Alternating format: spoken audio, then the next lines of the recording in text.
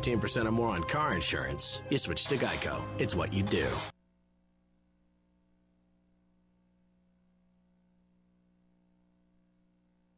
But I think they're trying to allege that she was negligent or reckless in some particular way, and we'll have to deal with that. Of course, my client has a different story about what transpired. Katera Lewis's attorney, Emery Anthony, isn't giving too many specifics about what that story is. Well, we're going to try to see where everybody was located at that. Hey everyone, Samia Khan here with your Fox 10 News Now update. Happy Wednesday, and more importantly, happy Veterans Day. We have a lot of live events happening throughout the Valley and throughout the nation in acknowledgement of Veterans Day, starting with this one right here at Arlington National Cemetery. Now, President Obama is expected to arrive any minute now. He will be laying the wreath at the Arlington National Cemetery and then making remarks here as well. So stay tuned. We will have President Obama coming up any minute.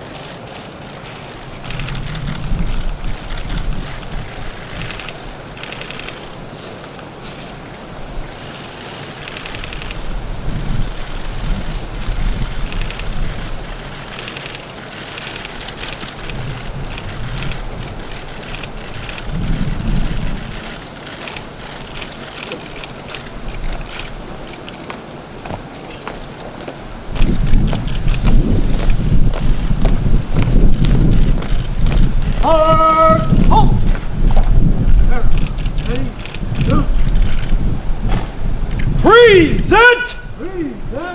Oath!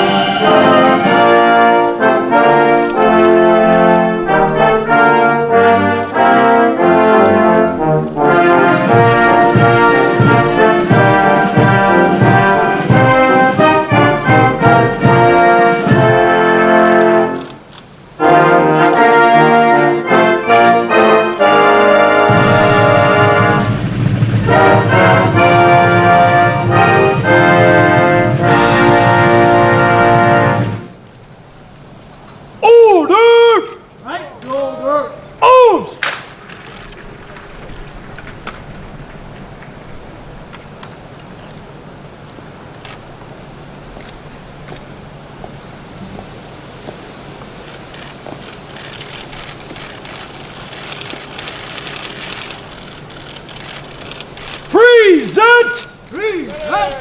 Oath!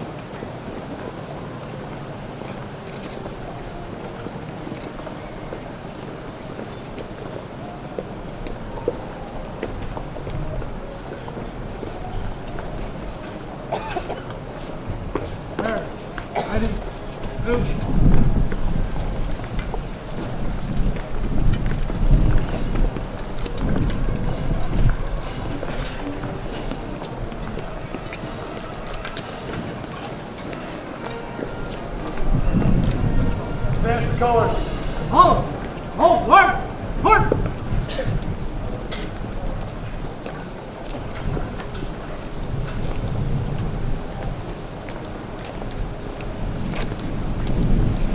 What's that? Left wheel. Horse.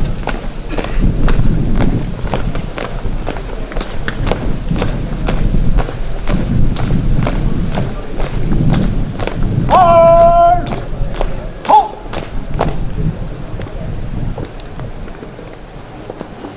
Present. Oops.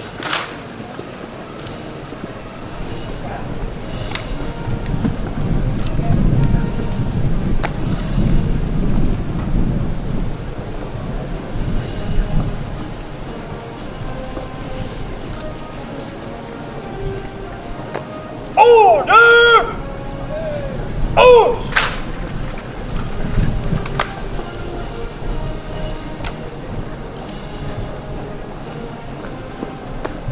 Tire the colors. Hollow! Left wheel. Horse!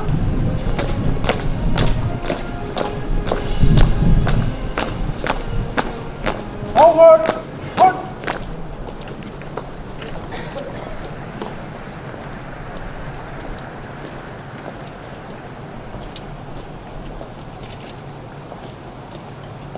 What now?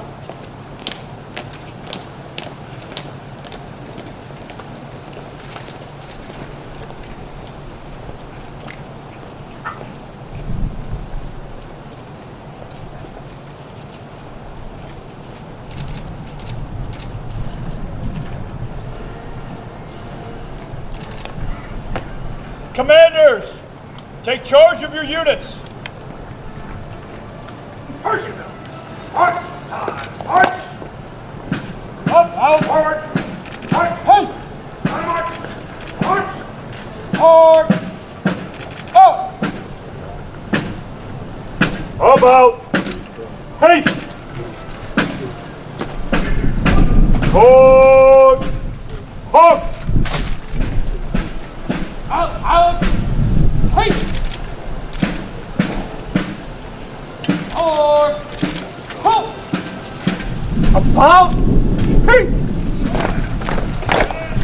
Or haste! About! Haste! Hold! Up! Forward! Halt!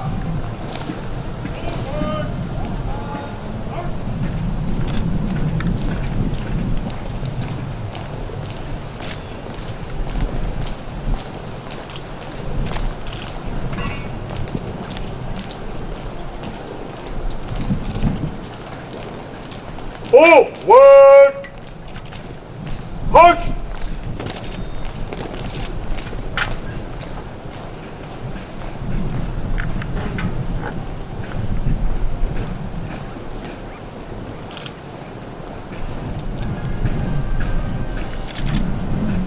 Out and halt!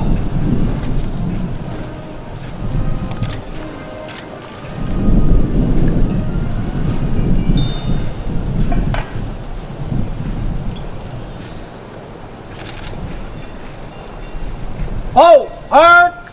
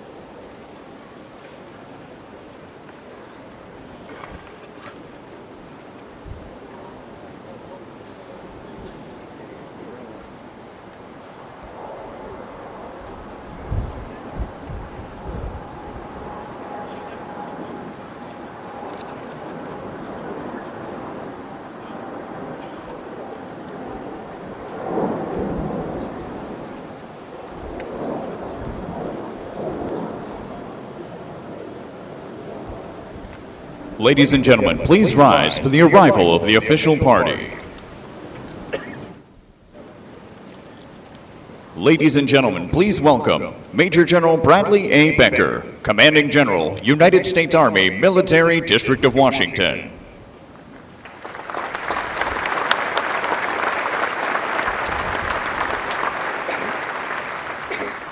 Mr. Patrick J. Hallinan, Executive Director, Army National Cemeteries Program.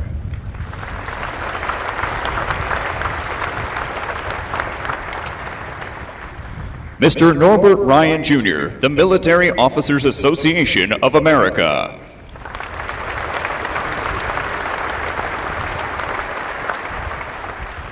And the Honorable Robert A. McDonald, Secretary of Veterans Affairs.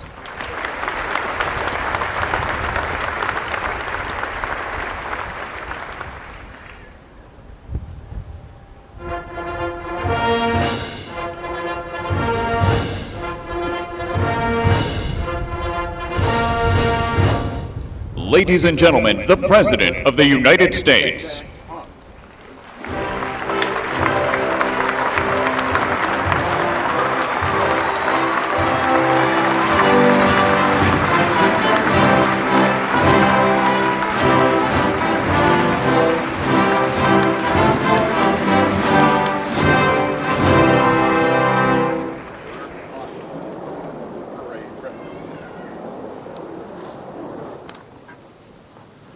Ladies and gentlemen, please remain standing for the procession of our nation's colors and those of our veteran service organizations.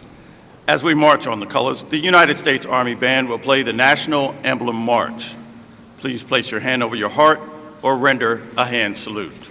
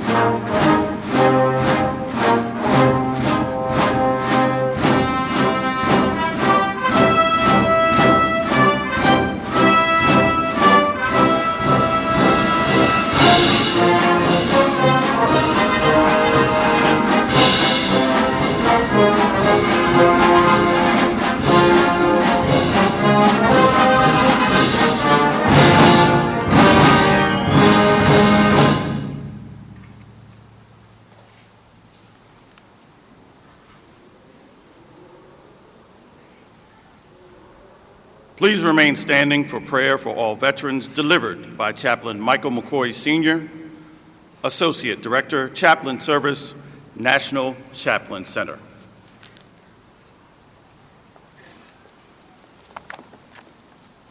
Let us pray. Almighty God of veterans and nations, you are so awesome in all your ways. We give you thanks on this Veterans Day for the devotion and courage of all those who have worn our nation's uniforms and offered military service for this country, that we could now enjoy such freedoms. We thank you for our veteran service organizations who make every day of the year Veterans Day. Today, as a nation, O God, we honor veterans who have answered the call to serve, to protect our American way of life. We honor veterans who suffered from the visible and invisible wounds of war. We honor veterans who have laid down their lives for others, and we honor their surviving families and the sacrifices they have made. God, we thank you for our nation's veterans' willingness to serve on our behalf and borne hardship in war and in peacetime. Oh God, we ask on this Veterans Day that you would encourage and heal those in hospitals, rehabilitation facilities, or mending their wounds at home. Help us, oh God, to never forget our comrades who are listed as prisoners of war and missing in action. Help us to bring them and the returning warriors to a joyful reunion and peaceful life at home. Give to us, your people of this nation, grateful hearts and a united will to honor these men and women, and hold them always in your love and our prayers until your world is perfected in peace and all wars cease. And God, give us all a sense of humor and find something to make us smile as we remember the good times and celebrate our nation's veterans. Amen.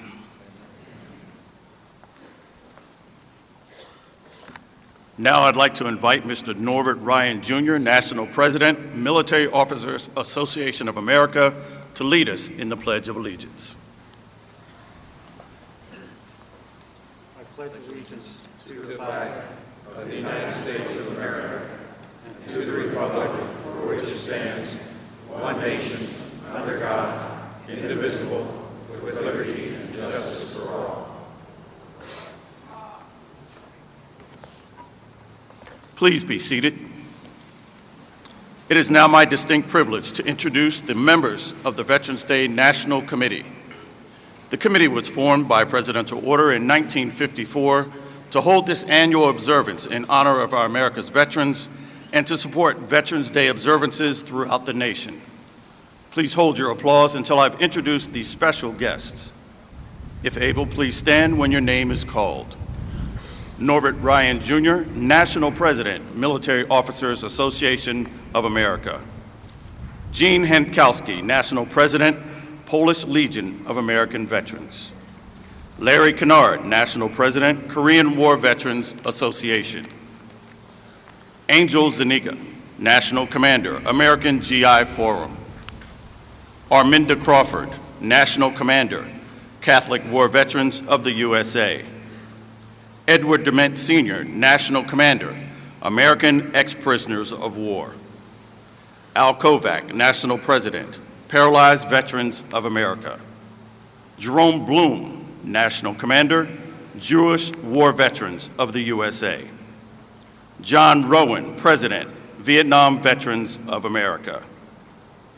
John Betjetsky, Commander-in-Chief, Veterans of Foreign Wars of the United States. James Pigeon, National Commander, AMVETS. Dale Stamper, National President, Blinded Veterans Association. Carl Good Jr., National Commander, Army and Navy Union of the USA. H. Gene Overstreet, Commander, Non-Commissioned Officers Association. David Goff, National Vice Commander, the American Legion. Robert Pusker, National Commander, Military Order of the Purple Heart. Virgil Cornier, National President, Fleet Reserve Association. Richard Gore Sr., National Commandant, Marine Corps League. Lyman Smith, Executive Director, Military Chaplains Association. William Mullen, National Commander, Legion of Valor of the USA. Mike Plummer, Deputy Legislative Director, National Association of Uniformed Services. Ruth Hamilton, Commander-in-Chief, Military Order of the World Wars. Lawrence Highland, National President, the Retired Enlisted Association. Thomas Kelly, Congressional Medal of Honor Society. And Moses McIntosh Jr., National Commander, Disabled American Veterans. The associate members of the committee are located in the boxes to my left. I'd like to ask the presidents and national commanders that comprise our associate membership to stand and be recognized. Ladies and gentlemen, please join me in recognizing our Veterans National Leadership with your applause.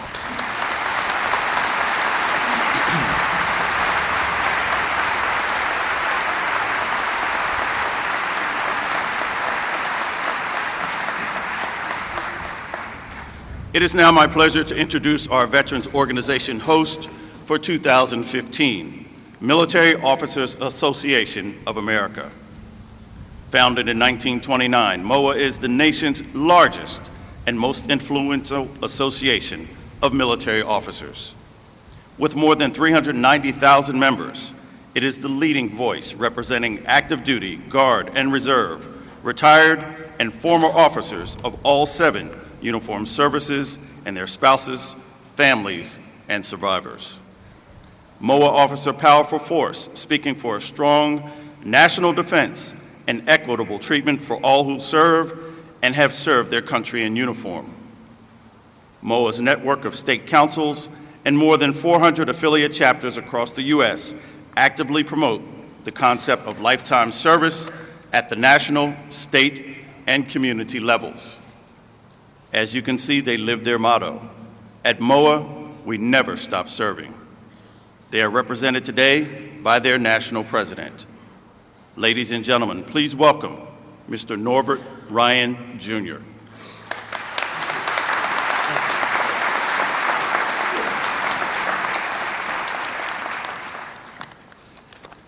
Mr. President, Mr. Vice President, Secretary and Mrs. McDonald, Secretary and Mrs. Carter, members of Congress, members of the Joint Chiefs of Staff and spouses,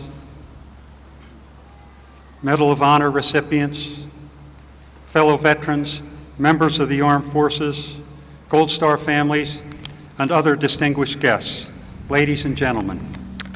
Good morning and welcome to all in attendance here and across the country on this most important day, Veterans Day. It is an honor for the Military Officers Association of America to co-host this year's ceremony, a first in our 86-year history of providing servant leadership on behalf of the entire military family. Today, we join all Americans to honor the inspiring shared sacrifice and commitment of past and present members of the armed forces. Thankfully, honor, valor, and love of country have always been the defining characteristics of America's military, from Bunker Hill to the mountains of Kamdish in Afghanistan. But the battlefield is not the exclusive birthplace of heroism. Our nation's heroes are also here at home in the form of the families and loved ones of our returning warriors who provide the care and understanding that enable them to regain a life of normalcy. Our heroes are also the organizations and individuals who have dedicated their lives to improving the quality of life of veterans in ways big and small. Veterans Day reminds us that this nation's greatest asset is not our leading-edge technology rich farmland, or material wealth. No, our nation's greatest treasure is our sons and daughters who serve and sacrifice in their nation's uniform. That is why we all never stop serving those who serve or have served. For if we do, we risk breaking the faith that will inspire future generations to serve. Thank you for joining us this morning in giving thanks and praise to all who have served. May God bless our nation's veterans, past, present, and future, and may God always bless the United States of America. Thank you.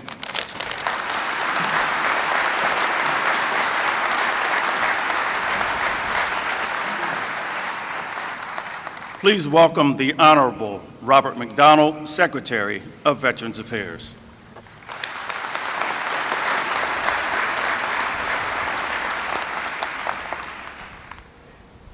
Mr. President and Vice President Biden, thank you both for your leadership and your steady, strong advocacy for our nation's veterans, service members, their families, and survivors. You've shown in so many ways that your respect, admiration, and gratitude for those who have worn the uniforms of our country are abiding commitments every day of the year. For those who have served, not just on a single day of the year, thank you. Medal of Honor recipients Thomas Kelly and Brian Thacker were honored by your courage and your heroism in battle. Secretary Carter and your wife, White House Chief of Staff McDonough, Administrator McCarthy, United States Trade Representative Froman, your spouses and guests. Senators Collins, Franken, Cotton, Tillis, and Sullivan, your spouses and guests. Ambassador Rice, Chairman Dunford, General Silva, General Grass, General Welsh, General Miley, Admiral Richardson, General Neller, Admiral Zukump, all your spouses and guests, other distinguished leaders of the Department of Defense and military services, former VA Administrator Harry Walters, Vice Admiral Norm Ryan, Military Officers Association of America, our co-hosts for this year's celebration, and all the representatives of our veteran service organizations. Fellow veterans, members of our armed forces, VA colleagues, and other distinguished guests, ladies and gentlemen. As many of you know, President Obama is scheduled to present the Medal of Honor to an American soldier tomorrow, Captain Retired Florent Groberg. Tomorrow's ceremony will mark only the 10th time a living service member has received our nation's highest valor award for actions in Afghanistan or Iraq. 7 more were posthumously awarded the medal. At tomorrow's ceremony, President Obama will address the specifics of Captain Groberg's heroism. But let me say that in the worst of circumstances, and without hesitation, Captain Groberg acted in a manner that saved the lives of many of his comrades. Tragically, he could not save them all. When he was informed last month that he would receive the Medal of Honor, he said, and I quote, "This medal belongs to them. It's my mission to tell everyone, thank you for recognizing me, but this does not belong to me. It belongs to them. That's how I'm coping with it mentally. This gives me an opportunity to represent them and their families." Now, Captain Groberg is emblematic of the service and sacrifices of young men and women from every generation of American veterans. For almost 2.5 centuries now, they have selflessly answered the calls to arms to preserve and defend the ideas behind the words that are both vision and conscious of our democracy. We hold these truths to be self-evident, that all men are created equal, that they are endowed by their Creator with certain unalienable rights, that among these are life, liberty, and the pursuit of happiness. Each generation has done its part to deliver a strong and free America to the next generation. They have done so with great determination, personal toughness, and willingness to risk it all for others. This Veterans Day, we want to especially acknowledge those who served in 2 difficult conflicts. This year marks the 70th anniversary of the end of World War II and the beginning of our 50th commemoration of the decade-long war in Vietnam. To those who fought in both wars, thank you for your selfless service. Americans are ever grateful for your sacrifices. The President and Vice President understand and value the service and sacrifice of veterans. That's why they've provided strong and increasing resources for care and benefits, support of the new GI Bill to educate the next generation of American leaders, tremendous support to help VA drive down the backlog in claims by almost 90%, and to improve access to quality health care for all veterans. As the President said in his State of the Union address this year, as a new generation of veterans come home, we owe them every opportunity to live the American dream they helped defend. The First Lady and Dr. Jill Biden are also unwavering supporters of veterans and service members in their own right. They have joined forces to bring the public and private sectors together in support of employment of service members, veterans, and all of their family members, among many other initiatives. Veterans could not ask for stronger advocates than our President, Vice President, and their wives. Ladies and gentlemen, it's a great personal and professional honor to present to you our Commander-in-Chief. Please join me in welcoming the President of the United States, Barack Obama.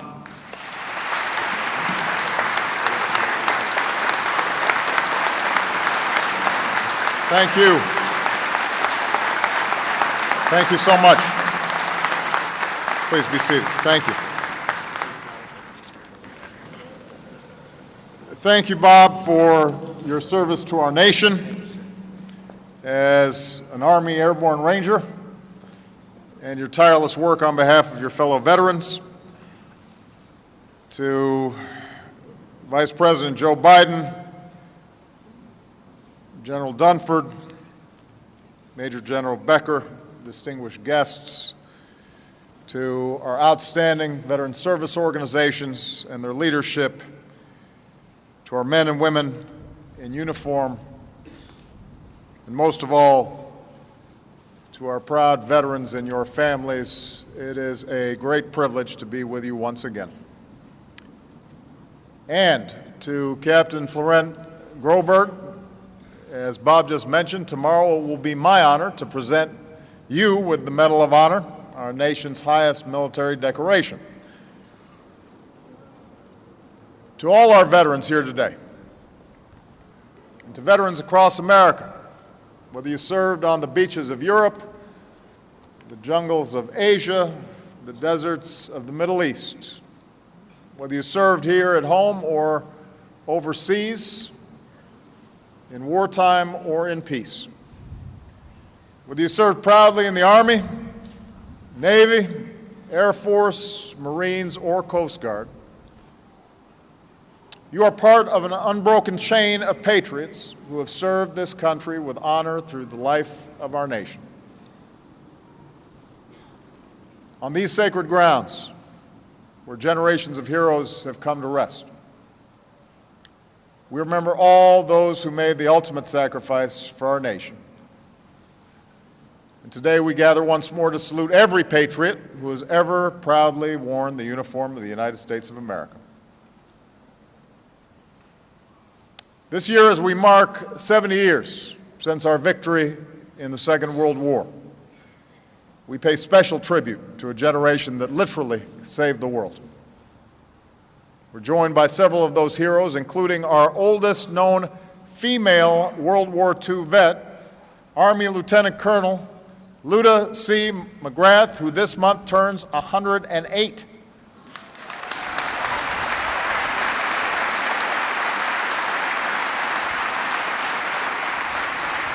There she is.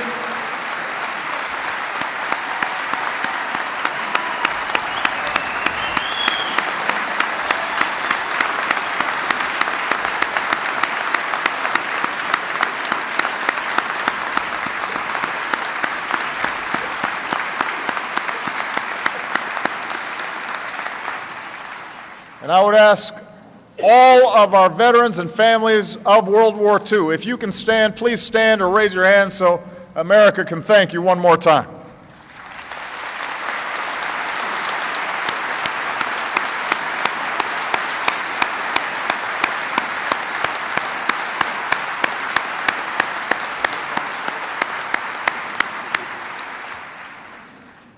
Today, in big cities and small towns across our country, there will be ceremonies around flagpoles and parades down Main Street to properly express our gratitude, to show our appreciation to men and women who serve so that we might live free.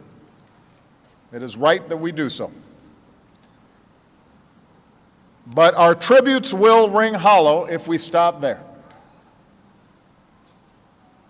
If tomorrow, after the parades and the ceremonies, we roll up the banners and sweep the veterans' halls and go back to our daily lives, forgetting the bond between the service of our veterans and our obligations as citizens, then we will be doing a profound disservice to our veterans and to the very cause for which they served. This day is not only about gratitude for what they have done for us. It is also a reminder of all that they still have to give to our nation and our duty to them. And that's what I want to talk about briefly today. We're in the midst of a new wave of American veterans. In recent years, more than 1 million of our men and women in uniform, many of them veterans of Afghanistan and Iraq, have completed their military service and returned to civilian life. Each year, at least another 200,000 do the same. Our 9/11 generation of veterans are joining the ranks of those who've come before, including many of you, our veterans of Korea and Vietnam. Our tributes today will ring hollow if we do not ensure that our veterans receive the care that you have earned and that you deserve. The good news is that in recent years we've made historic investments to boost the VA budget, expand benefits, offer more mental health care and improved care for our wounded warriors, especially those with post-traumatic stress and traumatic brain injury. We've now slashed the disability claims backlog by nearly 90%. We're reducing the outrage of veterans' homelessness and have helped tens of thousands of our veterans get off the streets. Still, the unacceptable problems that we've seen, like long wait times and some veterans not getting the timely care that they need, is a challenge for all of us if we are to match our words with deeds. And my message to every single veteran, to veterans all across this country, is that I am still not satisfied, and Bob McDonald is still not satisfied, and we are going to keep investing in the facilities and the physicians and the staff to make sure that our veterans get the care that you need when you need it. That is our obligation, and we are not going to let up.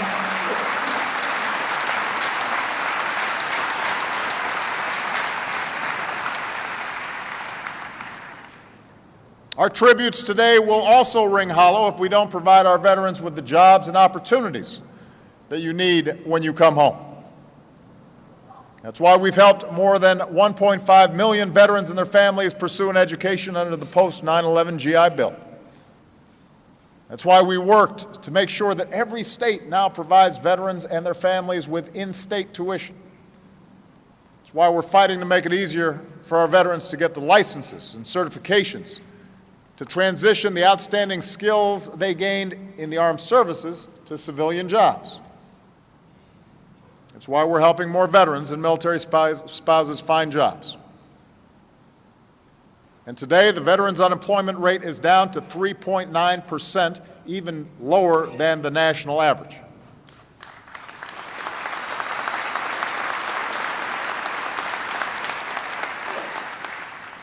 But this can't just be a job for government. We all have a role to play. I realize that with less than 1% of Americans serving in uniform, the other 99% of folks don't always see and appreciate the incredible skills and assets that our veterans can offer. On this Veterans Day, here's what I want every American to know. Our veterans are some of the most talented, driven, capable people on earth. Think about the leadership that they've learned. 20-somethings leading platoons in life or death situations. The cutting-edge technologies that they've mastered. Their ability to adapt to changing and unpredictable situations. They can perform under pressure. They've helped reconstruct towns and mediate disputes. They've managed large-scale projects. They've learned how to work on teams, how to stay committed to a mission, how to solve seemingly intractable problems. They get stuff done, and they are selfless, and they are brave, and they are qualified, and America needs folks who know how to get stuff done.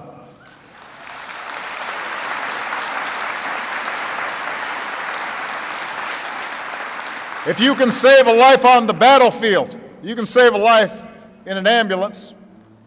If you can oversee a convoy or millions of dollars of assets in a conflict zone, you sure can help manage a company's supply chain. If you can maintain the most advanced weapons in the world, surely you can manufacture the next generation of advanced technology right here at home. Our veterans will tell you themselves, they may have put away their uniforms, but they're not finished serving their country. And that includes our wounded warriors who tell me that as soon as they can, they want to serve their country again. They're exactly the kind of people we need to keep America competitive in the 21st century. And that's why more and more companies are hiring veterans. Not out of charity, not out of patriotism or some moral obligation, although they do have those obligations, but because they know it's good for their bottom line. Every day our veterans help keep America strong. Every day. Responding to natural disasters here at home and around the world. Working to end homelessness and get more of their brothers and sisters in arms the resources they need to transition into civilian life. They're starting their own businesses. Like the two veterans who started a coffee shop that's so good my own staff voted to have it served in the White House. And understand, we consume a lot of coffee in the White House. So to my sleep-deprived staff, those guys are pretty heroic. Our veterans are moms and dads, they're teachers and doctors, engineers and entrepreneurs, social workers and community leaders. They are serving in state houses across the country. They're serving in Congress. We've got a proud veteran, retired Navy Captain Scott Kelly, commander of the International Space Station, who's up there right now, just became the American astronaut to serve the longest consecutive flight in space.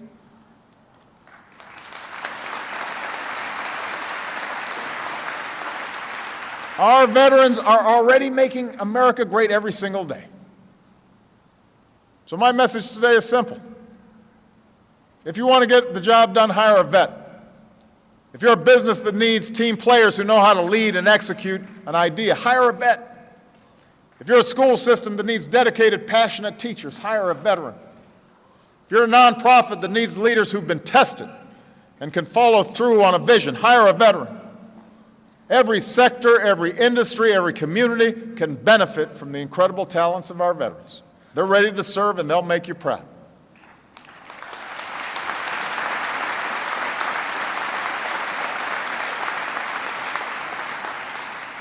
I want to just give you one example. A young woman named Jennifer Madden. Jen joined the Army at 17 years old. She wanted to be just like her grandpa, a Korean War veteran. Her very first day of basic training was September 11th, 2001. She deployed to Afghanistan, where she pulled security details during attacks.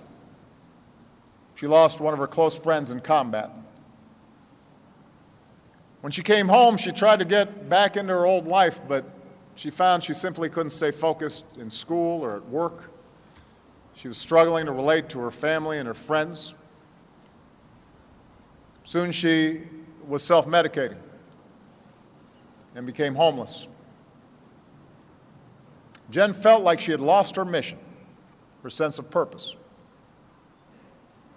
But then, thanks to an organization that connects veterans with therapists who donate their time, Jen was able to get counseling at no charge. She started dealing with her post-traumatic stress. With a lot of hard work, she started pulling her life back together. And today, Jen and the love of her life, Josh, are raising two beautiful children. She is a licensed nurse. She works at a rehab facility helping folks who were just like her including veterans, get back on their feet. And through Michelle and Jill Biden's Joining Forces initiative, she's an advocate for her fellow veterans. Jen is here today, and I want Jen to stand if she can, because I want everybody to thank her for her courage, her example, for her telling her story. We are extraordinarily grateful. Thank you, Jen.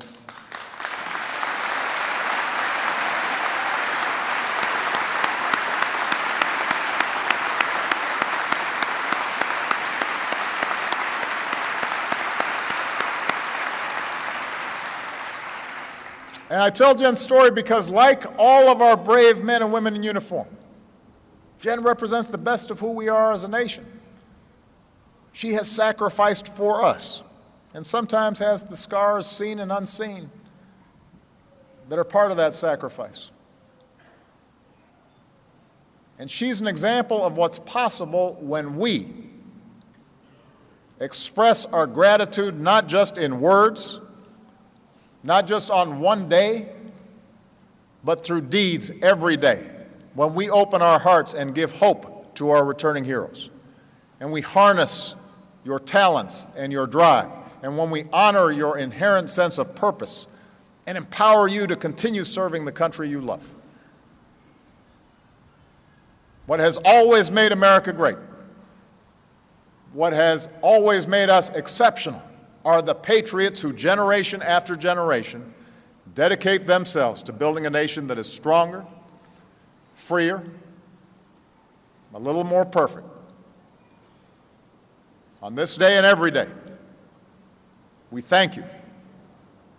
God bless our veterans and your families, and God bless the United States of America.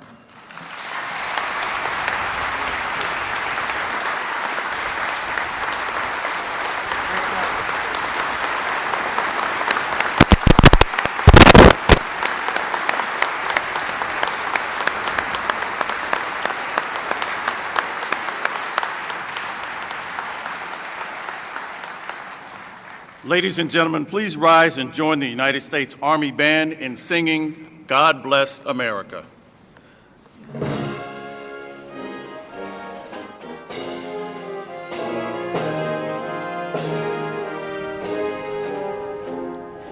God bless America, land that I love. Stand beside her and guide her through the night with the light from above. From the mountains to the prairies, to the oceans wide with foam. God bless America, my home, sweet home. God bless America, my home, sweet home.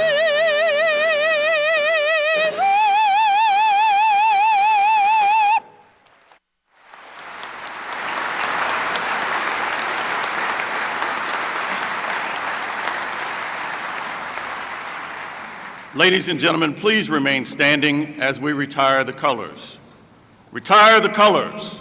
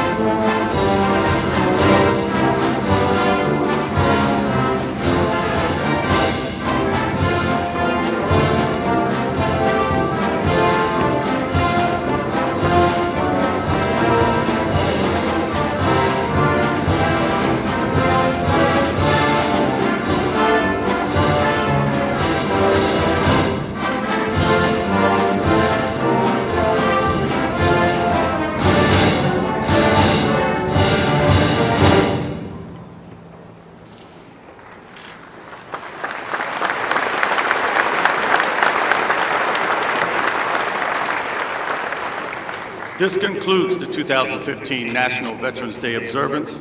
Please be seated for the departure of the President of the United States. Thank you for joining us today as we celebrate and honor all who served.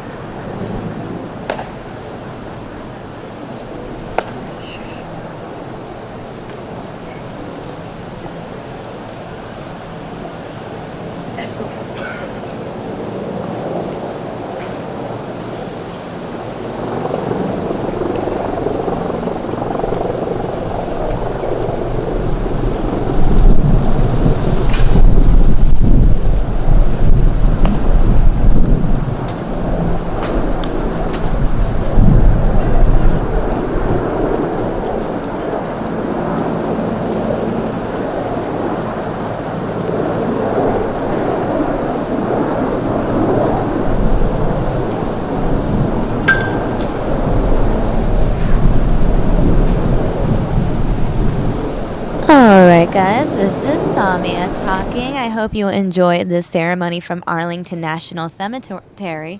Ron Hoon will be joining me momentarily, and we'll be FaceTiming live with Steve Kraft, so get your GOP debate questions ready because we are recapping last night's debate in just a minute.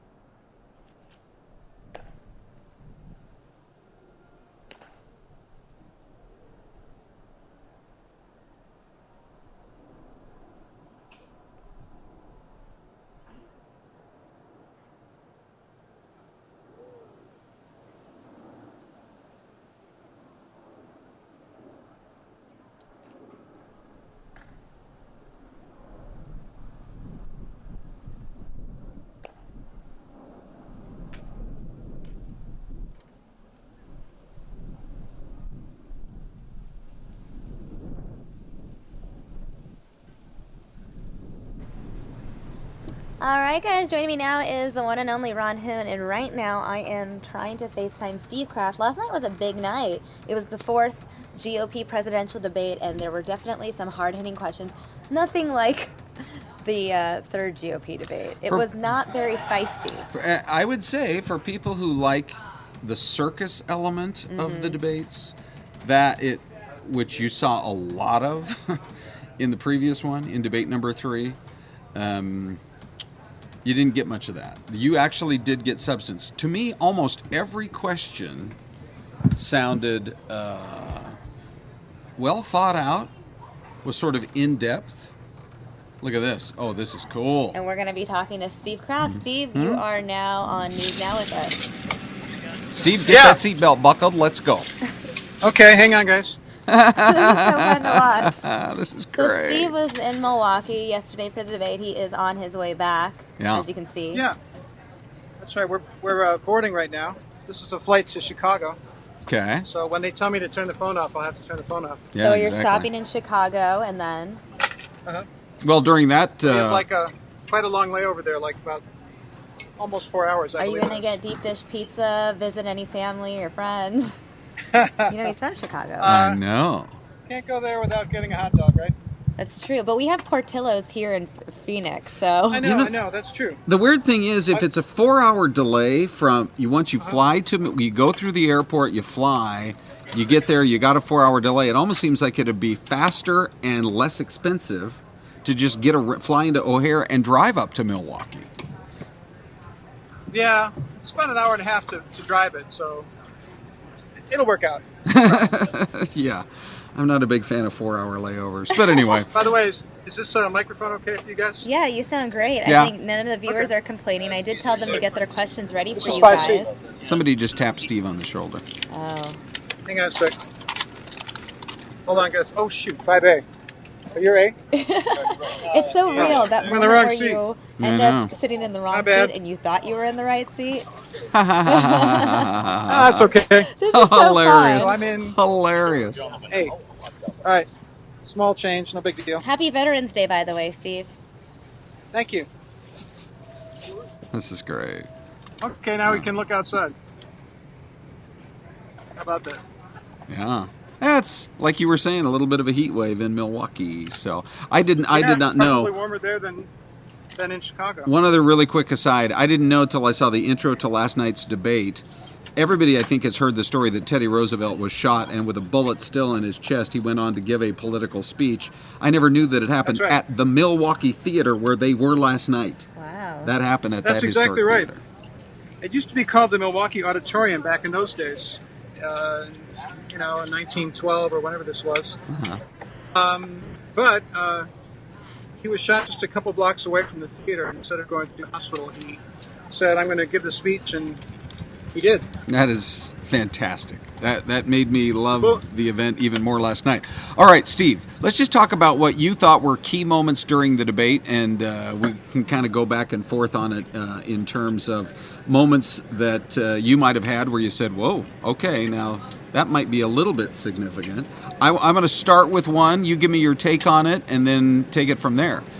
The crowd last night booed Donald Trump. This would have been, I don't know, about half hour in, when Kasich was trying to hit him on the issues, and Trump fired back, hey, I got $1 billion business. I don't need to put up with this guy. Now, you might think that would be a line that people would laugh about. But there were a lot of boos, and I thought, he is a sort of a common sense Midwesterner who, he's a common sense Midwesterner who might have great appeal in Wisconsin. And so I didn't know if that was more of a pro-Kasich moment or, Donald Trump, you sound like a rich guy out of New York who doesn't want to put up with somebody who's annoying you right now. Answer his, respond to his remarks. What was your take on that moment? Well, you have to remember who's in the crowd. It's not like it's packed with Donald Trump supporters. These are party. Good morning, ladies and gentlemen, and welcome aboard United Express Flight 5412 with service to Chicago. Thank you for flying with us today. You may use your small lightweight I don't know if devices it's such going as to work mobile out. These are tablets and e-readers will party park at the people gate all the and way, throughout right? the flight. So Larger devices such as DVD We're players on the and plane with laptop Steve. computers may be used It's so until we are fun. ready to depart. okay. At Can you hear that me time, better they now? must be stowed either Say it one more time. underneath the seat in front of you Can you hear or me in better an now? overhead bin. They may not It be doesn't placed seem in the that seat doesn't back really seem to pocket. be. Upon closure of the main you hear cabin me? door, devices I with mean, cellular we hear you functions the may be used when same. switched to airplane mode or the non-transmitting mode. All right. Well, I'll keep Fortunately, talking. this is a Seated in an fairly exit row, short please review the passenger introduction. safety You card know, located in the seat back we all pocket. hear exactly If you what are she's saying. unable or So, prefer not to She's perform doing her these spiel. functions, yep, please yeah, advise me should and run I'll to be another happy to 30. find Basically, you though, another seat. these are Your party. seat back These are people must that be are upright in your high up in the your party, tables must mostly. be They're not upright like a and your cross seatbelts section must be of. Can't fastened. hear you, Steve.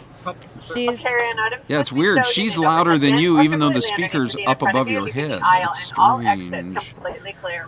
Right there. Okay. okay. Well, they're I'll clear. talk a little bit. They're clear now. Okay, Okay. let's talk. The people in the crowd are not a cross section of the Republican Party. They are Yeah. people who are, party regulars. Yes. Party grand poobah type people. It's a hot ticket to get, and I think a lot of Donald Trump supporters are not the kind of Republicans who would be invited or get into that debate. So that's part of it. And also, those people aren't particularly into his message. A lot of them, although there were plenty of applause moments for Donald Trump as well. But you have to always remember who's actually in the room. And it's not just anybody who can get into that debate. Yeah, sure. We're getting a couple of questions from the viewers. A lot of them asking the same question over and over. Who do you guys think won the debate? I don't know. I don't know that there's a winner. I think there's some candidates who had strong debates, strong performances. I think Ted Cruz had a strong performance. I think Rubio gave a lot of canned stump speech answers, but it resonated. I think he has to, going forward, be a little bit less slick and a little bit more genuine. He's almost talking too fast. But he had a good performance. I thought Trump had a solid performance. I thought Jeb Bush did better. I thought Carly Fiorina was Carly Fiorina, as usual. I don't think there were any major gaps last night. I think the one person who didn't really show up for the debate very much was Ben Carson. Yeah, no He didn't have a kidding. whole lot to say. Then- I noticed that. Well, he probably had a lot on his mind given all of the attention he's been getting over the last week. So one of the newspapers had a headline that said he was effectively not quiet or absent, but effectively, less noticed. It's almost like he went into the debate saying, let me just get through this, and if I can just get through this without, a lot of serious incoming fire, I'll probably be fine, and I continue on. So That's a good point. The debate is just one part of this campaign. A lot of this campaign is just people identifying with certain candidates, people having, he has a lot of very strong Christian evangelical support, Sure. and that kind of goes his way independent of however well or poorly he does in any debate. Yeah. Another question for you, Steve, because you were in the room, from Jeff Cotton. Did the media cheer more for Jeb or Rubio? Cheer? Yeah, did We you don't see cheer any for anybody. reaction from the media? Oh no, we don't ever cheer for anybody one way or the other. It's like if you watch a Cardinals game, you go in the press box. The reporters, it's almost silent. The reporters and the photographers and journalists are just watching it and documenting it. There's no cheering if someone scores a touchdown. And we're the same way. I'm too busy tweeting. I send out a great tweets, a stream of tweets. Thank you. And so I'm just totally locked into doing that, and I don't really register any, enthusiasm for one candidate or another, because I think if we did that, it wouldn't be good. Wait, who were you interviewing when I saw you on Fox Business Network at the end of the day? I just saw your face. Oh, that was John Kasich. Okay. Oh, good, because that's what I wanted to ask you about. Was he clearly came into that debate last night loaded for bear. I mean, he was going to take on Trump, but anybody else who sort of got in his way, because I think he realized, hey, we're not talking again. We don't have this big of a forum for another month, and then before you know it, we're headed into Iowa and New Hampshire. I better stand out now. Was he effective in doing so? Do you think he might have swayed people to come his way because he had, if not a strong debate performance, an argumentative debate performance? I think he did. I think he had a very strong performance for him, but he's still registering at a little under 3% in the polls. Mm-hmm. So I read a really trenchant set of observations about John Kasich. And basically the theme was he now represents a Republican Party that no longer exists. He represents a Republican Party of 10, 15, 20 years ago, maybe Bush 1 Republican Party. and he's seriously out of step with the rightward drift of the party, and so his message is not resonating very much, no matter how persuasively he makes his case. I felt like he was the Carly Fiorina of last night's debate in the sense that he was interrupting everyone and he wanted to have his voice heard more than anyone else. He was aggressive, but I don't think it's bumping his numbers up very much. Republicans just don't seem to be interested in moderation. They just aren't. And so they want someone who's a very staunch conservative, and they're looking for someone who can bring along the Kasich wing, but appeal to the very strong Tea Party folks as well. And I really firmly believe that the party is coalescing around Marco Rubio. I think he's the guy that they think is the man they can mold and brand into the standard bearer who can bring along Trump and Carson supporters and maybe get some of the middle people who are not a big part of the party, really, by the looks of things. I thought that Jeb Bush last night, if you wanted to describe his performance in debate number 3, everybody remembers the interchange with Rubio, and he literally came across as kind of petty in that debate, in debate number 3. Yeah, I thought by leaving Rubio alone, and he can go spend as much money as he wants to on negative ads, but at least he didn't look petty. He looked slightly more engaged, slightly more enthused about whatever topic it was he was talking about. And I guess in that sense, it made him look, even though right now he's the outsider looking in, it did make him appear to be at least a little bit more presidential.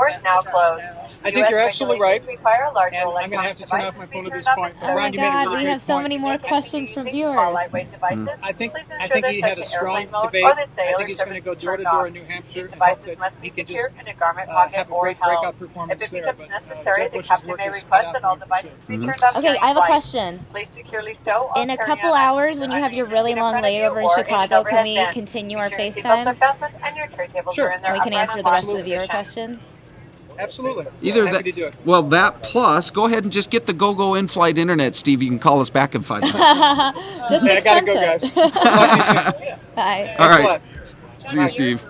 That was good. Well, I mean, we're still getting questions, and I know you can probably answer them. So were you able to watch the whole thing? Because it's kind of past your bedtime. No, Sami, I wasn't. It's frustrating. It's really frustrating because, we go through this weird time change thing where we don't change our clocks, but it still affects our lives. Yeah. And so the debate didn't start till 7 o'clock last night. I tried to go to bed by 6 or 6:30. But in California, it started at 6. Correct. So by 7 o'clock, I'm already thinking I can only hang for a little while. So by 8 o'clock, you were done. I had to.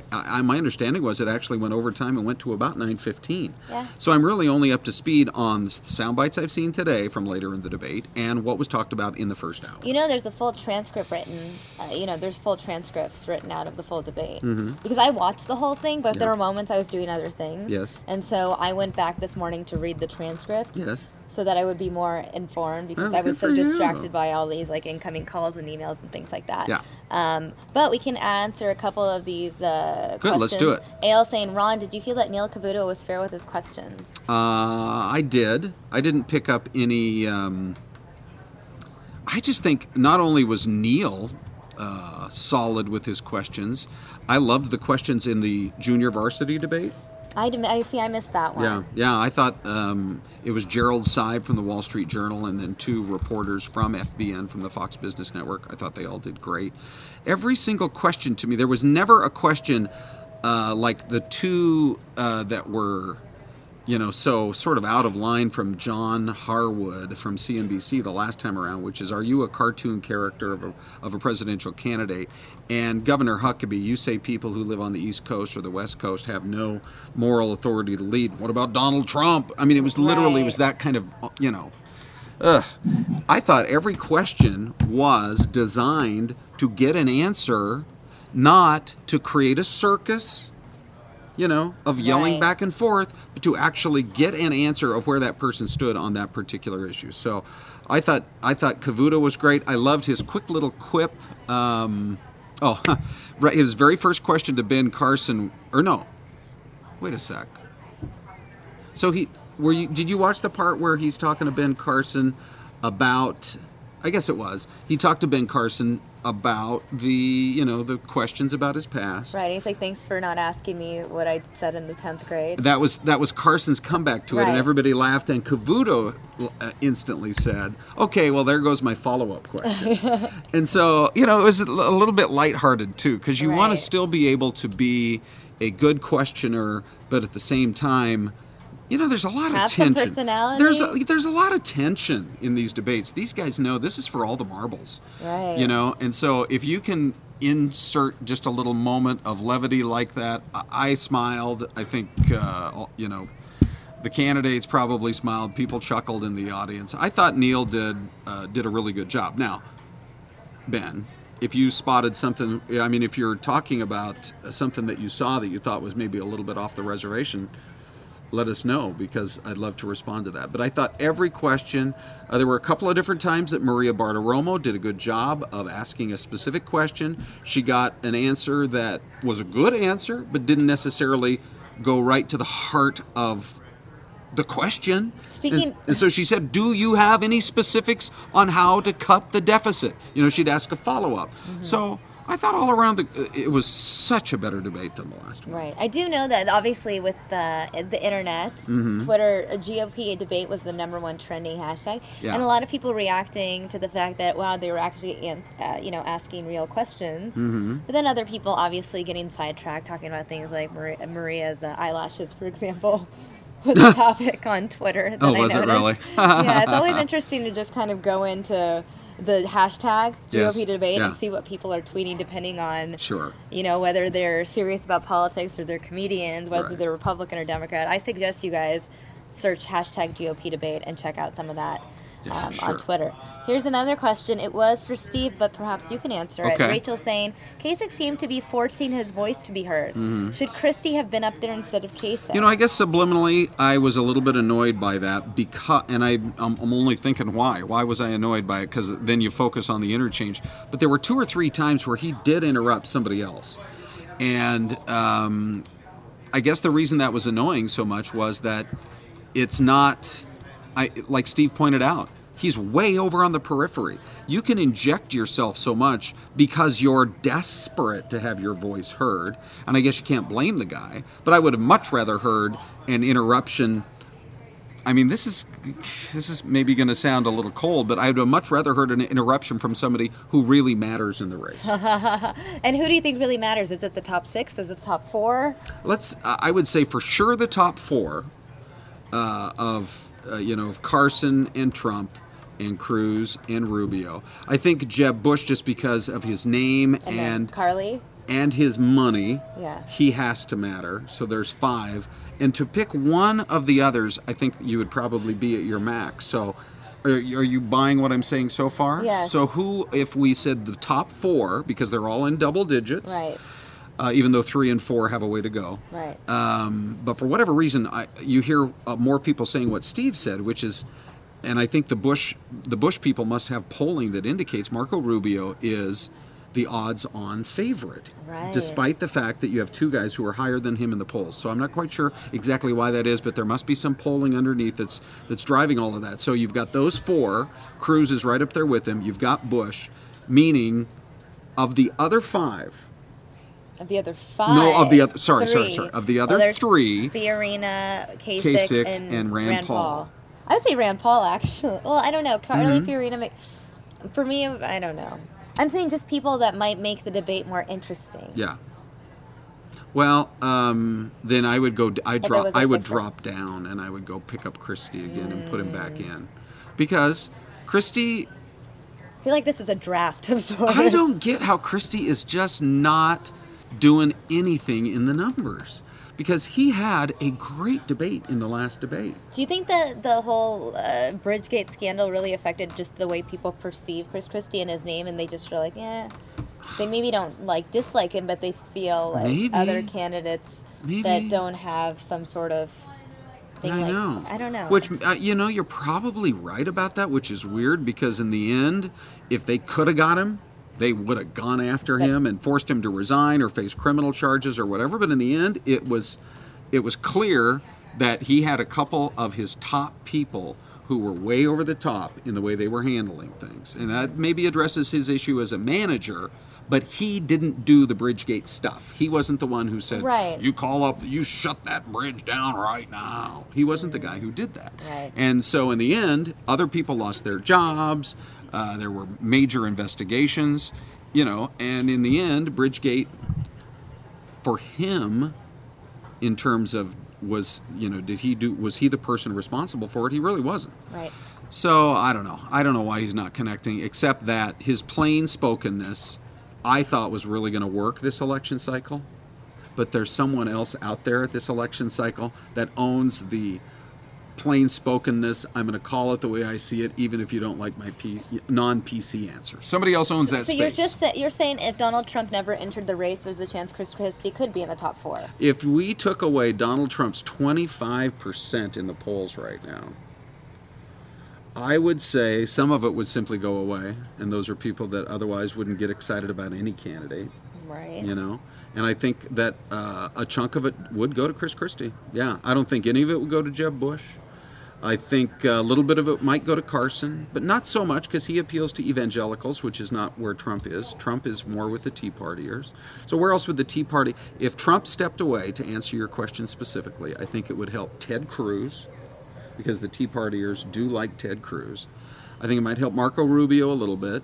I think it would help Rand Paul because of his libertarian leanings. And I think it would help Chris Christie. Dee saying, I thought the debate was good last night, but I didn't see anyone that I thought moved up. Did you? That's a great question. Jeb Bush, just because he was more, he just seemed, it could be as simple as he got a better night's sleep. Honestly. I mean, it wasn't that he was making any different points than before, where he was being judged as being the worst on the stage. It was just that he seemed more engaged and seemed more with it. Even then, he stumbled several times, in trying to explain himself. Right. And I guess there was a moment where he tried to crack a joke, and he could tell it was falling flat, and he kind of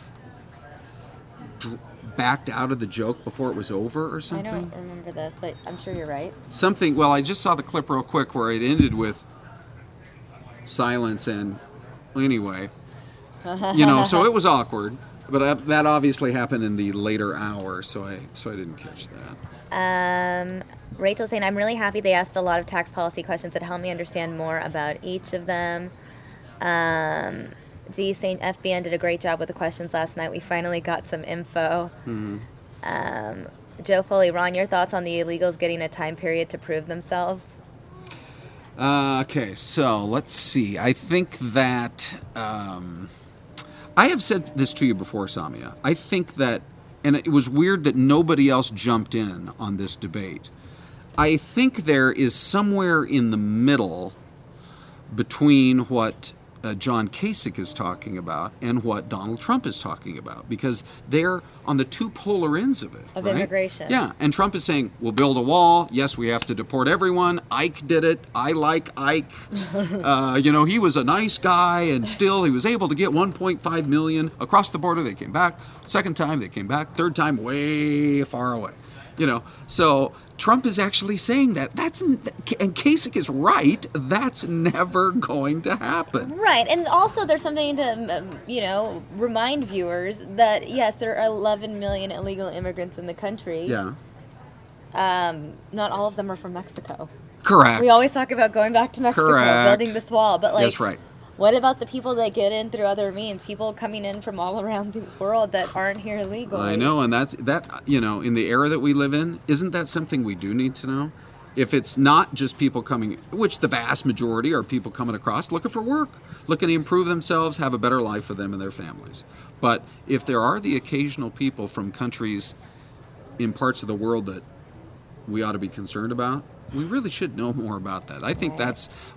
But as I've said to you in the past, so you've got these two arguments. I was really surprised that somebody else didn't jump in and say, in reality... Let's pick something in the middle of the whole... Yeah, in reality, what the way, from a practical standpoint, it would happen would be you're never going to deport 11 million people, just like John Kasich said, but you could put policies into place that say we are going to be so restrictive with employers if we do catch employers who are hiring people who are in the country illegally, which some of those laws are on the book, but they're not being enforced, and we're actually going to enforce it, then what would happen over time would be that people would say, maybe this isn't the right place. Maybe this isn't the right spot. Maybe this isn't, if I'm really not I thought I could come here and find work, but if they really are cracking down on illegal immigration by doing it through the employers. Like I knew a guy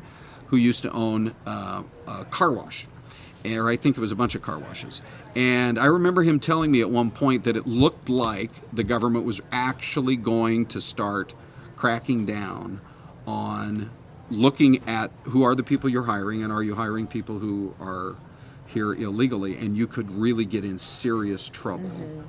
And so I remember him saying, well, that's, to me, then I've got to be so careful that I don't do that. Right. So that is actually the more realistic view, I think, besides the two people on the extremes, but nobody ever really discussed that. I don't know. Let's see what the chat room is saying. Resident saying, I'd rather have heard Christie and Deb Kasich. Rachel saying, Cruz seems to be hopping on Rubio's American family dream from Cuba story. Dee saying, Kasich just turns me off for some reason. Jeff saying, 8 is more than enough. The herd needs to be trimmed down to 6. I like that, Jeff. I like that. I actually thought that was one of the reasons the debate was better last night. Because there were less people on stage. Yes. I actually, Samia, I got to the point last night where the thought occurred to me, I would rather see more like one-on-one candidate forums if they don't... or even 4. I feel like 4. Even 4. But I would love to see, for example, Rand Paul and Marco Rubio on stage, back and forth, for an hour. Or Jeb Bush and Donald Trump. Right. I mean, wouldn't it be interesting? You really would get into some substance there, because you wouldn't have other people who are so desperate to jump in on the microphone. Ale Ben saying, Ron, in simpler terms, what must be done to give the smaller banks a chance? What policies can help regulate the bigger banks? This was towards the end of the debate. Gosh, yeah. So I didn't hear the end of the debate, but I think the problem that we ran into during the...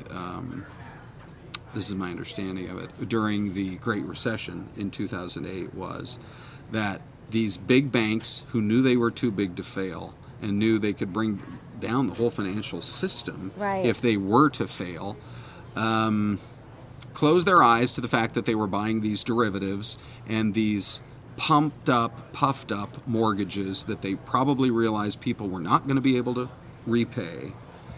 And they had to know that they were going to cause a problem. They just had to. And that's part of the complaint right now is why to this day has nobody been prosecuted, those kinds of things. But you can, I have competing views on this. One is that's so irresponsible of the large banks. Right. And so it's a shame to be in a situation where we have banks that are, quote, too big to fail, because if they were brought down, it would throw us into another recession, right? They know that. But on the other hand, I don't want to see the government come in and say, therefore, we're going to break you up. I don't think that's right either. So... I guess the way to do it is not to break up the big banks so that they're on more of an even playing field with the smaller banks. That's not in my wheelhouse, and I hope not in a lot of people's. But I think that they have to do a better job of saying, here's what the rules are, and you guys cannot break these rules any longer. Now, let me just ask, on Sat 6, is that live? Yeah, they literally just announced it. Okay. You want to go to this? Marco. This will be interesting. I think he thinks he did pretty well last night. I bet he's probably talking about it. Maybe not. Let's listen in. And certainly not in the federal government. And those founding principles also led to free enterprise, because the free enterprise system is the only economic model in the world where through hard work and perseverance, you can get ahead no matter where you started out. Look at our economy. The backbone of our economy isn't the companies on the cover of Fortune magazine. The backbone of our economy is places like this, and thousands upon hundreds of thousands like them all over the country. Small and mid-sized businesses that started out sometimes as nothing more than an idea scripted out on the back of a cocktail napkin. Businesses started by someone who took their life savings, quit their job, and risked it all to open up a business. And they were successful. And that's what free enterprise makes possible. The problem is, in this nation, we've gotten away from those principles. Both political parties have gotten away from those principles. And the result is that today, we are on the verge of being the first generation in American history that leaves our children worse off than ourselves. We feel that reality in our lives. We feel it every day when we wake up and we struggle to make it paycheck to paycheck. Not because you're not working hard, you're working as hard as you ever have. But everything costs more than it did 10 years ago, but your paycheck is the same. You feel it, you see it in the eyes of your children and grandchildren who went to college and they got a degree and they borrowed thousands of dollars to pay for it. And now they can't find a job and they owe thousands of dollars. You see it in the eyes and in the lives of small business owners. For the first time in 35 years, we have more businesses dying than starting. Because for people that can't afford to hire an army of lobbyists and lawyers, success in America economically is harder than it's ever been. You also feel it in our society, where a growing number of people feel out of place in their own country. Because those of us who hold traditional values are stigmatized as haters and bigots. Where the family, the most important institution in society, without strong families, nothing else matters. And the family is under duress. And yet we still have leaders who think that somehow government spending, laws, can somehow replace the role the family plays. And the result is we are a nation headed in the wrong direction. And I wish I could tell you we're headed in the wrong direction just because of the Democrats. We are most certainly headed in the wrong direction because of the Democrats. But it's not just them. There are even those in our own party that have put us on this path. A notion that I challenged in 2010 when I was told, don't run for Senate. We need someone that's more like the Democrats because that's how we win elections. It made no sense to me then, and it makes no sense to me now. We already have a Democrat party. Why do we need two Democrat parties? What this nation needs is an alternative to the direction that Barack Obama and the radical left-wing elements of the Democratic Party are taking America. And that is in a direction that applies the principles of limited government and free enterprise to the unique challenges of a new era. Because the world we live in today is different. Our principles still work. They work as good as they've ever worked. But we need to apply those principles to the challenges of today. It begins with our economy. Our economy is different than the economy of 5 or 10 or 15 years ago. For starters, it changes faster than ever. You could have the latest, greatest idea, and in 5 years it's old. Someone else replaced it. Innovation moves faster than ever. It's a global economy. What does that mean? We have to compete with dozens of countries all over the world. Countries that are slashing their regulations and cutting their taxes and doing everything they can to become who we are, to take the best ideas and the best businesses and the best jobs away from us. And we're losing that competition. We're losing that competition not because you're not creative. The American innovator is the most innovative person in the world. The American worker is the most productive worker in the world. We are losing that competition because of politicians and because of out-of-touch Washington leaders. Because of a tax code that is among the most expensive and burdensome in the world. We have the highest combined corporate tax rate on the planet. For small businesses, it's even worse because they're pass-throughs. What that means, if you've run one, you know what that means. That means is you pay the profits on your company, pays its taxes on your personal rate, which could be as high as 39.5%. The C corporation, the multinational, sometimes they pay zero. Because there's a lot of loopholes in the tax code, and they have the lobbyists to create them and the lawyers and accountants to find them, but you can't. And so your small business pays 39.5%, but some big company pays 0 or 5. But we put ourselves at a competitive disadvantage. We're the only major economy in the world that has what's called a worldwide system of taxation. Let me tell you what that means. If you're an American company and you say you open up a plant in Germany or a facility and you make money in Germany, you have to pay the German tax. When you bring it back to America, you got to pay our tax as well. Well, no one's going to pay double taxes, so you know what? They don't bring the money back. You know what the result is? There are $2 trillion. $2 trillion of American corporate cash sitting overseas, parked, never to come back. $2 trillion is the size of the entire Russian economy. We need to fix that. We need to allow companies to immediately and fully expense what you invest in your business. You don't need loopholes if you do that. If you tell a company, the faster you grow, the more people you hire, the more you expand, every dollar you put into your business to grow your business, we're going to allow you to write it off your taxes that same year. If we can do these things, we can compete with anyone in the world. We also have to do regulatory reform. People don't realize, well, you do, but people in Washington don't realize that regulations are stifling. Again, I go back to the same argument. If you're a big multinational, you've got lawyers that can deal with all these regulations. That's why the banks are bigger than they've ever been. That's why Wall Street's having record years. But the small business, the backbone of our economy, cannot. And so they either don't grow, they don't survive, or they don't even start. That's why I've proposed a regulatory budget that lowers and then caps how much regulations can cost our economy. Because you look at these runaway regulations, which I will repeal on my first day in office, the waters of the U.S. that's trying to regulate water puddles in people's backyards.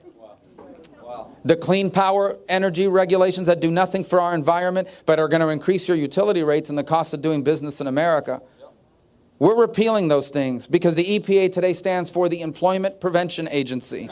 And we are not going to continue to allow them to prevent employment. We need to fully utilize our energy resources, and I want us to lead the world in everything. Let's lead the world in solar, in wind, in biofuels, in renewables, and energy efficiency. But it is reckless if we don't fully utilize the oil and the natural gas that God has blessed this country with. Natural gas in particular is important. We have abundant supplies of natural gas that if we fully utilize will allow us not just to lower the price of heating and cooling your homes, it will allow us to have a manufacturing renaissance. Because energy is the highest overhead cost of a manufacturer these days. And if our energy is cheaper than anyone else's, suddenly we can compete. Suddenly we are more cost effective, and you can create millions of jobs, and we can be an economy that doesn't just invent things and do things. We can be an economy that makes things again. We need an economy that makes things again, and we can do that. Another impediment to economic growth is Obamacare. It discourages companies from hiring people. Not to mention that it's raised the cost of health insurance, lowered what it covers. It's a disaster. The favorite question of the press, whoa, you can't repeal it. What would you replace it with? Here's what I would replace it with a new system that puts you in charge of your health insurance decisions, that allows you to have access to your own pre-tax money from your employer or a refundable tax credit that you can use to buy health insurance of the kind you decide you need, not that the government decides you need. And you can buy it from any company across state lines that is willing to sell it to you.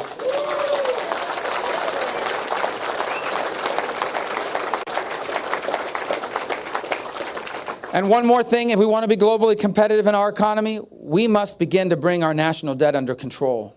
You can't grow your economy if you have a debt crisis. You can't.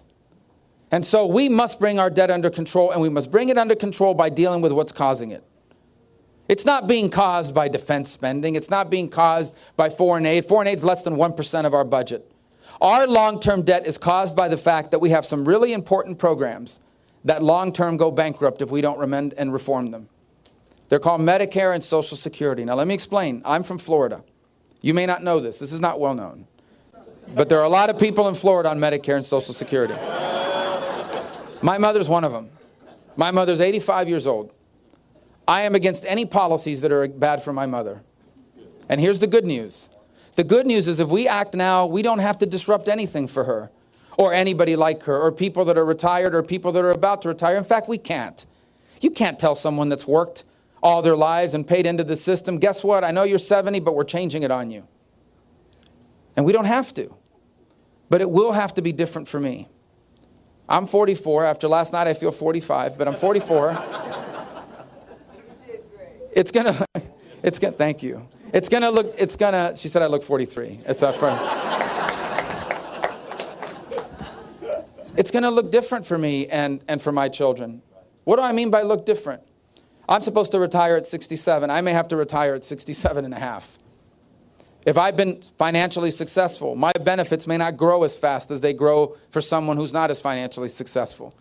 My Medicare benefits could very well be the option of taking my Medicare money and using it to buy a private plan that I like better. We kind of have some of that now with Medicare Advantage.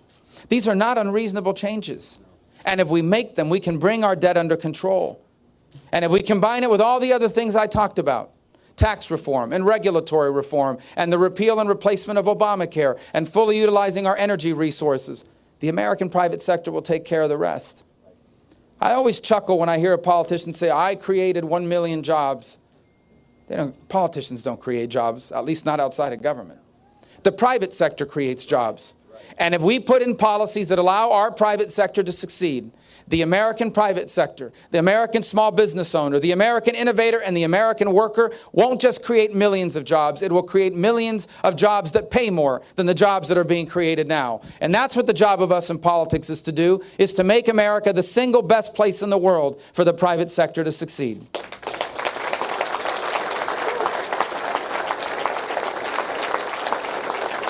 Those new jobs will require different and more skills than ever before. Which is why the second thing we must do is we must modernize what we mean when we say higher education. I talked about this last night. For the life of me, I don't understand why we stopped teaching people to work with their hands in this country. These are good paying jobs. These are valuable jobs. At some point in our history, we started telling kids, trade school is for the kids that aren't smart enough to go to college. That's a lie. Trade school is for the kids that want a job that pays $50,000 at 19.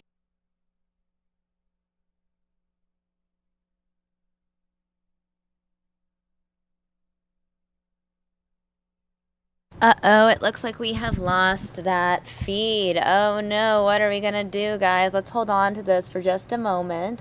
I'm gonna go ahead and see if we can fix our feed. In the meantime, I want to give you guys a quick look at our 10-day forecast. Looks like we're going to have some very pleasant temperatures right here in the greater Phoenix area.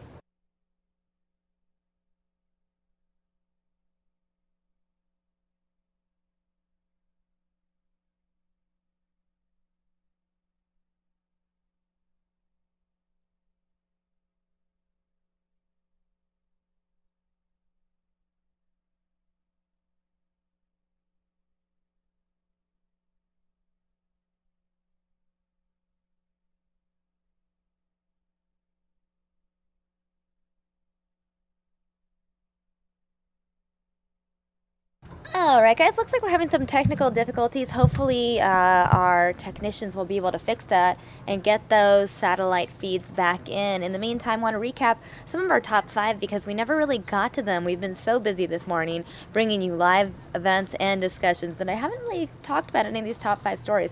So we're going to go ahead and do that, and then in just a few minutes I will be handing things over to Mike Page. He'll be joining you from 11 to 1, and I will be back here starting at 1 o'clock Arizona time. Okay, so we've pretty much recapped the 4th GOP debate. I have a couple of clips, though, that I want to show you of different candidates reacting, talking with Fox News after the debate itself. Let me just find this clip for you. And, of course, as soon as I decide to do something, Rubio decides to come back. So let's go back to Iowa and listen in on Senator Rubio's live speech. If it wasn't for your service and your sacrifices, none of these things we're talking about here today would matter. And so we thank you so much for your service. But if you're a veteran and you served in the Middle East 2 tours of duty, I think that's worth at least 4 credit hours in Middle Eastern affairs. If you've hauled eggs on a dirt road in Afghanistan, if you've hauled explosives on a dirt road in Afghanistan, I think you're qualified to haul eggs on the interstate highway system of the United States. Give people credit for what they've already learned through military experience, life experience, and work experience. And then whatever they're missing to complete their degree, allow them to package it from a variety of sources, including some very high-quality free online courses. And suddenly you have empowered millions of Americans to acquire the skills they need for a better-paying job. And who does that help? That helps the single mother who makes $13 an hour as a receptionist, but wants to be a paralegal. But she can't, because she has to work full-time and raise her kids. She can't drop everything and sit in a classroom for 2 years. But if we give her credit for what she's learned in her years of work experience. Uh-oh, we're losing the feed again. Not this again. We were having these sort of technical issues yesterday. Hopefully we'll be able to fix those. What I can show you related to Marco Rubio, however, is his reaction to last night's debate. As I mentioned right before, we do have a couple of clips of different candidates commenting on last night's debate. I do have Rubio's reaction right here. He was on Fox and Friends this morning, and let's go ahead and show this to you now. More Marco right here on News Now.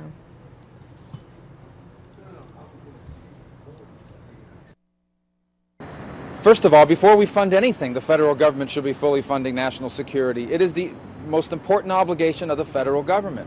Without it, none of these other things matter. You can't grow your economy if you're under duress. You can't grow your economy if you're sucked into wars because of weakness. You can't grow your economy if your people aren't safe because they're coming under terrorist attack. So before we fund anything, we should fully fund defense. And then with the money that's left over, we can decide what the proper role of the federal government is.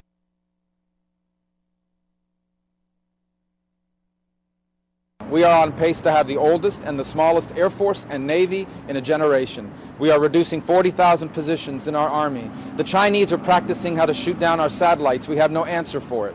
They hack into our computers through cyber warfare. We have no answer for it. We are lacking in every component, and we're not doing research and development to confront the challenges that are around the corner that lie ahead in the years to come.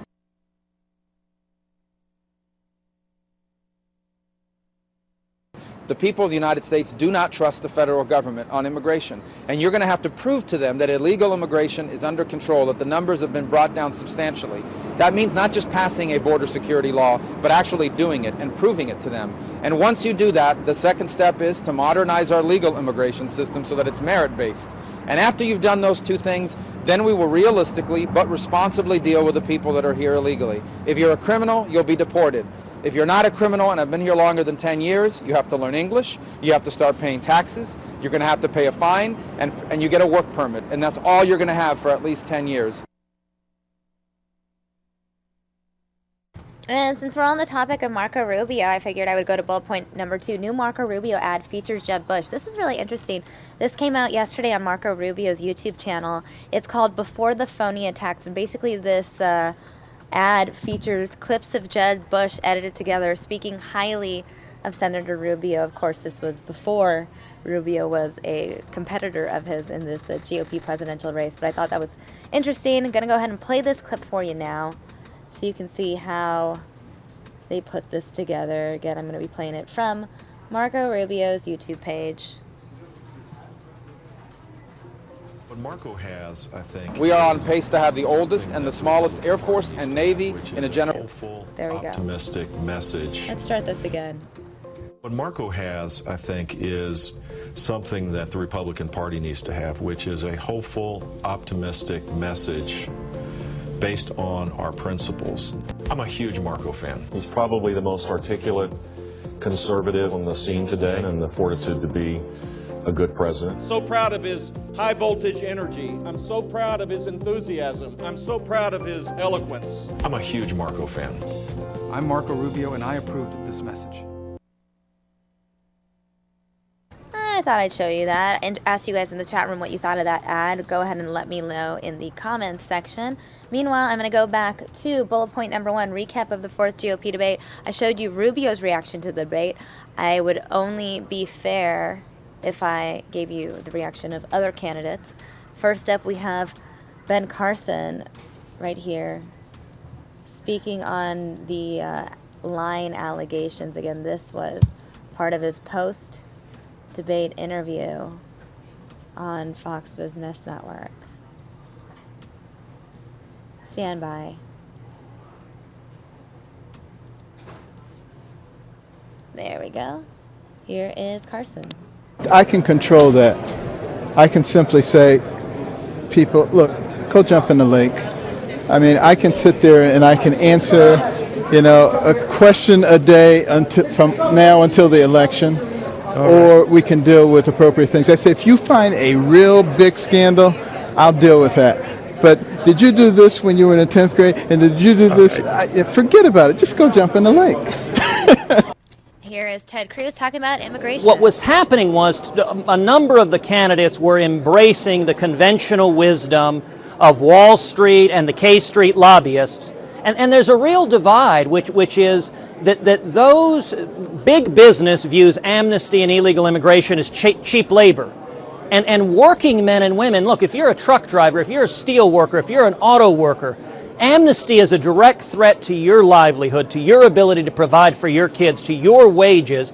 And I think the way Republicans win is we fight for working men and women. We fight for those union members that President Obama just tossed overboard with the Keystone Pipeline, and we fight for the right of every man and woman to have a good, decent job here in America.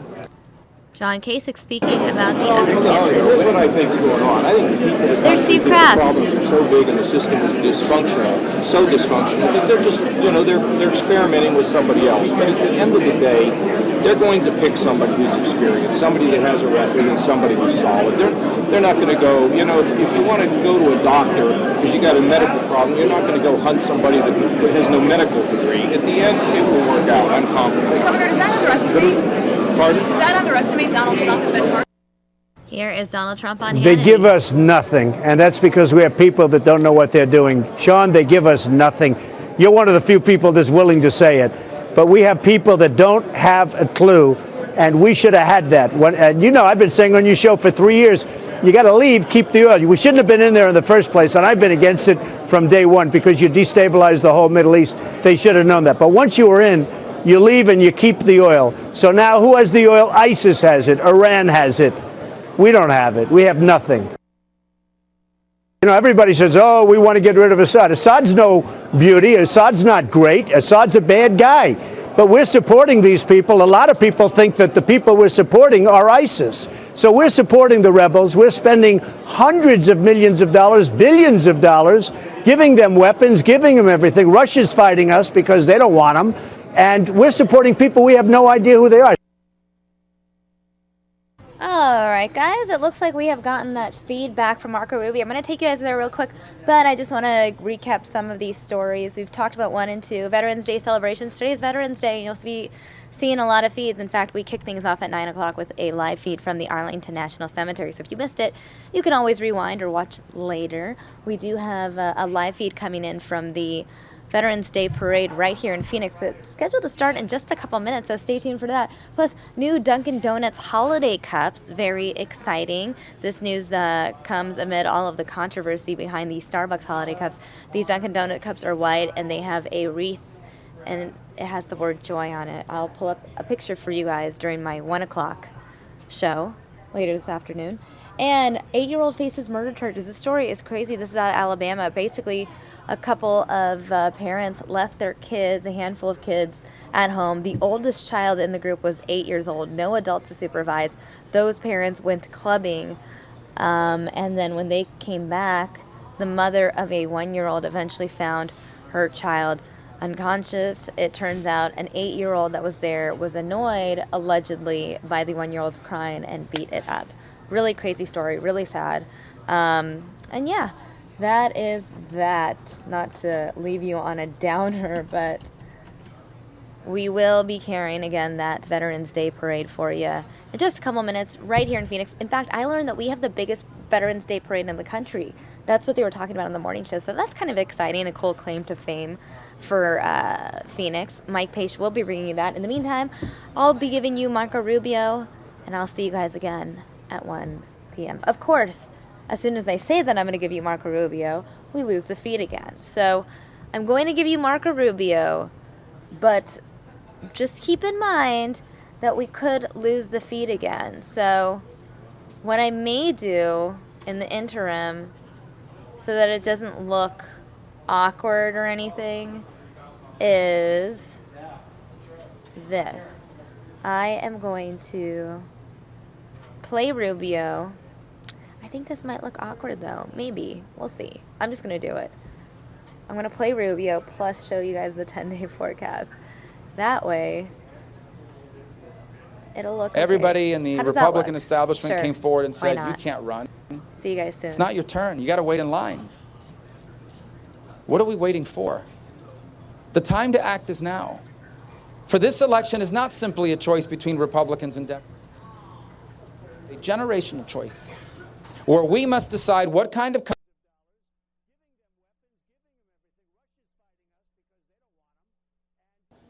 for the Washington that's out of touch, with leaders that are out of touch in both parties. You and I will be members of the first generation in American history that leaves their children worse off than themselves. But there's another road before us if we take it. And it is the road that will allow us to leave our children as the freest and most prosperous Americans that have ever lived. But now we want. And before we get down a little bit on ourselves or the challenges that we face, we should look to our history. Because our history shows us that America is not a nation that had it easy. Ours is the history of a nation that always faced challenges. America was founded out of a great challenge. This nation was founded by declaring independence from the most powerful empire in the world. And then this nation faced an extraordinary civil war that nearly ended it. Then it faced a great world war, the First World War. The world had never seen such carnage. And then as soon as that ended, it went into a Great Depression. And then a Second World War, even worse than the first one. And then a long and dangerous Cold War that threatened the very extinction of life on Earth. The 1960s were a difficult time. The nation was deeply divided over Vietnam, over the civil rights movement, also all sorts of cultural issues. Ours is not the story of a people that had it easy. Ours is the story of a nation that for over 2 centuries, each generation has confronted its challenges and embraced its opportunities. And because they did, each generation was able to leave their children better off than themselves. Now it's our turn. Now the time has come for this generation to make its choice. And we are all called to this task. For there is not a single one among us who is not the beneficiary of the extraordinary blessing of America. I always tell people, America doesn't owe me anything. America doesn't owe me anything. I have a debt to America I'll never repay. As you are probably aware by now, my parents were not born in this country. They were born on the island of Cuba, to families that were not rich, families that were poor, and families that were disconnected from power. Into a society like almost every other society in human history where your future was decided by who you came from. And so in 1956, my parents said, we're going to go to America because it's the one place on earth where people like... And here in this country, my parents never became rich or famous. You never would have heard about them had I not run for office and told you their story. But my parents became successful people because they owned a home in a safe and stable neighborhood, because they were able to retire with dignity, and because they were able to leave all 4 of their children better off than themselves. My mother worked as a maid, at a stock clerk at Kmart, making aluminum chairs at a factory. My father was primarily a banquet bartender at hotels. And he had a particularly difficult life. You see, 4 days before he turned 9, my father's mother died. And so he had to stop going to school and start working at 9 years of age. And he never really went back to school. And he basically worked for the next 70 years of his life. And he worked on nights, and he worked on weekends, and he worked on holidays, and he worked on days he didn't feel like working. He worked as a banquet bartender. Now, when he was a young man, my father had big dreams because young people have big dreams. But his dreams became impossible. And so when my parents came to America, they found a new dream. And here's what it was. Their new dream became to ensure, to do everything they could to make sure that what happened to them never happened to us. Their new dream became this, that we would have the chance to do all the things they never could. And that's why they worked so hard. That's why my father stood behind a small portable bar in the back of a banquet hall. So one day I would have the chance to live the life I wanted. And for me, the journey from behind that small portable bar in the back of a room to this stage here this afternoon, to the life I live today, that journey for me, that is the essence of the American dream. It is what makes us special. Every country in the world has rich people. The poorest country in the world has rich people. What makes us different is that here, millions of people that will never be rich achieve happiness and success through hard work and through perseverance. And that's not just my story I just shared with you. As Americans, that is our story. For who among us is not but a generation or two removed from someone who made our future the purpose of their lives? Did not your grandparents make extraordinary sacrifices so your parents could get ahead? Or maybe it was your parents who you remember working the 2 jobs and giving up their own dreams so you could be anything you wanted. Or maybe that's you. Maybe you're the one working the 2 jobs and sacrificing. Maybe you're the one that's put aside your own dreams so that your children can have a life better than yourself. As Americans, this is our story. This is who we are. This is what makes us special. And whether or not we remain special will be determined by whether that is still possible.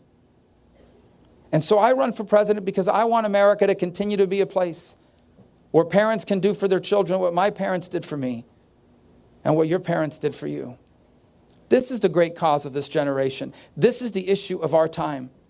And the good news is this: if we do what needs to be done, if we can turn the page, if we can get off this reckless road of big government and big spending and re-embrace the principles of our founding, of limited government and free enterprise, and put in place leaders that believe these issues and put them into practice, leaders that know how to apply conservatism to the challenges of the 21st century, if we can do this, then I promise you this: we won't just save the American dream. We will expand it to reach more people and change more lives than ever before. And I promise you that if we do what needs to be done, the 21st century isn't going to be as good as the 20th century. It will be better.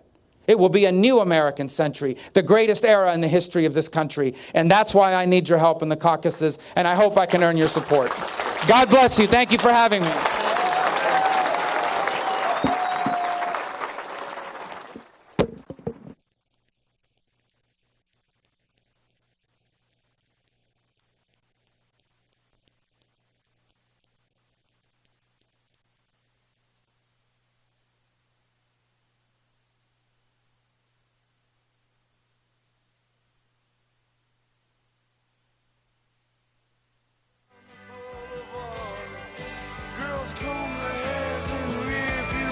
All right, folks. Happy Wednesday. It is Hump Day. My name is Mike Paish. Happy to be here with you today. Be here till about 1 o'clock. Sami will be back at then. We are waiting for our visuals of the parade coming up in just a little bit. I do need to make a quick switch here. So I'm just going to show you the weather graphic for just a little bit while I get us ready for the Veterans Day Parade in Phoenix.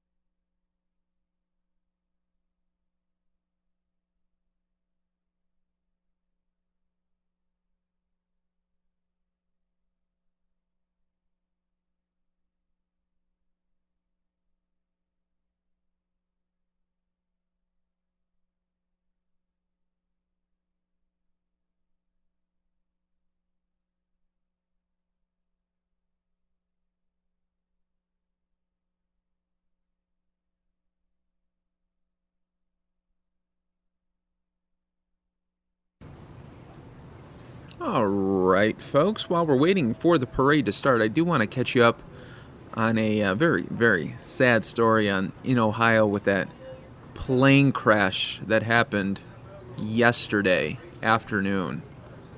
We'll get you the latest details there, as well as a press conference that just happened yesterday. So here is the press conference. Here is the story, and then we'll go to the press conference. All of a sudden, this plane just dropped out of the sky. It just veered sideways and just plowed right into the duplexes there. A horrific scene in Ohio as a small business jet crashes into an apartment building, killing everyone on board. The incident happening Tuesday afternoon in the city of Akron. The plane is reported to be a Hawker jet. It's a twin-engine plane. It's approximately a 10-passenger plane. The plane, which took off from Dayton, was preparing to land at a nearby airport, but it clipped a utility wire on the way down and crashed into the small brick building, which was destroyed by a subsequent fire. The plane became engulfed in flames, which ignited the residence that it originally struck. and then also continued on to another residence that was actually behind that house. People working nearby say they heard a low-flying plane, then what sounded like a car hitting a telephone pole. When they went outside, they saw flames and black smoke. I see this huge plume of smoke, and it's literally right around where I live. So I just run. There's power lines all over the ground. I'm jumping over them. It was pretty bad. I mean, things were still exploding when we got down there. Meantime, a mass fatality team plans to begin working Wednesday morning to sift through the wreckage and recover the bodies of the victims. We're going to wait until daylight so that everything can be handled in a very systematic and careful manner so we get the best information possible about the nature of the accident and the individuals that are involved. Workers with the National Transportation Safety Board are now investigating the exact cause of the crash. Kelly Wright, Fox News. All right, folks, and this is from today, the press conference in Ohio. I'm with the Cleveland District of the Ohio State Highway Patrol. With me this afternoon, I have Lieutenant Rick Edwards with the Akron Police Department, Lieutenant Leo Shirkey with the Highway Patrol, Dr. Kohler with the Summit County Medical Examiner's Office. Also have Chief of Staff from the Mayor's Office, Ellen Lander-Nitch. Also have PIO officer from Akron Fire Department, and with me to the back there is from Red Cross. I have Charles Snyder. Just want to give everybody an update on what we do know so far in reference to the plane crash that happened about 2:53 p.m. Yesterday afternoon. What we do know at this time is that the plane involved was a chartered flight, was a chartered plane. It was a 10-passenger Hawker 700 twin-engine jet plane. This plane is owned by ExecuFlight. ExecuFlight is a company out of Fort Lauderdale, Florida. The owner of that plane we've been in contact with. They've been very cooperative. They've given us information about the people that had chartered that flight. Also, what we do know at this time is that that plane did leave Dayton Wright Brothers Airport yesterday afternoon, inbound for Akron Fulton Airport when the crash occurred. The crash did occur around 2:53 p.m. when Akron City Police Department started taking phone calls from residents in this area on Mogador Road. Also, what we do know is that we have received the manifesto of that plane, of who the occupants were of that plane, who they were supposed to be, also who the pilot and the co-pilot are. At this time, we have made contact with the families of those people. There was a pilot, a co-pilot, and said to be 7 passengers on that plane. All 9 of those people, from what there are no survivors of that plane. At this time, we have notified family. Our thoughts and prayer are definitely with the family. It's definitely a hard time for the family at this time. A lot of those people are from the Florida area. We do have people, family members. We know of one family here now, and possibly other family members starting to show up here in Akron. Also, we do know that the company that rented that jet is PEB Enterprises. PEB Enterprises is a real estate or a property management company out of Boca Raton, Florida. We know that company has made statements confirming that they did have 7 people on that plane that were from their company. Also, here on the ground, you have several residents that were affected by the crash, and one residence for sure is completely destroyed. That residence yesterday was told to be a one-family building. However, come to find it is a 4-family apartment complex, and then you also have another 4-family apartment complex to the right of that building and another one to the left of that building. So up to 12 families have been affected by the crash here on the ground here in Akron. 11 of those families have been confirmed that they have been in contact with the Red Cross. The Red Cross is helping assist with those families, whether it's food, clothing, and giving them the opportunity to put them up in hotels here locally until they can get back into their homes or given further instruction at that point. As far as the occupants of the plane, the recovery process, like we had said yesterday, is going to be lengthy in time. And what I'm going to do is I'm going to turn over more specifics about that recovery process to Dr. Kohler from the Summit County Medical Examiner's Office. Thank you. The medical examiner's office is currently involved in the recovery process, and we're being assisted by personnel from the Mercyhurst University Applied Forensic Science Department. They are helping us to recover the remains and get them back into the office so that we can make identifications. We are continuing to gather additional information about the souls that were on this plane so that we can make positive identification. We are not going to release the names of the individuals until we've had an opportunity to confirm the identification and to notify the next of kin. We are also working with the Summit County Emergency Management Agency and the Red Cross to get a Family Assistance Center open. I was just informed that the Family Assistance Center is open, and we do have a number that family members can call to get provide information and to get information. The number that they gave me is 330-535-6131. Again, that's 330-535-6131. And we will be having personnel from the Ohio Mortuary Operations Response Team, or OMORT, coming in to reach out to these families and gather the additional information we need.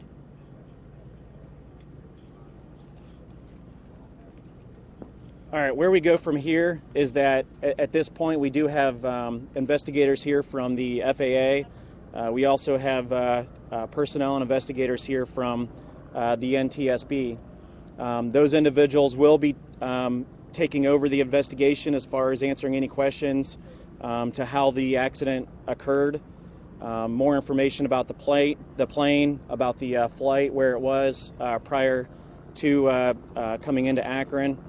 And we've been told that the vice chairman of the NTSB will be here at the scene. It is Bella Denzar. She will be putting on a press conference to update the media at 3 p.m. right here in this spot. So until that time, that's the information we have. At that time, we're hoping NTSB will have a little bit more information to give you guys at 3 o'clock. And I'll take any questions. Talk about the difficulty with such a large area to deal with, how difficult it is to investigate. Well, you know, it is a large area in the aspect, but honestly, it's actually relatively small, and we're kind of fortunate that it is on the smaller scale where the plane actually went down, and because where the crash scene is, yes, you have the one house that's involved, but you also have an embankment right behind that house, and that is kind of contained into that embankment area. So it may be perceived as a large area. To us, it's actually more of a confined area, and so we are fortunate that it is more of a confined area in our aspect of the investigation. Lieutenant or Doctor, can you describe a little bit of the recovery process that goes on? We've talked, you said this is going to take a while. Can you describe the process that you and the others will have to go through? What we are doing right now, OSP has been very useful to us in being able to provide a total station that allows us to document where the individuals are in relationship to the wreckage prior to our removal of the individuals. We're doing a very systematic and organized removal of these folks, and that we will get them to the office, gather information as far as identifying features, and be able to make that identification. It will take a period of time to get the medical records we need to make the ID. I'm not sure how quickly that will happen, but we are already in process trying to get folks identified. It's a very unenviable task on the part of the people doing the recovery effort. I mean, what kind of individuals are these to have the stomach to do this? The folks that are with us from Mercyhurst University are anthropologists. This is a process that they've gone through in the past and will continue to do in the future, and they have the skill set necessary to do a very organized recovery. How many from Mercyhurst? We have approximately 22 people here from Mercyhurst. What is the job of OMORT? What do they do? OMOR, the Ohio Mortuary Operations Response Team, is a large group from the state, various specialists in the areas of identifying individuals, of working out at the scene for recovery, working in the Family Assistance Center. It's a multifaceted group. It's a fairly new group, and they are going to provide whatever assistance we need. Can you talk about how you feel about a helpline? There's 11 families. How many people are actually hoping to have? You know, from my understanding, no one was injured on the ground from the crash itself, and whether there was the main building that was struck, there was no occupants in that building at the time. So we are very fortunate of that. As far as the other two buildings, left and right of the crash scene, it is unknown who was actually home at the time of the crash. Have you had a chance to take a quick assessment of the fuselage intact? Where are the engines at? That type of thing? You know, as far as the crash scene, as stated yesterday, the fuselage, the passenger compartment is somewhat intact. It's not a scattered scene. It is heavily burned, and that's what lies the problem with the recovery at this point. And that's why we have the specialists doing what they are, who know how to make those types of recoveries. Any evidence of radio maydays?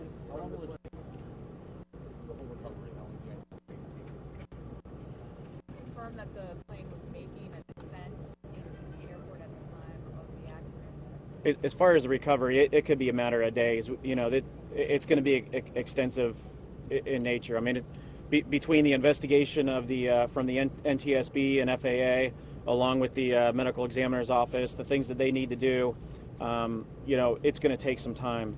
And again, we won't be putting out any. You won't hear any names of any passengers or pilots or co-pilot coming from us until 100% that we've identified those people that were on that plane. We realize that there are families here, and those families, you know, are free to make statements as they wish, but you will not, you know, we can't put out names of anybody on that plane. Did radio traffic with ATC indicate any kind of a problem on board? We don't know that at this time, and that's something maybe NTSB can answer at a later date. Sir. The crash site tells you initially as investigators. Very intense fire. You were only able to identify the pilot and co-pilot. Can you give us a sense of the state of the remains of the passengers? Are you finding intact bodies? You know, we'd honestly not really want to get into the details of that. I mean, it is a severe crash. I mean, to put out, you know, specific details about that, you know, realizing that, you know, we do have family members, we do have friends and family that have been affected by this, and for that, you know, somebody asked about, you know, what kind of person it takes and the effects of the people. All right, folks. So such a sad story there in Ohio. We hope to get more information as the day goes on. As they said, maybe we'll get some details from the NTSB later today. Of course, we will bring that to you right here on Fox10Phoenix.com. But as I can see, going on right now is the Phoenix Veterans Day Parade. So without further ado, let's go to that live now.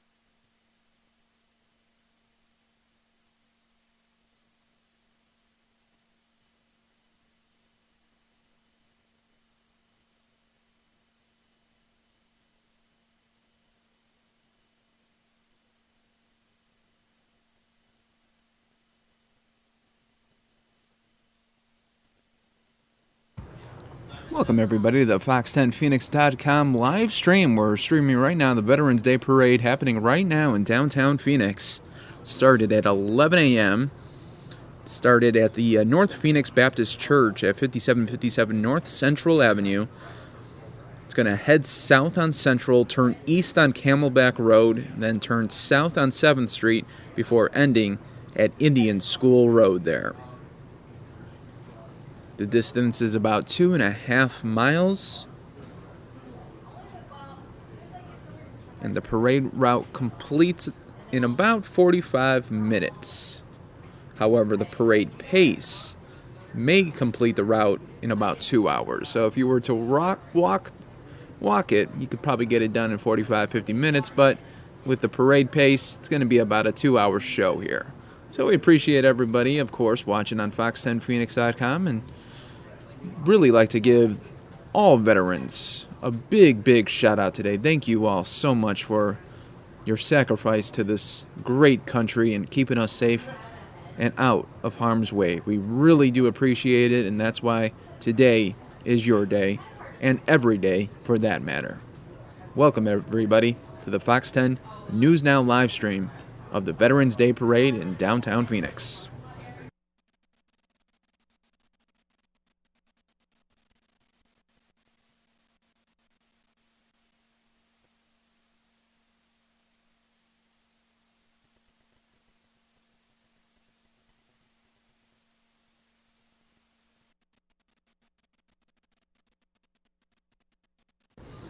It's not you that's frozen, it's the shot right now. So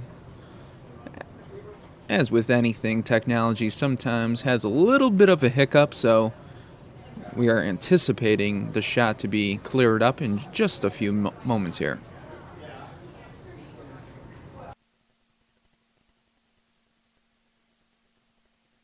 We will also be launching Sky Fox in just a few minutes to get aerials of this great parade and showcase the amazing stretch of parade route that there is. 2.5 miles of pure beauty in downtown Phoenix.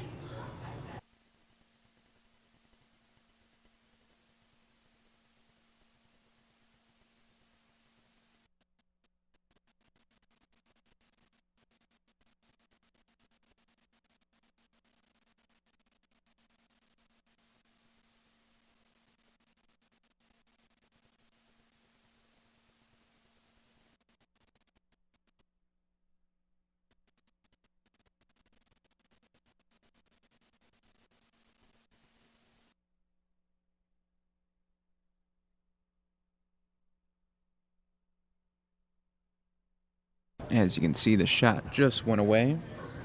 They are resetting it. So I'll come on and just talk to you guys for just a little bit. He's restarting the device right now. Our great photographer out there. Sometimes that does happen with technology, as you can imagine. Just hang tight. We'll get you back to that parade in just a few moments here. Yeah, a good thing that was just told by my producer is that probably there's so many people there with phones, and they're taking pictures and doing that kind of stuff. Well, that's what we have. We have like a small backpack that's just really a cellular device. It's about the equivalent of about 14 cell phones that gives us a signal to go live without a truck, so we could go be very mobile in these situations. So when there's so many cell phones in the area, in a concentrated area, sometimes it does jam up our signal, as you can imagine, just like if you were out there and it was hard to get a signal because of everyone else.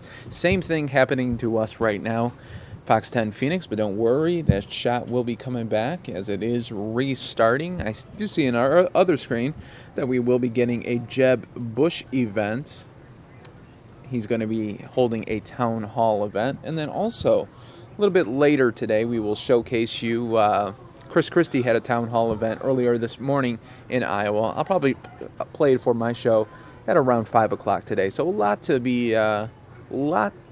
discuss today. We're going to have a big show as always, and a happy Veterans Day to all our amazing veterans. You guys did an amazing job, and you continue to do an amazing job every day for us. We really appreciate it. You are the true heroes. I saw a great quote when I was coming into work today. It says the heroes are not the ones with the names on the back of their jerseys at a sporting event. The real heroes are the ones that put their life on the line for us. So thank you. And then we also have another thing to talk about. Chilly morning that was today, wasn't it? It was really, really brisk. I'll showcase Courtney doing an interview with some out-of-towners that are getting ready for PIR this weekend. So we'll showcase that, as well as the best sandwich in the world. Where is it and what is it?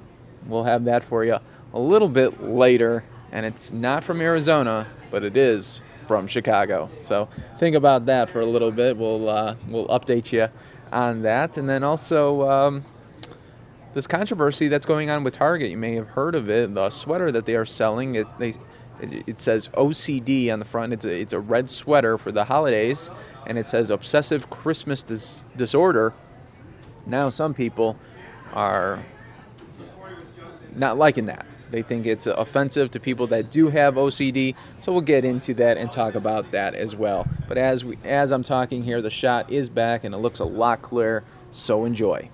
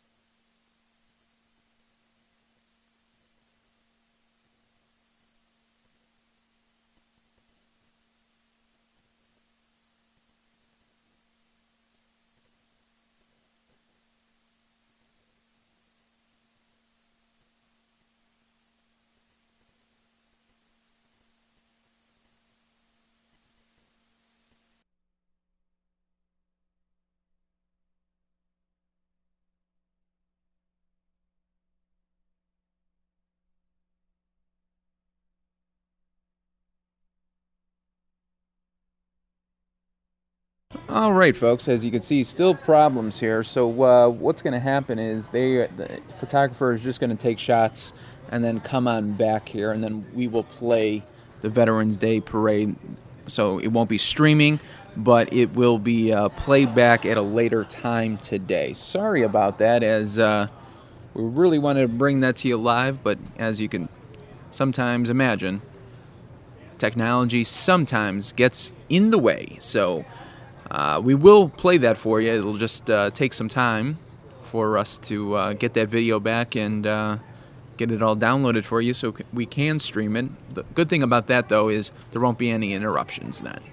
So sorry about that, everybody. I know you wanted to watch it, but I will now move on over to another event that happened earlier today. Chris Christie was in Iowa. So here he is at a town hall event one day after the GOP debate in Milwaukee. No one said that to me. The doctor said, let's try treatments. Friends prayed for her, came to visit her, tried to lift her spirits. And everybody always said to me, are we doing everything we can to help her? Yet, if it's a drug addiction, somehow we make a moral judgment on that. We say, well, they're getting what they deserved. I have to tell you the truth, everybody. This can happen to anyone. There's probably none of us, I would suspect, in this room today who haven't made a bad decision in our life. Haven't made a decision that when we did it or maybe right after we did it, or maybe years later, looked back on it and said, wow, that was a bad one.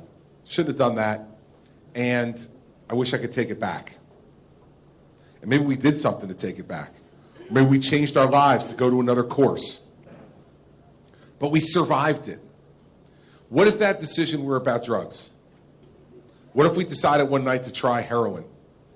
We decided one night to try cocaine.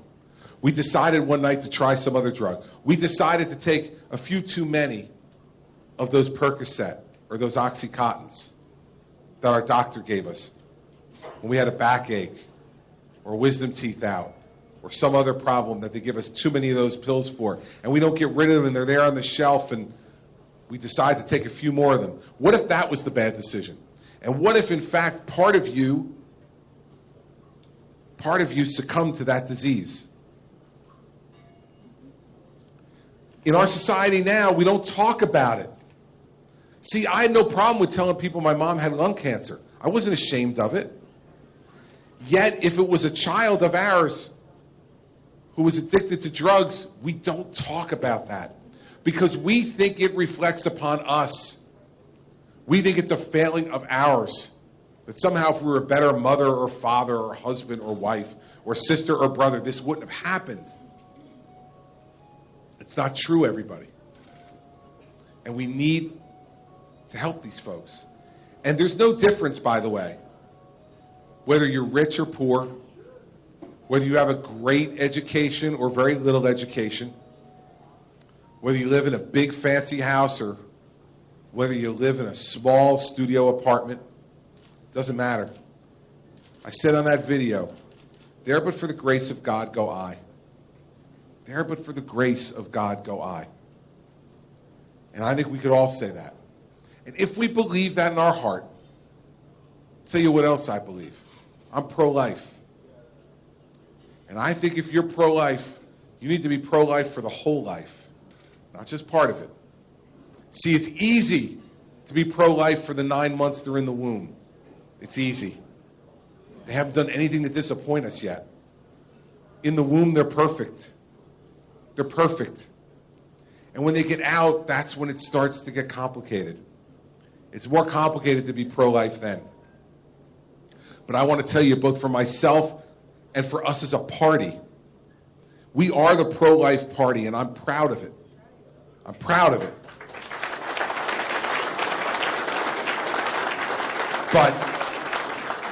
But we need to be pro-life for the whole life. We need to look at that 16-year-old young woman, drug addicted, laying on the floor of the county lockup, and we got to be pro-life for her too.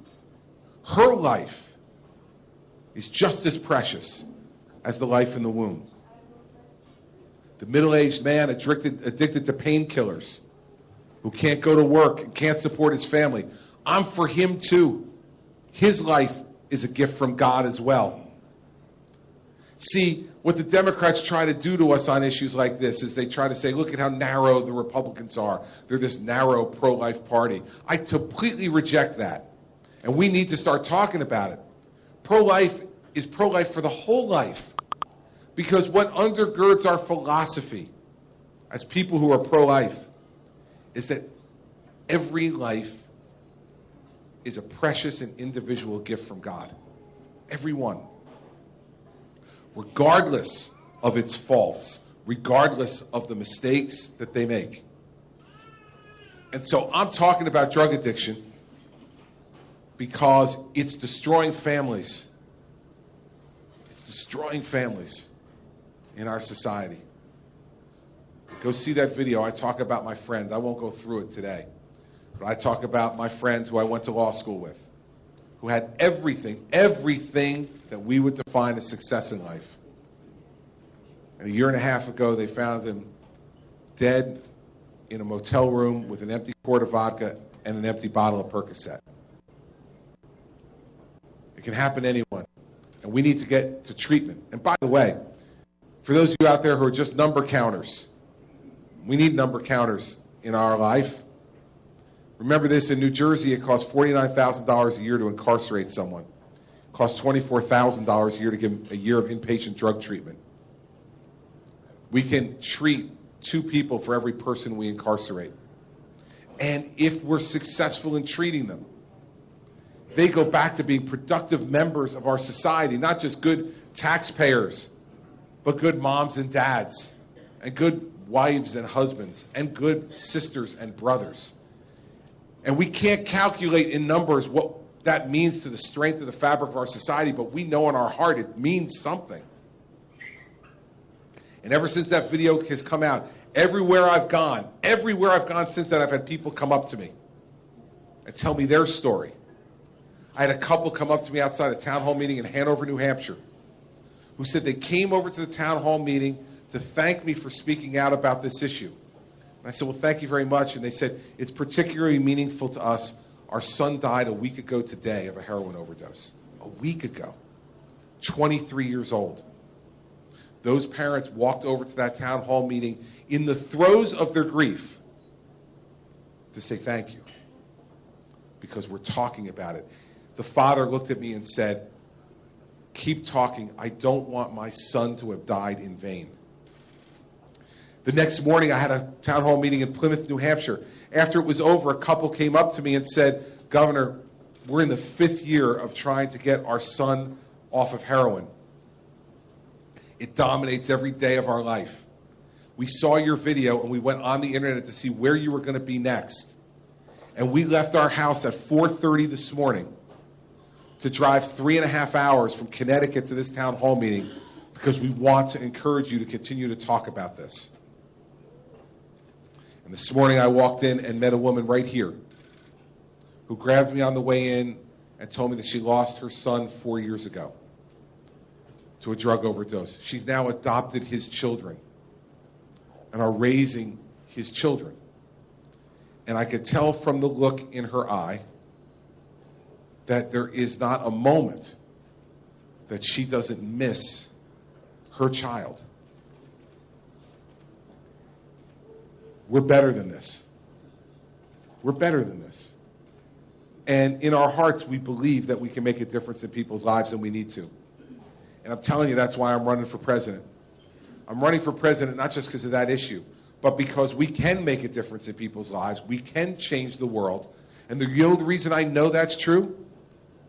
Because one person standing up to lead is the only thing that's ever changed the world. So I know it can happen. And that's why I'm talking about that issue, because every life makes a difference. And you all know that just as well as I do, and you know it without me telling you. But the job of a good leader is to stand up and remind the people he seeks to lead to remember they're better angels. Life puts all kinds of burdens on us, all kinds of distractions, all kinds of hurdles in front of us, but we need to remember our better angels. And our better angels say we reach out to those in trouble and we help them. We help them. And as president, I'm going to talk about this every time I can, because I don't want it to be in the shadows anymore, everybody. I want us to reach out and help each other. That's what a compassionate America does. And that's what a pro-life conservative America does, because we absolutely respect every life. And as conservatives, we believe that there's nothing more important than strengthening the family. And we can do both by doing this. It's a twofer. Get very few twofers in life, everybody. We should grab them when we can. So I want to answer any questions you've got this morning about anything. Now, different than other candidates' town hall meetings, from what I can tell, we only got one rule in our town hall meeting. Raise your hand, I call on you, and you get to ask a question. You don't have to write things down and let my staff review it beforehand, and then they give me the question, right?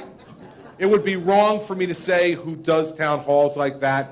I shouldn't say the person's name, but their initials are Hillary Rodham Clinton. Okay? Now, I want to tell you that I did not come from Milwaukee alone. I did not come unaccompanied. I have brought reinforcements. My wife of 29 years is here with me this morning. The First Lady of New Jersey, Mary Pat Christie, is here.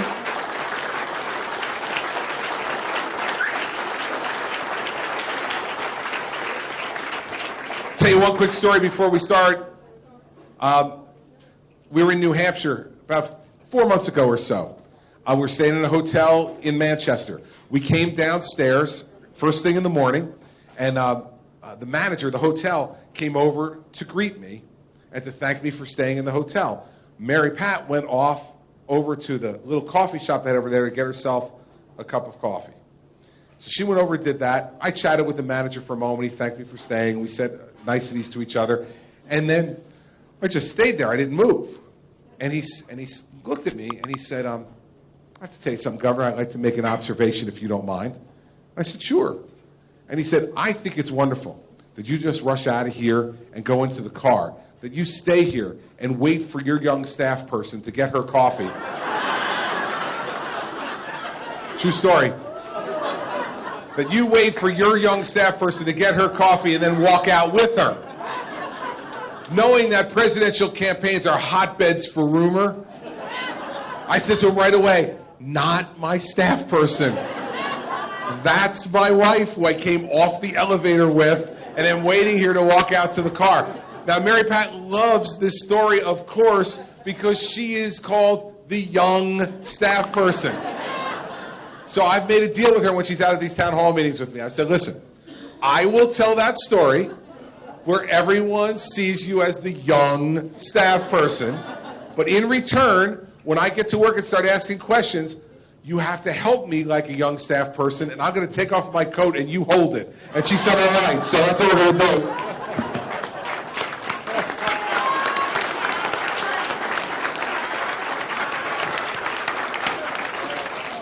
All right, raise your hand. Who's got questions? Anybody? Any questions on anything? Yes, sir, right here, and I'll hand you my mic. Governor, I think it's awesome you've got the guts to address the whole entitlement issue. And the first thing that people come back with is, well, in fact, your friend Governor Huckabee says, yeah, but everybody's paid in and they've earned what they get. So how do you deal with that to make it not an issue for you, but to get your point across, because we have to deal with it? Well, thank you for noticing. And listen, understand what this entitlement reform problem is all about, everybody. 71% of all federal spending today, in today's budget, is on entitlements and debt service. Hear that now. 71% of everything we spend today in the federal government, of over a $3 trillion budget, is on entitlements and debt service. Just to give you some perspective on that, when John Kennedy was elected president 55 years ago, that number was 26%. Now, how did we get from the 1960s to where we are today in terms of how great this country is? Because the government helped to work with all of the people in our country to be cutting edge in technology, to invest in the things we needed to invest in education, to do the things we needed to do as a country to make us the most prosperous, most successful, most powerful country in the world. That was spending 74 cents of every dollar on those things. Now we're spending 29 cents of every dollar on those things. This is not sustainable. And by the way, Social Security is going to go insolvent in 7 to 8 years. Now, I put out this plan, as you know, back in April. I was the first one, I'm the only one, who's put out an entitlement reform plan. The only person in this race to put one out. And it'll save over $1 trillion over the next 10 years, which we need to do. Because we have $19 trillion in debt, everybody. This president has run up more debt than every one of his predecessors combined. From the first George W. to the last George W. George Washington to George W. Bush. And everybody in between, he's run up more debt, Barack Obama, than all of them combined. So we need to deal with this issue. So let me tell you how we do it, and then I'll tell you how I answer Governor Huckabee, because I've had some practice doing it now. First, we have to acknowledge a blessing. We're all living longer. The average life expectancy of a woman today in America is 83 years old. The average life expectancy of a man in America today is 79 years old. I see a few of you ladies smiling. I want to remind you that 10 years ago, you were 6 years ahead of us. 10 years later, you're only 4 years. We are gaining on you. And here's the really bad news. That 4-year vacation you were looking for from us at the end of your life, You may not get it. You may be stuck with us the whole trip. So smile now, because it may get a little tighter.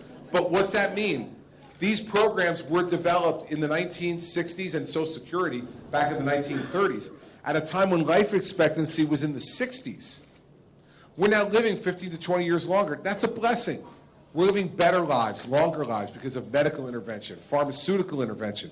We're able to live better and longer lives. That's a blessing, but we need to acknowledge what that means for these programs. We're pulling too much money out and not have put enough money in. So what I say is, let's raise the retirement age 2 years, and let's phase it in over 25 years. So that means it'll go up, eligibility will go up 1 month a year, every year for 25 years. So for those of you who are on Social Security now, it doesn't affect you at all. For those of you who are close to Social Security, it barely affects you. You're talking about another month or two before you get to Social Security age. What the people it really means something for is our children and grandchildren. This is going to lengthen the solvency of this program. Second, on the solvency of the program itself, and this goes to the complaint of Governor Huckabee. Here's the question. Question is, if you're somebody who's making $200,000 a year or more in retirement, that means that you've got at least $4 to $5 million saved. First thing I say to you is, God bless you. Man, you lived your life. All right, I'm just going to pause the event. Don't worry, we won't miss anything. The event is paused, as you can see there. And looks like Sky Fox is getting close to the scene. So let me take that now. Let me lower that sound. Let me tell you what we have here. This is 41st Avenue in Union Hills. There were reports of significant injuries with people trapped inside. You could see there looks like a pickup truck and a white vehicle slammed into each other there on the corner right there.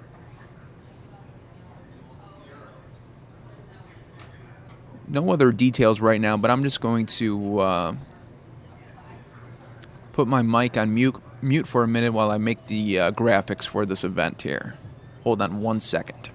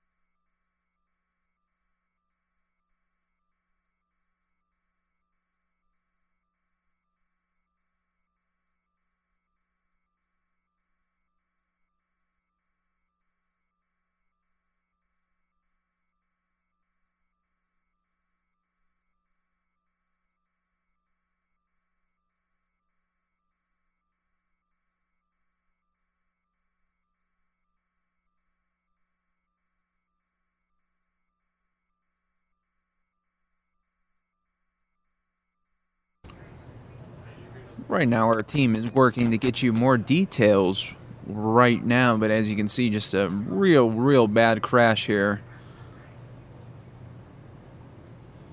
41st Avenue in Union Hills. This is right on the border of Phoenix and Glendale.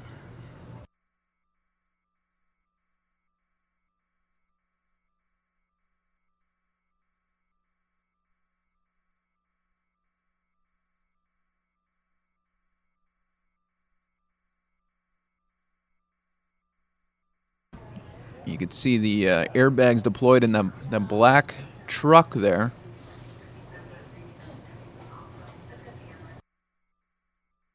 But the white car is just totally unrecognizable as it slammed against that pole.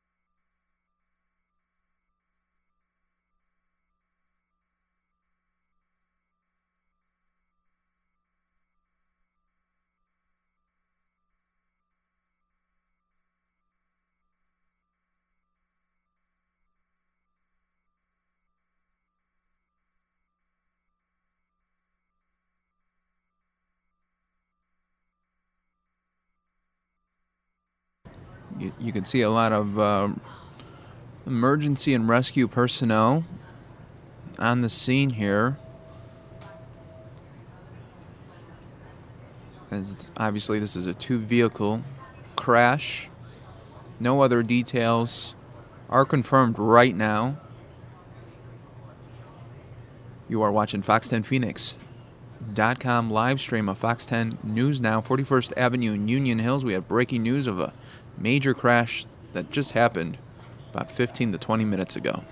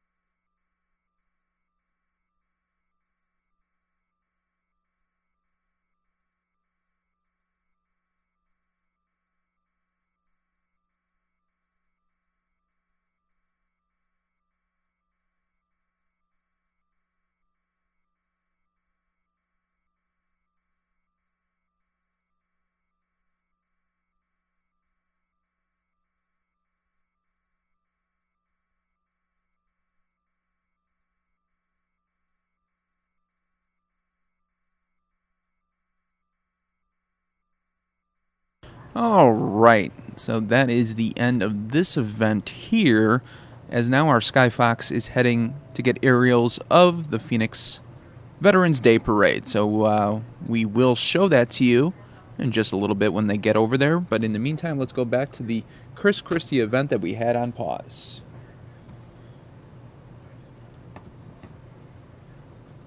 You raised your family, you did all the rest of it, and you got $4 or $5 million in the bank at the end of it. Great work. And you're making $200,000 a year in retirement. You've stopped working. But let me ask you a question. Do you really need that Social Security check? I mean, if you're making $200,000 a year in retirement, you got $4 or $5 million in the bank, do you really need that check? The answer is no. You and I both know it will not markedly change your lifestyle at all. Now, here's the argument of Governor Huckabee. He says, well, hell, you paid into it. And I had a guy in Exeter, New Hampshire yell at me, it's my money, I want it back. I want to bring you the bad news. Your money's gone. There is no money. The government lied to you and stole from you. They lied to you when they told you it was going to be in a trust fund. There's no trust fund. They said it's a lockbox. Remember Al Gore? Lockbox? Yeah?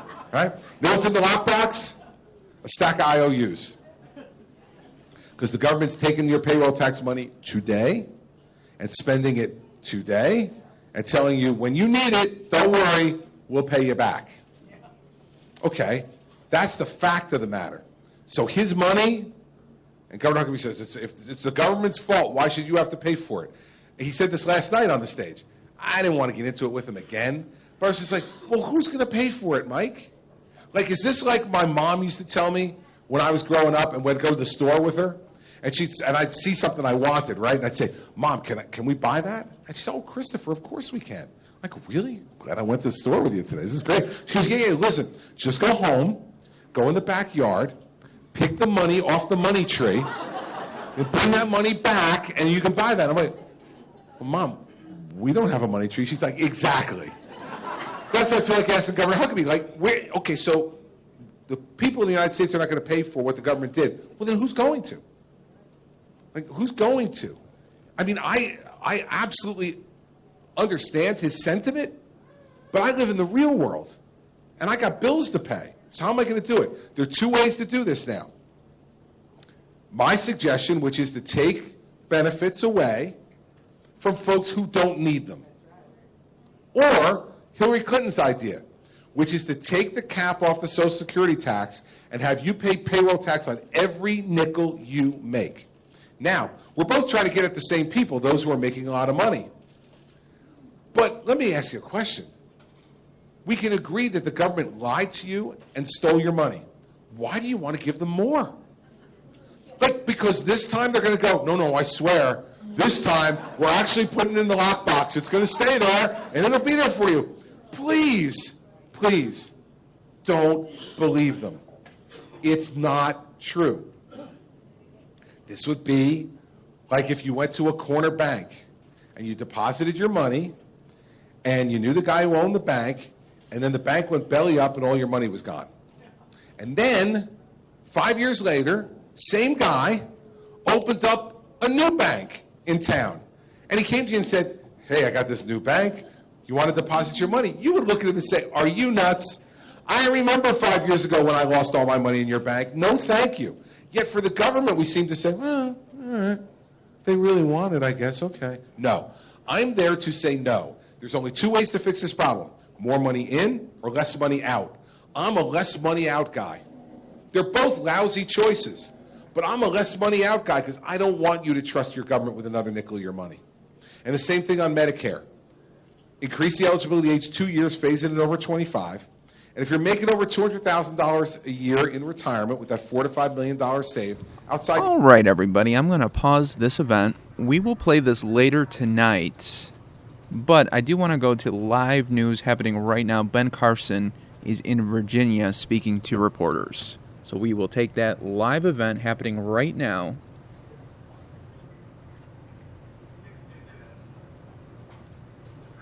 We lose jobs.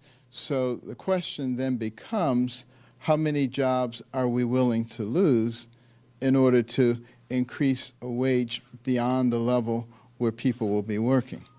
And what is the rationale for that?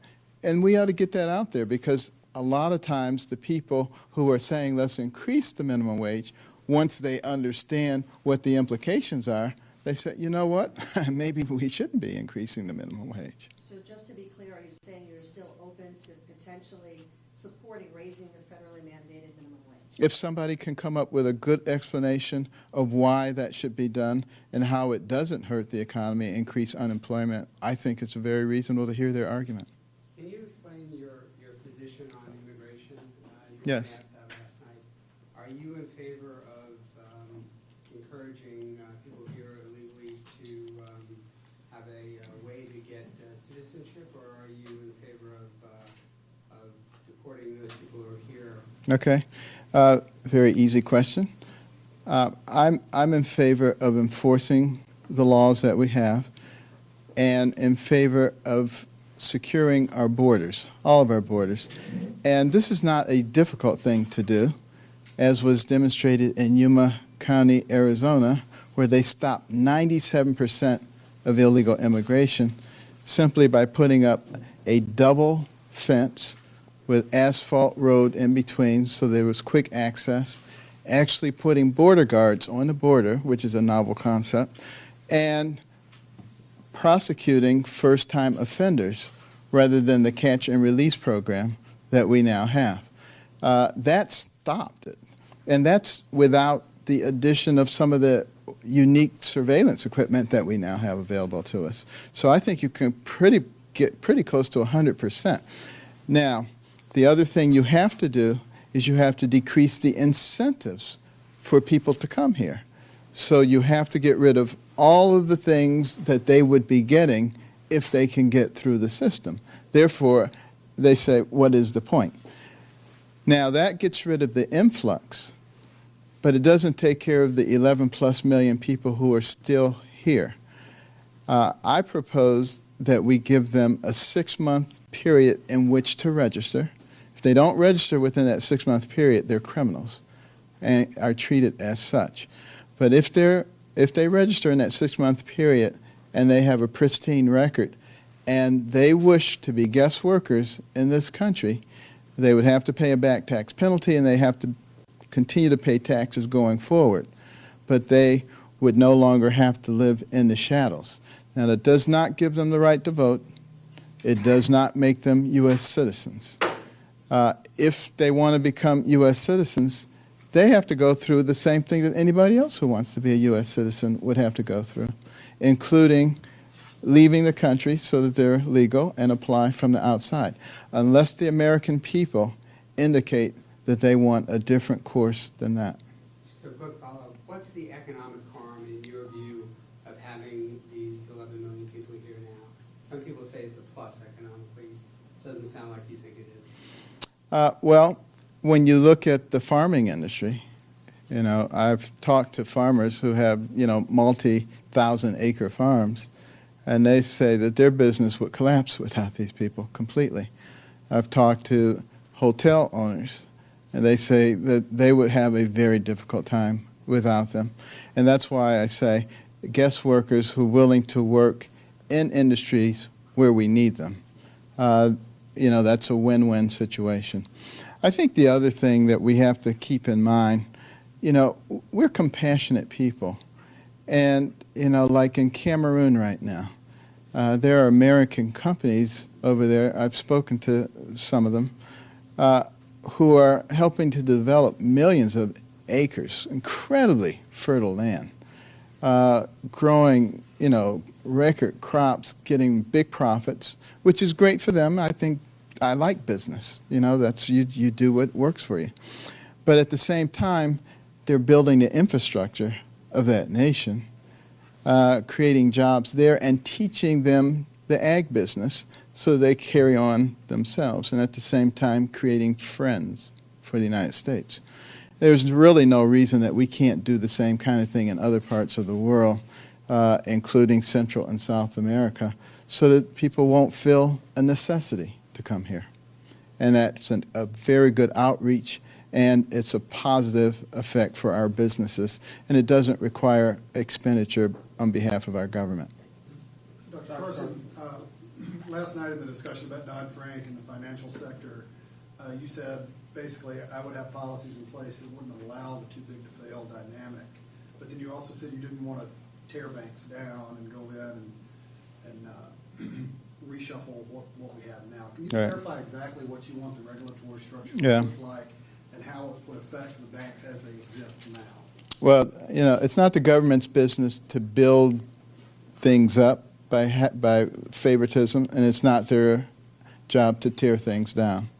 It's really their job to provide an atmosphere that allows entrepreneurial risk-taking, innovation, capital investment, but not to facilitate those things for one group versus the other group. So I want to see a hands-off policy by the federal government. Let things rise and fall based on their merits without the government interfering. And that includes subsidies also. Do you think deregulation, further deregulation would end the too big to fail, or would still have 4 or 5 huge institutions? Well, you know, the amount of regulation, you know, has gone from just creeping into a full gallop now, enveloping virtually everything. And you know, I talked about the deleterious effects of all those regulations on the poor and the middle class, but also in terms of stifling the powerful economic engine that we have. And that, I believe, is what we have to be looking at. Dr. Carson, you said last night that after conversations with generals, you thought that the oil fields outside the Anbar province would be, I think you said, fairly easily to take back. Would be fairly easy to take them back. What makes you think so, and can you talk more about who you've been consulting with, advising? Yeah, well, you're talking about ISIS in control of that. They only have 30,000 people. and they're spread out not just there but in several other locations. So I don't think that they can defend that area particularly well. And the problem has not been so much that we can't effectively fight them. The problem has been that we have our hands tied. We have people micromanaging everything. If you gave our military a mission and didn't tie their hands and micromanage them, they would be much more capable than what we've seen.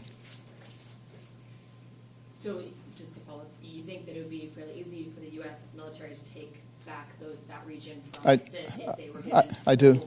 I do believe that. And the added advantage is, we've been calling for a coalition because the fact of the matter is, getting that area under control is much more beneficial, to the countries of the Arabian Peninsula and throughout that region than it is to anybody else. And many of them probably would get involved, but they're not just going to form and do things by themselves. They need leadership. If we provide the leadership for them, that provides the nidus, it will grow and be able to take care of itself. But that's the kind of foreign policy we have to have. We can't have a we'll sit in the back and manage everything kind of policy. That doesn't work. We can see that. On that foreign policy thread, some questions have been raised about your suggestion last night that China is involved in Syria. Can you clarify that?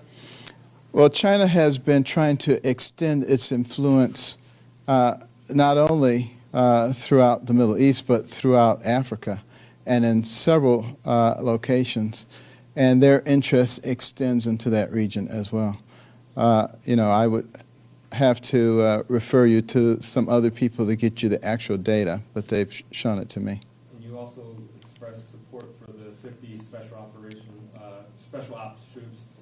Is 50 enough? Do you think that can really get the job done? Whether it's enough or not, my point is that if we have operations going on over there, they need to be guided. And the special ops people are there to guide those operations rather than have them being done randomly or by people who really don't have a complete view of what's going on in the area. Dr. Carson, you are here at Liberty University at their medical school. You're going to be meeting with the students here, I believe, after this. What's your message directly for these medical students who are hopefully going to be entering your profession? Well, my message is that, there are few careers that are more rewarding than medicine. Even with all the regulations and stuff that has made it a little bit miserable, because you get to intervene in the most important thing a person has, their life, and give them longevity and give them quality. And, I've had an opportunity to do that hundreds and even thousands of times. And I wouldn't trade one of those lives for $1 billion. Yes, in the back. As a fellow scientist, could you share some of your ideas on funding NIH? Yeah. Well, the National Institutes of Health is a very important part of what we do as a nation. And when you look at the death rate and you look at the age of the life expectancy at the last turn of the century, not this one recently, but the one before that, versus now, you see we've gone from around 50 to around 80. That's because of medical advances. That's because of things that we've been able to learn and been able to apply in a rigorous and objective manner. And it says volumes about the benefit of rational thought processing, taking true evidence, and using that to make decisions. That kind of thing needs to continue to be encouraged. Of course, we have to look at the areas of the NIH that are effective and the areas that perhaps are not as effective. We have to apply the same kind of standards as we would to any government agency or sub-agency. in terms of cost to benefit ratios. But in general, I would be very much in favor of maintaining and even increasing appropriations for that kind of wide-ranging benefit to society. 2 more questions, please. I talked to a student this afternoon who heard your speech this morning, and he said that he's a fan of yours and he loves your work, but he didn't feel that you knew enough about the issues. What do you say to that? Any particular issue? Because in a general speech, you generally don't have time to go through a whole litany of issues, and some people don't recognize that. So if there's a specific issue, I can certainly tell. Flat tax, you mentioned, and said that there would be a lot more things that would happen than just kind of... Oh, well, of course, but it wasn't an exhaustive discussion on the flat tax. You know, you have to talk about what is the purpose of taxation. The purpose of taxation is to be able to have the funding that's necessary to run the government. That was the original purpose. It's morphed into controlling people's behavior. That was not the original purpose, and that's not what I would want. And that's why the system that I've described does not include the things that control people's behavior. It also, you know, obviously I didn't talk about the cuts that need to be made because the size of government is much too large. You know, we have 4.1 million federal employees. That's ridiculous.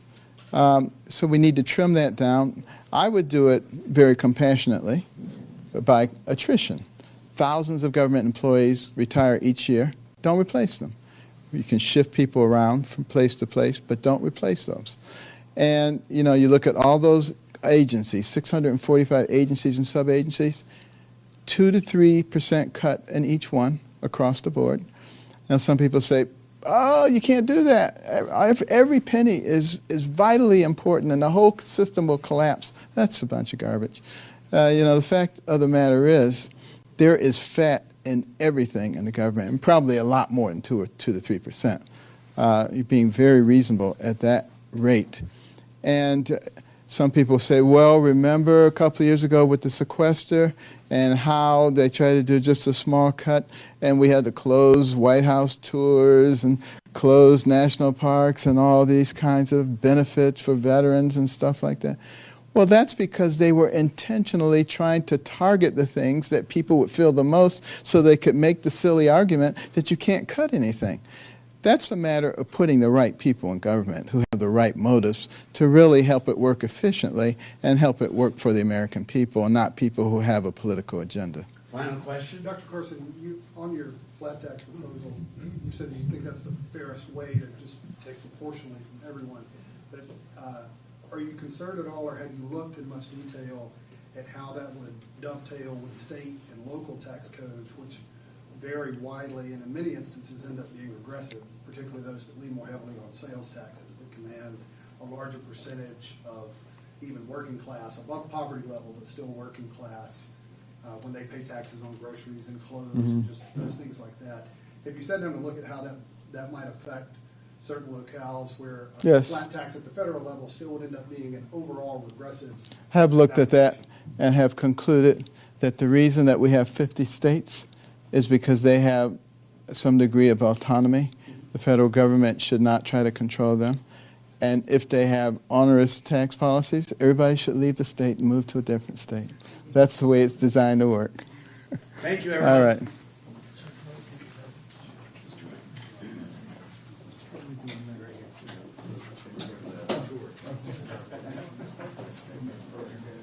Yes. Oh, hey, nice to see you. Yeah, good. That was pretty early on. Yeah, I got your email. I think we had just missed each other. I was wondering and talking to students. Okay. All right, folks, as you can see, that event is over. Now we will just show you some live aerials right now of the Veterans Day Parade happening right now in downtown Phoenix. These aerials brought to you by Sky Fox.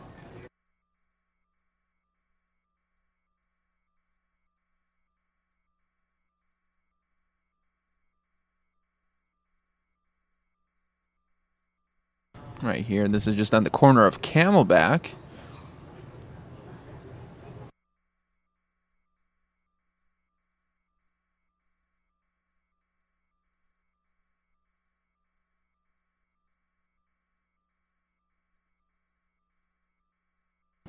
And after a little bit here, we will go back to the Chris Christie Town Hall event that we did have paused because we went to Ben Carson, and now just wanted to show you just a little bit of the parade here because we were trying to stream it to you earlier on the ground, and there was just too much cell phone activity on the ground where it was just really causing our signal to jam up here. But this is live aerials of Sky Fox now, showing you the Veterans Day Parade. And boy, do we really just appreciate the veterans, not only today, but every day. Doing so much for our country, sacrificing their lives for our safety and amazing, amazing, beautiful freedom that we enjoy every day, all because of them.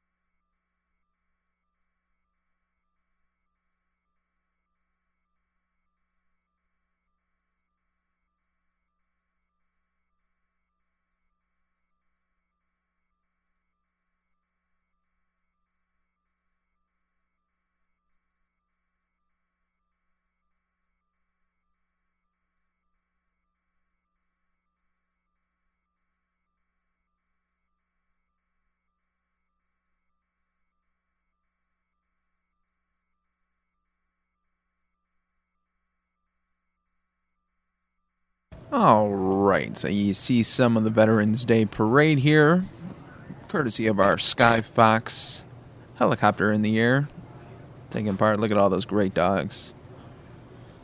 There's labs, there's German Shepherds.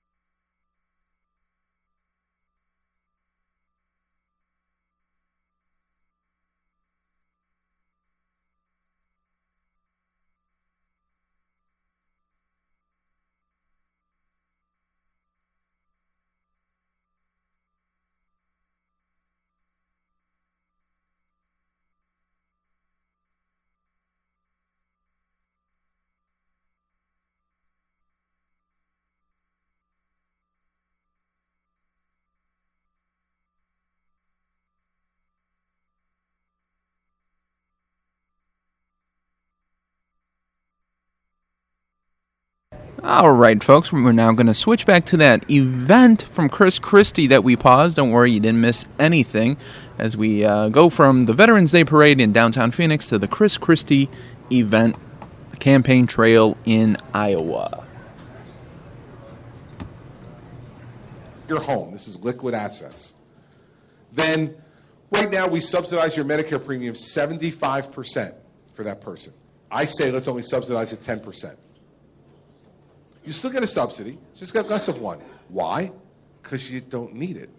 You have the money to pay for it and get good health care. That's what we should do. Now, the fact is that we can continue down this road, running up more debt, borrowing more money from the Chinese, but eventually the game is going to be over. Eventually, we'll be Greece. And we don't want that. And so I'm taking on this entitlement issue. And by the way, one other thing, back when I gave the speech in April, I told people that the Social Security Disability Insurance Program was ready to go bankrupt and was going to go belly up by 2016. Well, you know this deal the Congress just made with the president on the budget, this sellout that we just did, okay? One of the things I told you back in April, go back and look at the speech. I said the president wants to steal money from the Social Security Retirement Fund and put it in the Social Security Disability Fund to prop up the Disability Insurance Fund. I predicted it in April that that's what he would do. Rather than reform the program, kick people out of the program who aren't truly disabled, and do things the right way, he'll steal more money from you. And guess what? The Republicans in Congress were complicit in it. And they just stole $150 billion from the retirement fund and put it in the disability fund. Listen, everybody, when I was a prosecutor, I would call that a Ponzi scheme. And I would prosecute those people and send them to jail. Except this is the United States Congress and the President of the United States. So you know what they call it? Making laws. It's ridiculous. And that's where we're headed with this. And so I'm talking about this because there's no easy way to fix it. But we better fix it. Governor Huckabee said at the first debate, no, he was going to pass a tax that was going to fix this problem because it was going to also tax, and these were his words, not mine, pimps and prostitutes. Now, I got to tell you the truth. I don't know what I envisioned when I said I was going to run for President of the United States, but standing on a stage and hearing a candidate for president say that the pimps and the prostitutes of America were going to save Social Security was not one of the things I thought I was going to hear. And I've now traveled in the last 18 months. I've been to 49 of our 50 states. Only Alaska remains unscathed from having a visit from me. And I will tell you, while there's some of that activity going on out there, as far as I can tell, not enough to fix Social Security and Medicare, okay? So we need to get real about this. And here's the last point. This also tells you something about the candidates. I trust you enough to tell you that. See, if everybody knows it, but they're afraid to tell you because they think if they tell you that, you won't like them. And if you don't like them, you won't vote for them. And if you don't vote for them, then they don't get to be president. I trust you. I trust the American people. I think you're ready to hear the truth and that you want to hear it. And that while you won't like it, because who would, you'd rather hear the truth from your leaders than have them continue to whistle a happy tune and you get a bigger bill down the road. Because that's what's going to happen. It will come due. I want to make it come due now. Because I want folks who are on Social Security now to do it, to be able to have their benefit. And I want Social Security to be what it was always supposed to be, which is an insurance policy for those people who work hard, play by the rules, and pay into the system. That they don't have to choose in their elder years between rent and heat and food. We don't want people growing old in America without dignity. And Social Security helps to do that. So I need you to stand with me to fix it. If we fix it, it will be one of the greatest things that our generation has done for the next generation. We got to decide if we're ready to make the sacrifice or not. So thanks for bringing it up. I appreciate it. All right. Yes, ma'am, right there. Yep, this lady right here.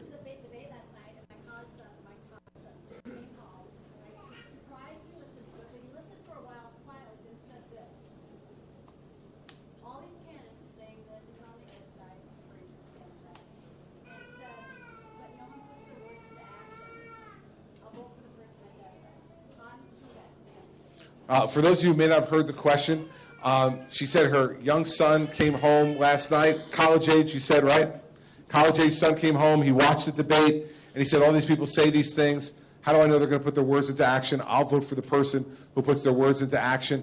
And she wants me to prove to her son that I'm the person that can do that. Listen, lots of people have said lots of things about me over my career, as I'm sure you've heard. Being misunderstood is never one of them. And I was teased this morning by someone in the press when I was doing one of these interviews. They said, you know, Governor, we never have to worry about whether you're going to be tough enough to do what you say you're going to do. I look at what I've done, and I think it'll give you a good example of what I would do as president. You know, I don't want to spend a lot of time talking about being governor of New Jersey because you need to know what I want to do as president. But remember something. I'm governor of one of the most densely populated, the most ethnically diverse, and one of the most unruly darn states you're ever going to find in your life. It is unruly. And anyone who's lived there knows exactly what I'm talking about. And so to be governor of that state is not easy. But what we've done in that state is exactly what we said we were going to do for folks. We told them there were going to be no more tax increases in New Jersey after 115 tax and fee increases in the 8 years before I became governor. Listen to that. 115 tax and fee increases in the 8 years before I became governor at the state level. Americans for Tax Reform now says that I have vetoed more tax increases than any governor in American history. Now, I couldn't do it alone. I need my liberal Democratic legislature who keeps sending me tax increases for me to veto. But when I told the people in New Jersey we weren't going to have any more, we weren't. Second, I told them I was going to make government smaller. The state payroll today is 15% smaller in terms of the number of people working than it was the day I walked in as governor. That's nearly 10,000 employees without any layoffs, attrition, and then reorganizing to make sure we provide the same services with fewer people. We've been able to do it. We're spending $2 billion less in discretionary spending than we did 8 years ago because I said I was going to make government smaller. I told them I was going to cap their property taxes, and we did. We passed a property tax cap in New Jersey at 2% and capped how much public sector workers' wages can go up at 2%. Because if you let their wages go up 8 and you have a tax cap at 2, the math doesn't work. We've done that. We reformed teacher tenure for the first time in 105 years. So now if a teacher gets one failing evaluation or 2 years in a row of a below average evaluation, they can lose their tenure. Because no one should be guaranteed a job for life for having done their job well for 3 years.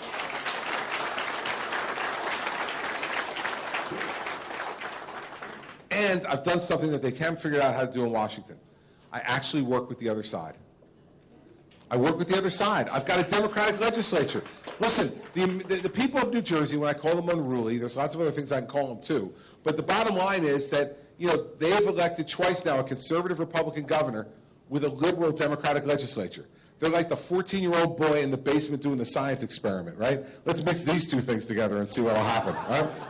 And they've done it. So my obligation is not to stand in the corner and hold my breath and send out nasty press releases and not work with these folks. My obligation is to try to figure out everything I can do to work with them. And all those things I talked about are things that I did with a Democrat legislature. Because I've gotten to know them, I've gotten to work with them, I compromise where it makes sense to. I stand up like on tax increases and fight them where I need to fight them and veto those tax increases. And that's the kind of approach we need to bring to Washington. To say, listen, I'm happy to fight with Democrats when I need to. But the other side of that coin is you sent me there to do a job. And the American people are tired of looking at Washington, D.C. and saying they never get the job done. There's always an excuse. There's always a fight. There's always bickering. You can't have that anymore. And you can do it while standing up for your principles. There's no reason not to do that. So, you know, tell your son that help is on the way. And someone who has been tested by a state that has 750,000 more Democrats than Republicans, that before I won in 2009 had not elected a Republican to anything statewide in 12 years. And we have not elected a Republican to the United States Senate in 43 years. It is the longest streak of any state in the nation not to elect a Republican. In that kind of state, also with the largest and most liberal media in the world in New York City, and tested by partisan unions who have spent tens of millions of dollars to try to defeat me.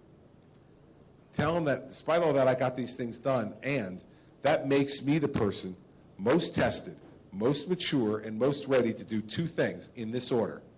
Stand on that stage next September and prosecute the case against Hillary Clinton and make sure she doesn't get within 10 miles of the White House.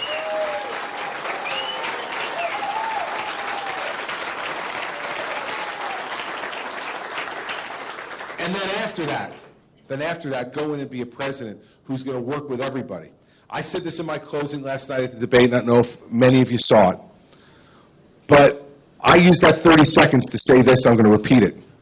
That the most disgraceful thing I've seen in this campaign was in the Democratic debate 2 weeks ago. Hillary Clinton, when asked, which enemies are you proudest of? She said, Republicans. Now, in a world where we have Al-Qaeda and ISIS, the mullahs in Iran and Vladimir Putin, Hillary Clinton said her proudest enemy are the Republicans, fellow Americans. Listen, everybody, you want to change Washington, D.C., you want to try to end the gridlock and end the craziness? Why would you ever send someone to Washington as president who believes her enemies are fellow Americans? Because we have a different point of view. You can write this down. I promise it to you. When I go to Washington, I will do what I say, and I will say what I mean, and I will work to unite the entire country. We'll have differences, but we'll work together, and I will never see Democrats as my enemy. Democrats are fellow Americans. I don't agree with them on much, and I'll fight them on the things I need to fight them on, but they are not the enemy. The enemy is Vladimir Putin. The enemy are the mullahs in Iran. The enemy is ISIS and Al-Qaeda, who wants to kill innocent Americans and impose radical Islam on our country and behead Christians around the world because of their religious beliefs. Those are enemies, Madam Secretary, not American people. So that's what I'll do as president.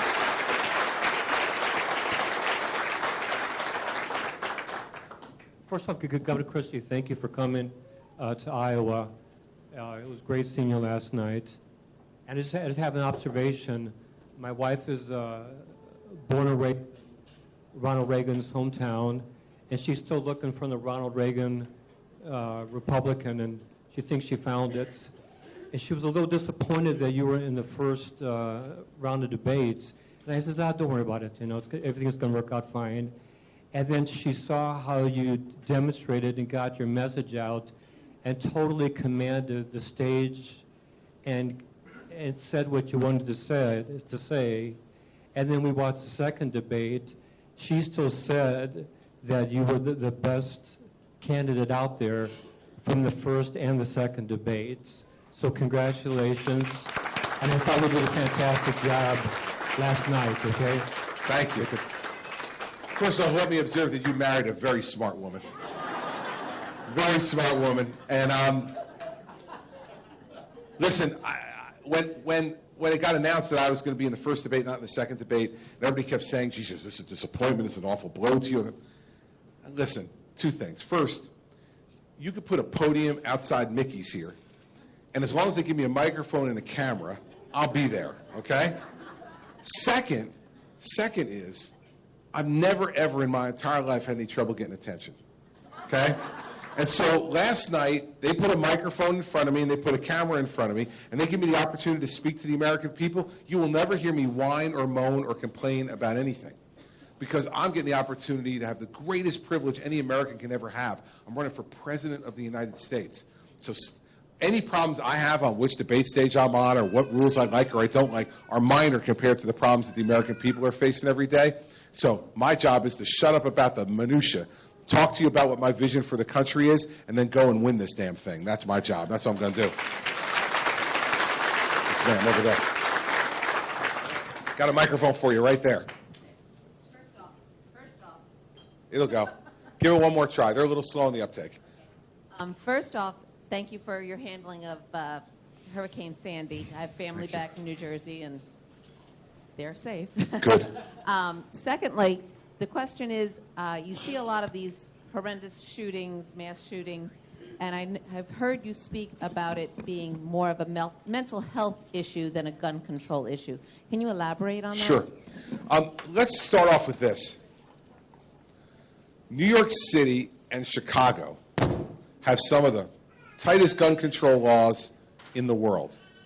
Yet murders are up 19% this year in Chicago and 11% in New York. If gun control laws were to fix that problem, those should be safe havens, given how hard it is for anyone to legally own a gun in those places.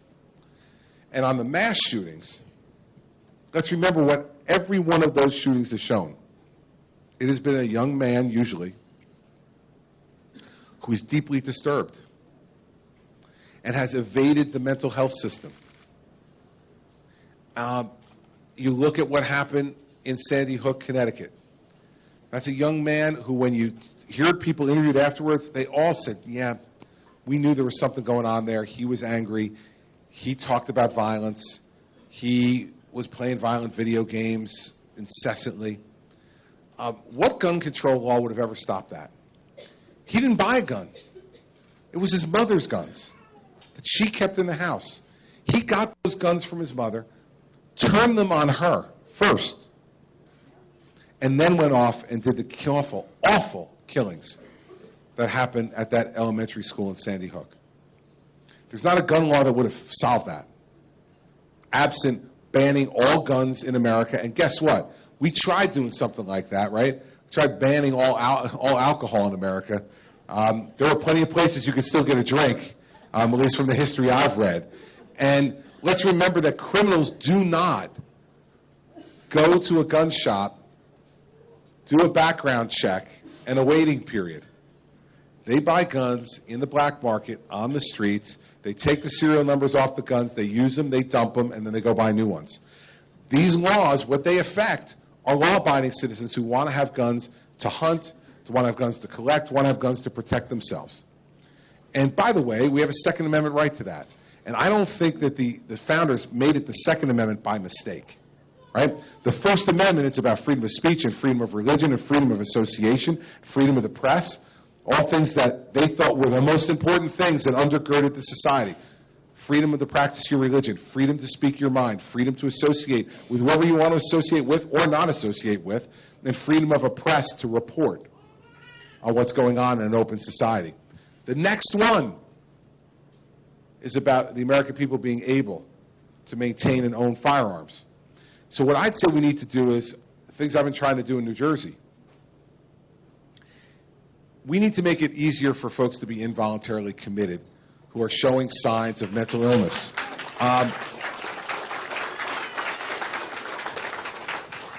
Doctors right now in this country are hamstrung in their ability to be able to do that, and we need to have tort reform as well because they're so damn fearful of being sued for anything they do that they hesitate to do it. That's not only to protect us, it's to protect those people from themselves, because the last thing I'll say in these mass shootings is every time, almost every time, the perpetrator winds up dead, either at the hands of the police or at their own hand.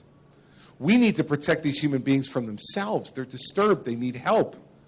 Yes, it will protect us too, and that's very important for government to do, but we need to protect them against themselves.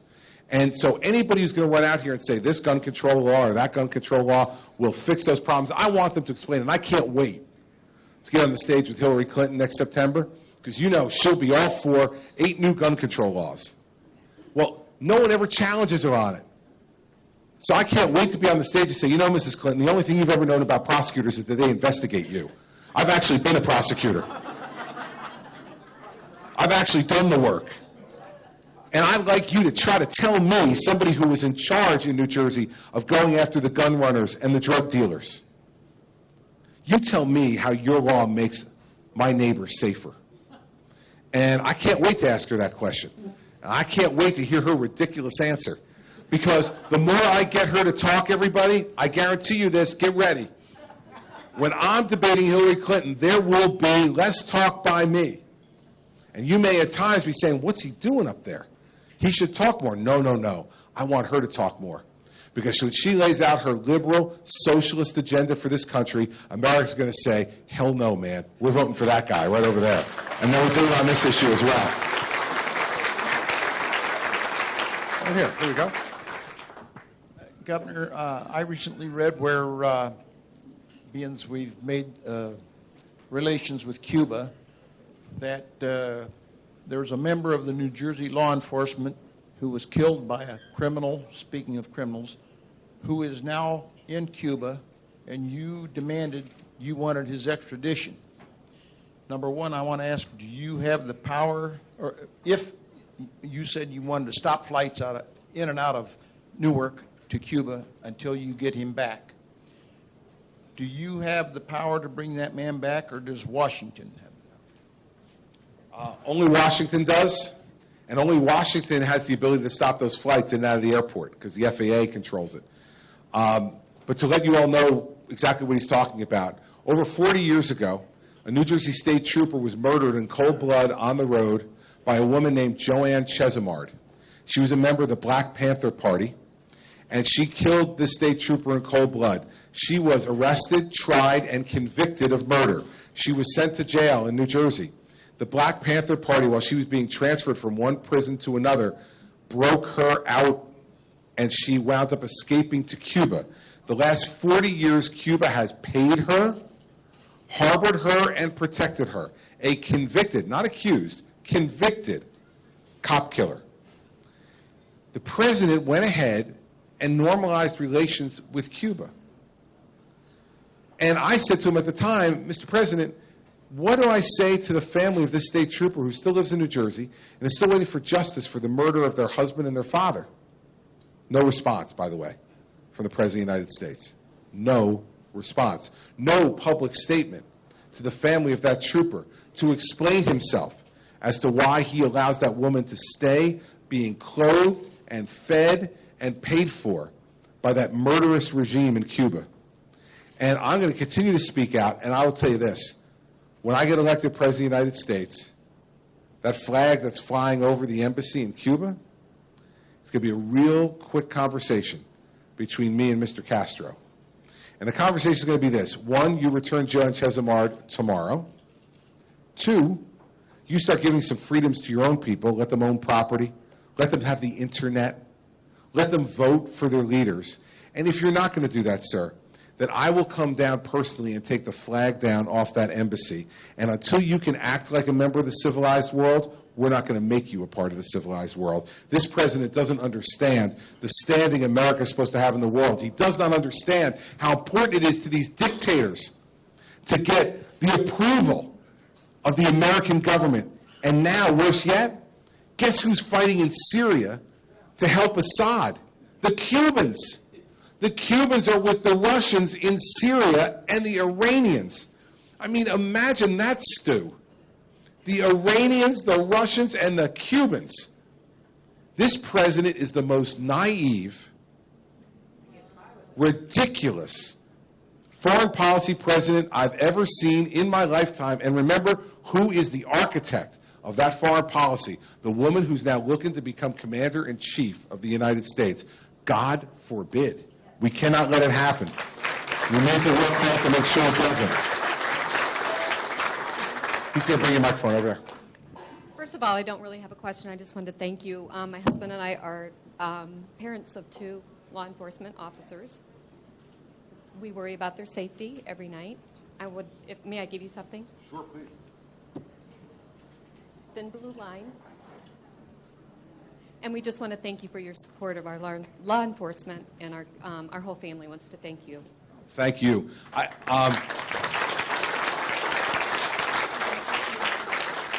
have to tell you something, having spent 7 years of my life doing that, working with men and women who are in the police forces, the federal agents, the state troopers across my state and across the country, I think that the things that the Democratic Party are involved in right now in this regard are reprehensible. For the President of the United States to always think the worst of our police officers, not give them the benefit of the doubt. For him to justify the Black Lives Matters movement. Let me just say real clearly, everybody, I think Black lives matter. I think white lives matter. I think Hispanic lives matter. I think all lives matter. But let me tell you this. When a movement like that calls for the murder of police officers, which they have done, no President of the United States should dignify a group like that by saying anything positive about them, and no candidate for President of the United States like Hillary Clinton should give them any credibility by meeting with them, yet she's done that. So I want the Black Lives Matter people to understand. Don't call and ask me for a meeting, you're not getting one. And the fact is, I stand with our police officers. That's why I said what I said at the debate last night. This president continues to lose moral authority to lead this nation when he doesn't stand behind the 700,000 men and women who put their lives on the line every day to protect our neighborhoods, protect our homes, and protect our safety.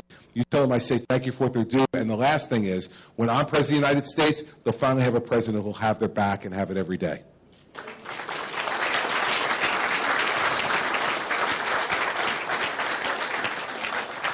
He's bringing you a microphone. Manufacturing jobs have been leaving the country for some time. My view is we need both a carrot and a stick, but I would like your view on how we get some of those jobs back. I think the best way to get those jobs back is the way America's always gotten those jobs back, which is to offer the best deal for those manufacturers to manufacture here. We can do that in two ways. One, there's no question we have the best and most efficient labor force for those manufacturers to use, but that's not enough because the cost of that labor force is more than the cost in Mexico or in China. So how do we level that playing field? I think the way we do it is energy costs.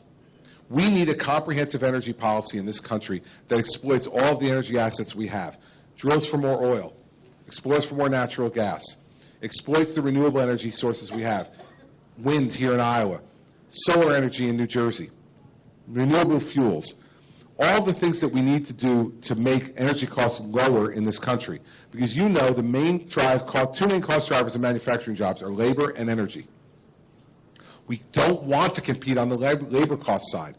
We don't want to continue to lower our own standard of living. But we can compete and kill China on energy costs. We have the energy, and if we partner, the last part of my plan is to partner with Canada and Mexico. Now, of course, the president is doing his best to destroy that by canceling the Keystone Pipeline and insulting the Canadians in the way he's doing. That oil should be flowing down into the United States because it creates jobs not only building the pipeline, but that goes to American refineries where American workers refine that oil. And then it goes to American ports, either to be shipped to other parts of the U.S. or overseas, also creating jobs for Americans. And Mexico is in the midst of an amazing thing. They are taking their energy industry out of the hands of the government, and they're privatizing it, allowing for outside investment from the United States and other places. If we partner with our two friendly neighbors in Canada and Mexico, North America will be the energy continent. We'll drive down prices, and it can bring manufacturing jobs back here. I'm not someone who wants to get in a trade war to bring those manufacturing jobs back, but what I will say to you is, why would anybody vote for a TPP, for the Trans-Pacific Partnership, knowing it was negotiated by this president? I mean, seriously, I suspect that none of you would let him buy you a car, let alone negotiate a 5,000-page trade agreement. I haven't read the agreement yet, but I know this much. If Barack Obama negotiated it, we're getting the short end of the stick. So I'll be a president who will negotiate fair trade deals that are good, not only for the American people, but good for the other side too. Because you're not going to get any deal where there isn't something that goes back and forth. But the way we're going to win this thing is to lower our energy costs, make it more efficient and effective to work here, and when they do, they'll then have access to the greatest labor force the world has ever known to do their manufacturing right here in the U.S. That's the way to get it done without a trade war or any other type of war, but be able to do it by good old American competition and ingenuity. That's what we can do on the energy side because we've got the God-given resources that they don't have in China. And we should exploit that, and this president, because he's a liberal, environmental radical, is not doing it. And we've got to do it. When I'm president, that's exactly what we'll do, and that's how we'll bring those jobs back. Thanks for your question.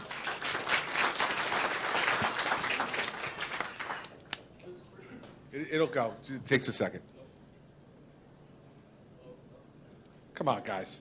Give me a... There you go. There you go. How about that? I'm going to back up a couple of feet. Go ahead. The Supreme Court. I haven't heard it talked too much about in the debates, but... Right, folks. Well, we're coming up at 1 o'clock, and that means Samia is going to be coming up. We only had about another minute left of this Chris Christie event that took place earlier today in Iowa. It's been great talking with you guys and showcasing you a lot of stuff that's been happening right here on Fox 10 News Now, part of fox10phoenix.com. Don't worry, I'll be back at 5 o'clock. Samia is going to come up in just a little bit for a new show for her, so be sure to look. And then Kinsey coming on at 3. I'll be on at 5 till 7. So let's make it a great day. I know everyone will have an amazing day. It's just totally beautiful, as you can see from our Fox 10 10-day newscast here. All right. Well, I'm going to be just letting Samia switch gears here, so we're just going to have the 10-day up for just a little bit. Samia will be here in just a short while. Thank you for watching, and I'll be back on at 5.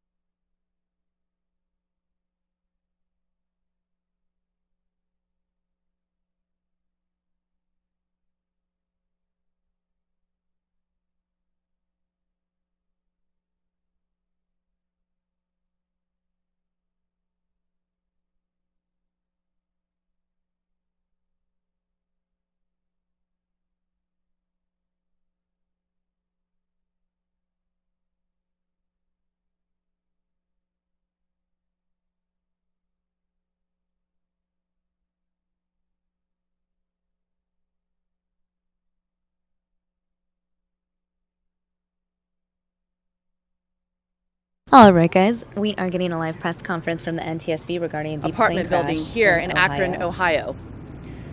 Before I go any further, on behalf of the entire NTSB, I'd like to offer our sincerest condolences to the family and friends of the victims of this tragic accident. Our thoughts are with them during this difficult time. We'd also like to extend our thanks to the local authorities and first responders for all of the assistance they provided to the community and to us. The NTSB is an independent federal agency charged by Congress with investigating every civil aviation accident in the United States and significant accidents in marine, rail, pipeline, and marine. We also issue safety recommendations intended to prevent further such accidents. Our first investigator from Chicago arrived on scene last night. Additional investigators from our headquarters in Washington, D.C. arrived at about 10 a.m. this morning. We began the on-scene of our investigation.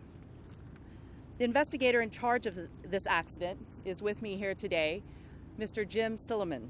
Mr. Silliman has over 20 years of experience as an aviation accident investigator at the NTSB, and he leads a multidisciplinary team of experts. Some of the areas that the NTSB will be examining during this investigation are flight controls, engines, records, weather, air traffic control, and operations. In addition to our investigators, we have a specialist from our Office of Transportation Disaster Assistance. He is working here on scene and coordinating with families, with local and state authorities, with volunteer organizations, and with the companies involved in this accident to provide assistance to all of those who've been affected by this tragedy. Since arriving, our investigators have been briefed by local authorities. Mr. Silliman has established our groups, our parties to the investigation. The parties to the investigation are the Federal Aviation Administration, Honeywell, which is the engine manufacturer, and Textron, the holder of the aircraft type certificate. They will provide technical expertise to our investigation. Here's the factual information that we have right now. The charter jet carrying 2 crew members and 7 passengers departed Fort Lauderdale at about 6:30 a.m. on Monday for a flight to Minneapolis, Minnesota. After a few hours in Minneapolis, they flew to Moline, Illinois, and then on to St. Louis, Missouri, before flying to Cincinnati, Ohio, arriving at approximately 7:40 p.m. Both crew members and all 7 passengers stayed overnight in Cincinnati and departed Cincinnati at 10 a.m. for Dayton. They departed Dayton for Akron late yesterday afternoon. The accident occurred just before 3 p.m. while the plane was on approach to Akron. Our investigator in charge, Mr. Silliman, has interviewed the pilot who approached and landed at the airport just prior to the failed approach by the accident aircraft. We may be interviewing this witness further during the course of our investigation. We have also reviewed a security camera video that shows the aircraft seconds before it crashed. The video shows that the aircraft was flying at a low altitude and banking to the left. We have also examined the accident scene. The left wing hit the ground first and left a witness mark. Then the aircraft hit half of an apartment building, destroying it before running up an embankment behind the building and coming to rest. We have recovered the cockpit voice recorder, and it is en route to our laboratory in Washington, D.C. on the same FAA airplane that brought part of our team here today. Again, we're in the very early stages of our investigation. Tomorrow will be our team's first full day on scene. We hope to begin the recovery of the aircraft itself tomorrow. We will be examining the cable continuity for the flight controls, and we will prepare the engines for shipment to Honeywell. We will also start gathering information on the flight crew, including experience and training, as well as gathering information on the aircraft itself, including maintenance records. Our investigative team will be on scene for approximately 4 to 5 days. Our mission is to understand not just what happened, but why it happened, and to prevent accidents like this from happening again. While on scene, we will not be determining the probable cause of the accident, nor will we ever speculate about what may have caused the accident. Since we are just beginning our investigation, we don't have a great deal of information to report now. However, we will keep you informed by providing regular updates as we learn more. And for the latest information on media briefings, I encourage you to follow us on Twitter and on our website. You can find us on Twitter at NTSB, and our website is ntsb.gov. Those who may have information that might be relevant to our investigation may also contact us by email, eyewitnessreport@ntsb.gov, and that is spelled EYE, witnessreport@ntsb.gov.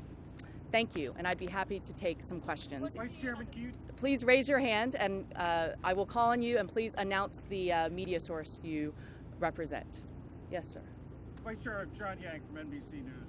Two questions. Can you tell us what the conditions were that the pilot reported that landed just prior to this? And also, was this aircraft's first approach, or had it already gone around after a first approach? So the question is, was this the aircraft's first approach, and what were the conditions of that approach? And those are some of the issues that we're looking at. As far as we know, the pilot, this was the first approach, but we'll be looking into all of the records that show and all of the communications that show this. We'll also be looking at weather, and weather, in fact, is one of the key areas that we'll be looking at very carefully in this accident. Yes. Were they on instruments or VFR? This aircraft was on. The question is, were they on instruments? And yes, or VFR. And this aircraft was was an instrumented flight. What were the conditions at the time, to your knowledge? So the question is, what were the conditions at the time? And there was a previous flight that landed just before this flight landed, and so there were conditions that were instrumented conditions that were capable of being landed. But those are all areas that we're looking at very carefully, because we want to make sure that we understand all aspects of the weather and the conditions and the ground conditions affiliated with this. Yes. Stephanie Worth of the Akron Beacon Journal. There were reports that perhaps the plane's wing may have clipped some power lines that could have been involved. Just wondering if you have any ideas as to what may have been a factor. So the question is, did the airplane's wings clipped some power lines, and was that a factor? So we do have evidence that the power lines were clipped. The left wing, in fact, hit the ground and left marks. We call them witness marks. But we'll be looking into all the factors to see what may have contributed to this. Yes. The pilot that landed before, how soon before did he land, and what did he say or she say about that flight? So the question is about the pilot who landed before the accident aircraft, for the aircraft that got into an accident. And we did interview, Mr. Silliman did interview this pilot, but this is an ongoing investigation. We may interview him again. So all of that information, when we have our public docket, the interviews will be made public, but we are not releasing all of that information just yet. Do you know at this point, was there a distress Yes. call? You mentioned the left wing struck the ground first, and that the video showed that it had banked to the left. What can you draw from that? What does that mean? What indications does that give you about was the plane in distress? So the question is, what does the fact that the left wing hit the ground first have? What kind of indications? There are many things that could have resulted in this. We are not speculating. We are going to look at all of the aspects of this. Would you like to add anything related to that? That's actually good. So while we're on ongoing investigation, we will let you know information as we're free to release it. Yes. Is there anything you can tell us about this particular aircraft, its reliability, its history, anything like that? So the question is about the aircraft itself. As we said, this aircraft was a charter flight. It has two turbine engines built by Honeywell, which will be looked at. But as far as all of the other aspects, we will be looking at every aspect of the aircraft, from its maintenance records, when it was built, any modifications that were made to the types, to how many passengers it could hold. Actually, not just this aircraft. I'm sorry, I should have been more specific. I meant that particular model of aircraft, not just specifically in this case. So the question is about this specific model of type of aircraft, and we'll be looking at that. So, yes. Hi, Associated Press. Can you tell us anything about communications with the tower at Akron Fulton on this approach? Was there any indication that the pilot and the aircraft was having some sort of trouble or distress? All right, guys, we're kind of out of that press conference now. I want to give you guys a recap of our top 5 stories. They are right over here to my right or your left. I'm not really sure how it looks on your screen. But I want to start with bullet point number 1, the recap of the 4th GOP debate. Now, I have Steve Kraft right here, and it looks like as soon as let me just mirror you again. Stand by. I had him here. There we go. I see Steve now. We have Steve Kraft. Ladies and gentlemen, this is very exciting. Beforehand, Oops, was that's on not that same Steve. frequency. They stated that they did not hear any. Guys, I'm sorry. I'm in technical difficulties. There we go. Boom. Now I've gotten Steve. Hi.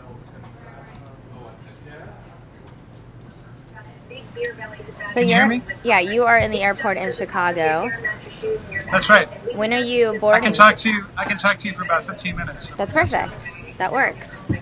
So I have many people in the chat room who had questions for you earlier this morning. I know they couldn't ask them, so I wanted to make sure that they got their questions in.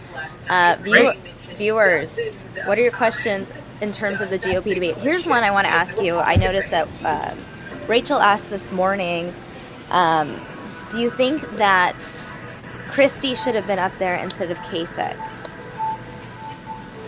No, his poll numbers aren't as high, so they're going with the poll numbers. This isn't polling as well. Do you think he might have been more dynamic, though? No, I think I saw part of the undercard debate. He's just doing his thing. If people like it, then they prefer him. But no, I don't really think so. I think they both make similar cases. Sort of, they represent more of a northeastern Republicans as opposed to Tea Party Republicans. Right. So it's similar, but Christie has crappy numbers in the polls, just not good enough to get on the main stage. It's a unfortunate thing for him, but that's how it is. Mm-hmm.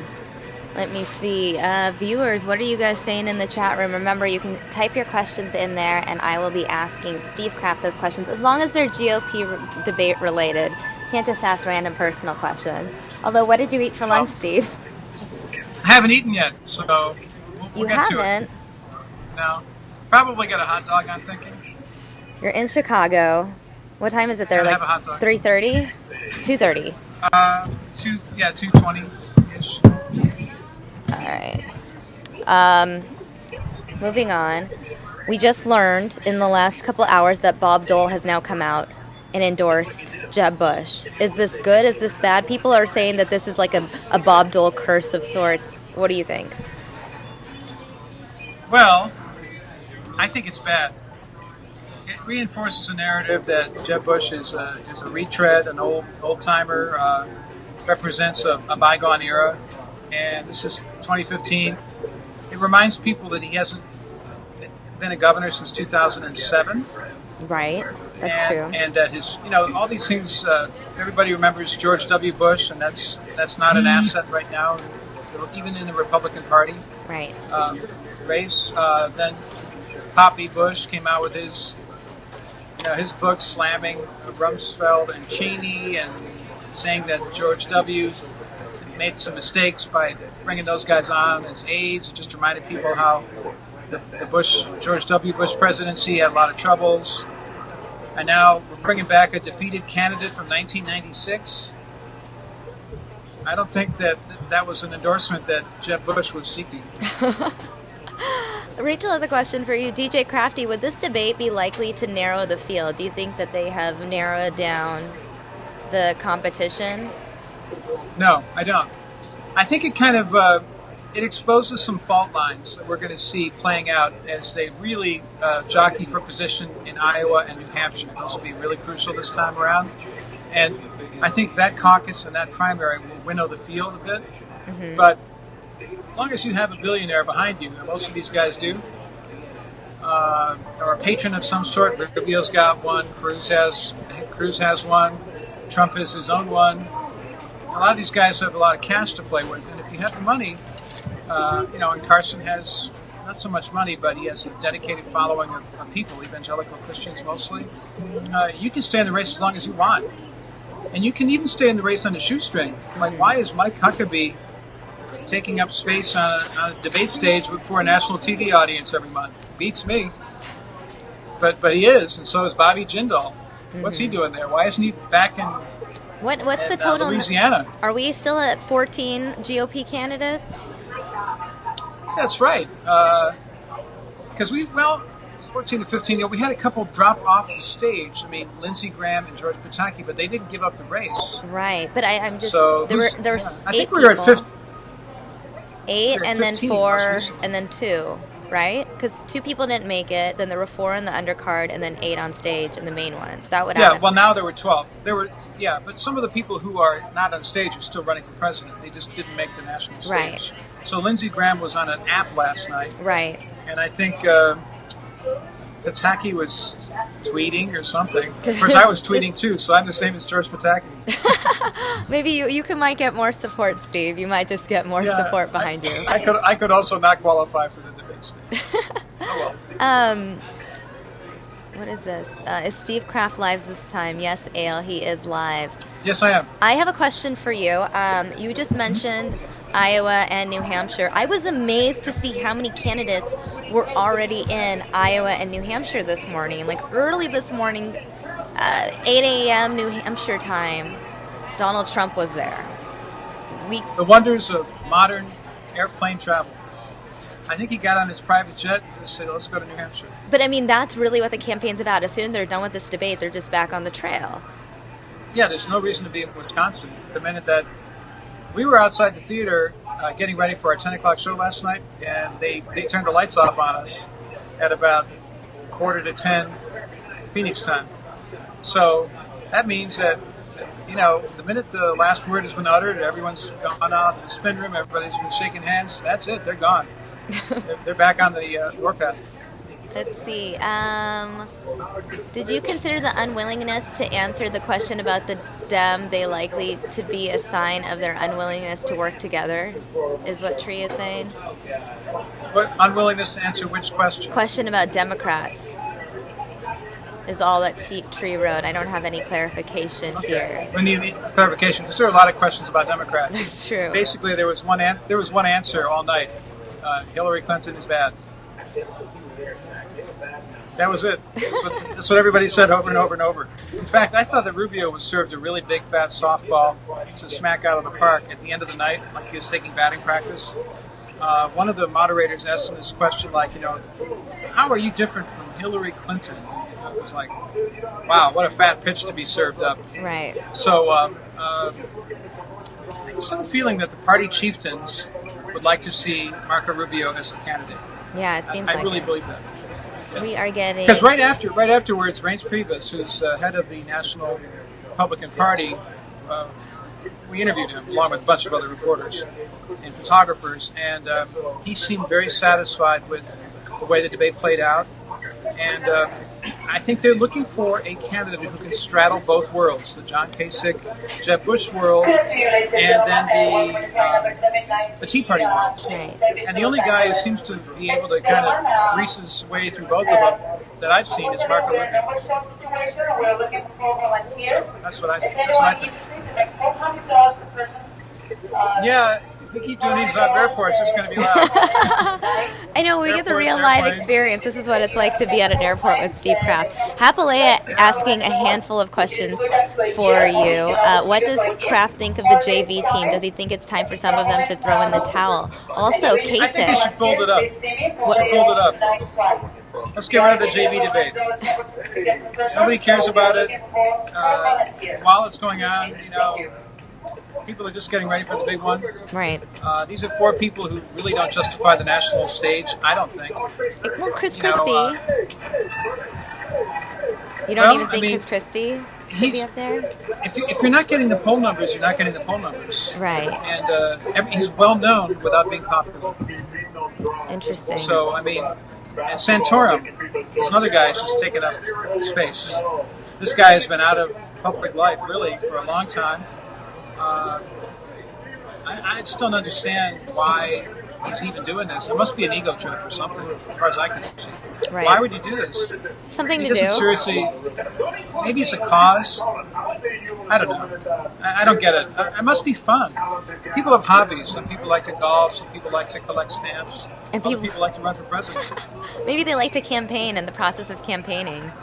I think they just get a whole thrill out of being in front of a bunch of cameras and reporters clustering around it. But I'll tell you something. When Rich Santorum came into the spin room last night, I didn't make any kind of beeline for him. I really didn't care. Didn't care at all. Did anyone? It's like, oh, there were some, not a whole lot. He got a few.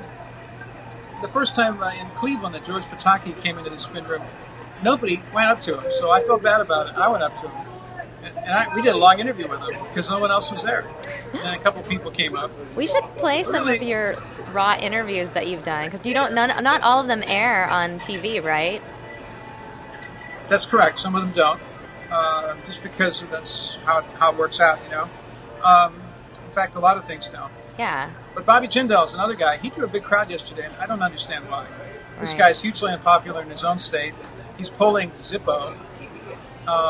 Why is the party giving him this platform? Maybe they think he's an effective, just sort of a tax surrogate against Hillary Clinton. That's all I can figure. Because other than that, he has no plausible chance of making any noise at all in this race. So I don't even see what the point is. Right. So we stuck our mic in there. We got a couple quotes. We have them, but who really wants to listen to them? I don't know. Maybe there's some Bobby Jindal fans that will come out of the Well, Jeff Cotton in the chat room just had asked, what are you hearing about Jindal's performance? What are people saying? Nothing, really. I mean, I haven't seen, I will say this, there was a kind of a feud going on, if you're a fan of undercard debates, and the feud was between Christie and Jindal. And Jindal accused Christie of being a big government Republican who committed the cardinal sin of hugging President Obama after Superstorm Sandy. And basically Christie said that Jindal is, who's Jindal really? He kind of brushed it off. And so Jindal claims to represent, extremely conservative voters. But he's the same guy who said after the last election, after Mitt Romney lost, Republicans have to stop being the stupid party. This was a famous quote. It's picked up all over the spectrum. Republicans and Democrats alike were saying, wow, did you see what Bobby Jindal said? And now here he is embracing a lot of the same rhetoric that got the GOP in so much trouble last time around. Where is the voice of sort of a new face of conservatism, an optimistic, forward-looking, creative, small government approach? I'm not seeing it in his rhetoric at all.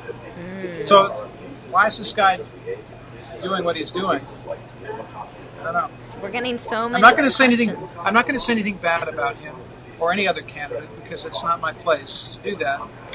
Just to raise the question: why is this guy whose polling is so negligible going around and doing these debates? Maybe it's his hobby too. Well, also maybe they want to run again in the future, and at least they're getting more of the public familiar with their name. Maybe they're auditioning for spots on Fox News. Maybe they want a book deal. Maybe they want to build a brand. Maybe they want to be start their own appointed internet in business. someone's cabinet. Yeah, that's a very good point. They might want to be appointed for something. But other than that, I don't see the point. And I really think that we're getting to the point in this campaign where we have to start. Maybe the networks will say, unless the networks are making money in the undercard debate, and if they are, we'll keep having undercard debates. But the coverage of them is going to be increasingly sort of, people aren't going to focus on it as much. Right. I don't think. Hapalea asking what your thoughts were on Kasich's performance. Ale asking what your thoughts are on big bakes, how can they be regulated. Tree saying that the question from before was, who was your favorite Democrat, and how no one really answered that. Asking if their refusal to answer that is a sign that they're unwilling to work with the other party. So we've gotten clarification on that previous comment. Well, before that audience last night, no one can admit to liking any Democrats, including Franklin Delano Roosevelt, John F. Kennedy. I suppose, and they were, popular Democrats, right? They're on. If your face is on a coin or a bill,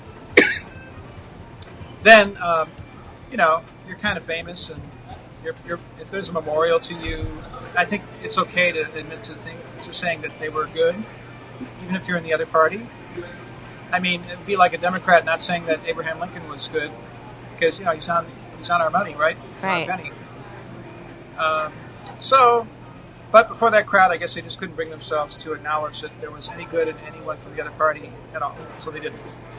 But to your point about Kasich, I personally thought the most interesting thing I read the day after was somebody saying that Kasich did a good job representing a party that no longer exists.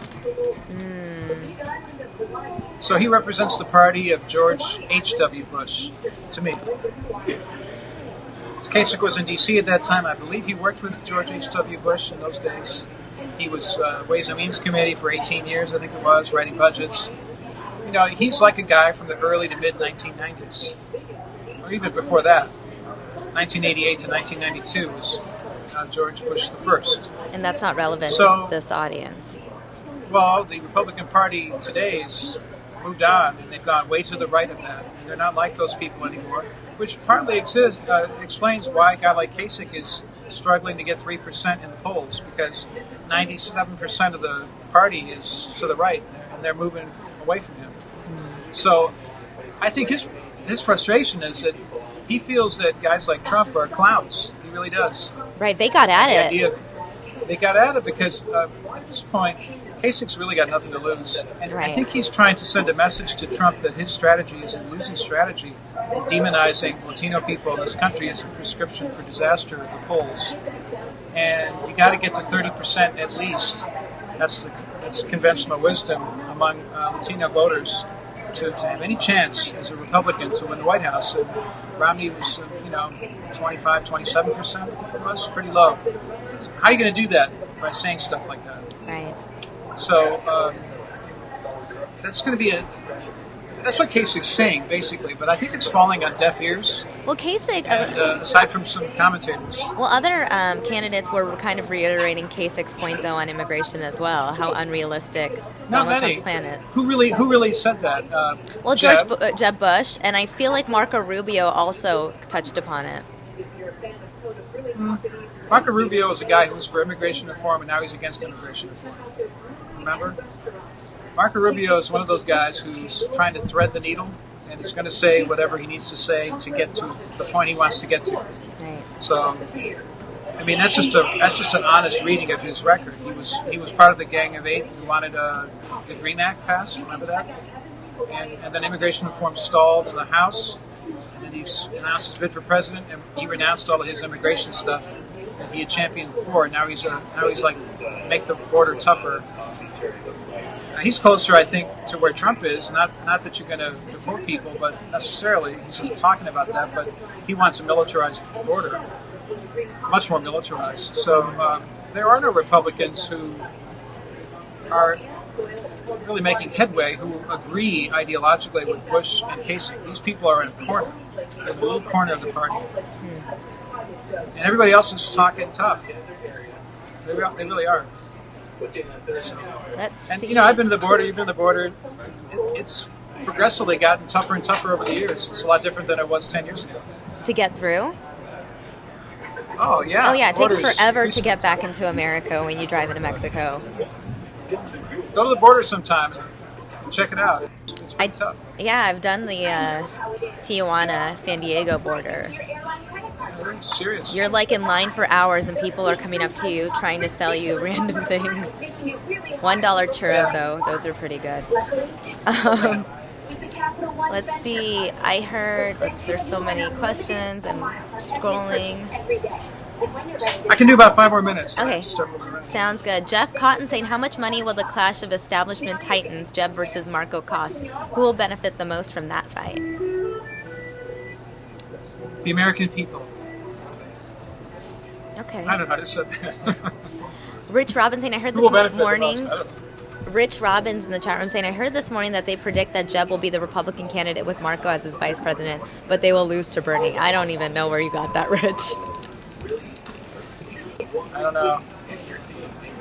Here's an you know what, though? All that matters is what people do in Iowa and New Hampshire and South Carolina and then the southern states, SEC primary and Super Tuesday. You can never listen to a bunch of pundits and pollsters and take it at face value. Really what's going to count is what people do. The individual voters have the power, not the pundits, not the reporters, not the pollsters. It's just the folks who go out and cast votes. And nobody really knows what they're going to do. Right. Well, Hapalea in the chat room was wondering what the reporters that you're around, what do they typically discuss, or who are they discussing in that room? It's very quiet. It's very quiet while the debate's going on because we're so locked into listening to everything that's being said and putting it down into in my case, a Twitter stream that I have to pay attention all the time. I can't turn around and say, hey, man, what's going on? Maybe during commercials, people relax a little bit and get something to eat or whatever, but the minute we come back in from the break, everybody's like hunkered down and head down and typing furiously. That's what it's like for me. Well, yeah, you were tweeting nonstop last night. That's what we go on these trips for. Mm-hmm. I mean, we really have to be there, soak in the atmosphere, talk to people in the party, get behind the scenes, kind of feel what the atmosphere is there, and then really follow the arguments. Right. Tree saying, I'm not sure who I'm going to vote for. I have a good idea, but I do like to hear these debates, and I have to do research before I decide. Jeff Cotton saying there's pre-Tea Party and post-Tea Party. Pre-Tea is 100% losers. They had their chance and they blew it. All right. A lot of people feel that way in the party. That's true.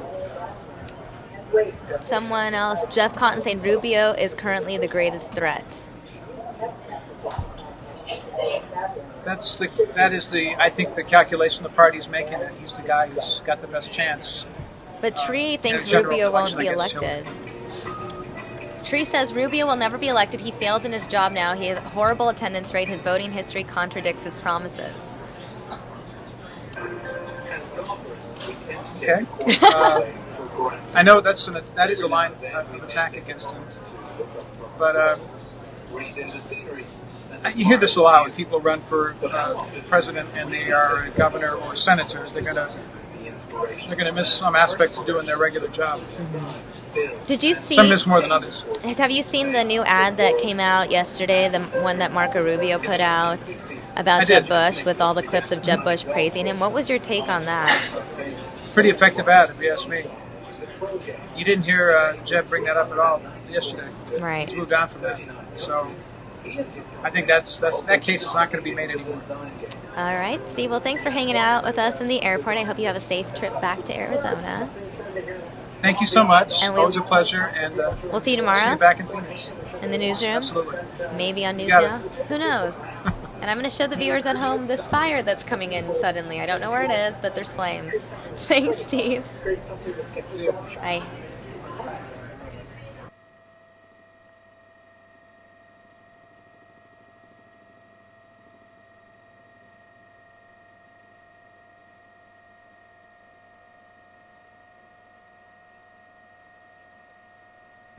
Again, these are live images coming in. They were just fed to us. And I'll work to get more information.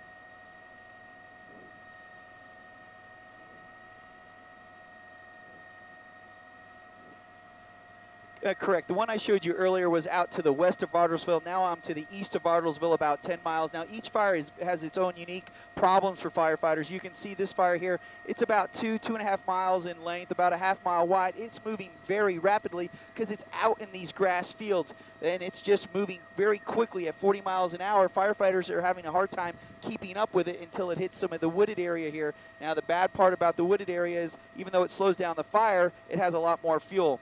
As we zoom in here just off of North 420 road, you can start to see how much the wind is blowing the smoke across the road. And no matter where the firefighters are setting up some barriers to try to stop the fire is jumping the roads and having emission points further east. So again, it's making it hard to stop this fire with all the wind.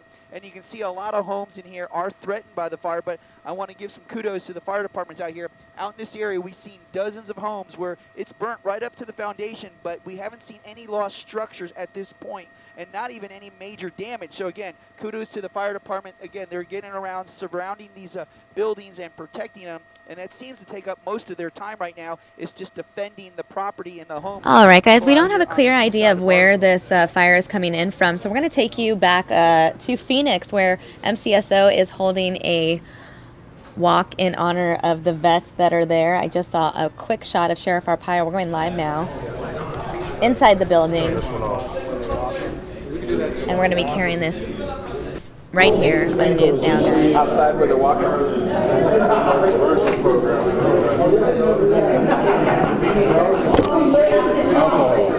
Alcohol, I got to look into that. Somebody else asked me that question, so I'm looking into it. No honor. So I want to give you guys some background information. It's a veterans walk in the jail, Arpaio event for veterans. Sheriff inmates who once served in military plan an honor walk of their own in jail. Now Arpaio has separated the inmates into their own housing pod, whose walls are covered by paintings done by professionals to depict all the branches of the military. The sheriff has ordered the development of inmate programs specifically aimed at their unique behavioral problems, such as anger management and PTSD. Inmates in these programs receive special meals on military and other holidays. They are in jail, after all, so we are limited in what we can do to show our appreciation of their military service, Arpaio says, but we do the best we can to say thank you in our own way. So the honor walk started at 1:30 inside the Towers jail. It'll be followed by a 2 p.m. lunch with the sheriff. You guys work together? We came in together. With the new times, where are they? What do you got going on here? Well, you know, I was just in a veterans parade. They can't go in a veterans parade, but they are here. They committed crimes. We treat them differently than the other inmates. You'll see the patriotism on the walls, and I want to give them a little special meal today that other inmates won't have because I recognize their service. Everybody commits crime. We separate them, give them special benefits if we can. Some of them get treated better here than they do in a Veterans Administration. Some people have criticized me that I should treat everybody the same, but I run the hotel. If I want a first-class section, I'll do it, and that's why I'm taking care of them. Today they can't march in the parade, of course, but they're going to march. They're marching around here to recognize all the veterans, which they are too. You've been doing this parade for years and years. Why come up with this idea? Well, I've been doing the Veterans Parade, many others, but I've been coming to the jail. I was just here on my birthday, celebrating my birthday, which is Flag Day, with the veterans here. I haven't had the veterans here segregated. That's only been about a year. What's special about the meal today? The milk? The meal. Well, I put everybody on vegetarian.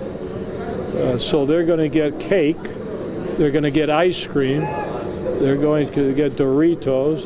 They are going to get a big sandwich. I'm a little surprised that it wasn't hot dogs, but it is a big sandwich, vegetarian, but good vegetarian. So you'll see special stuff in that sandwich.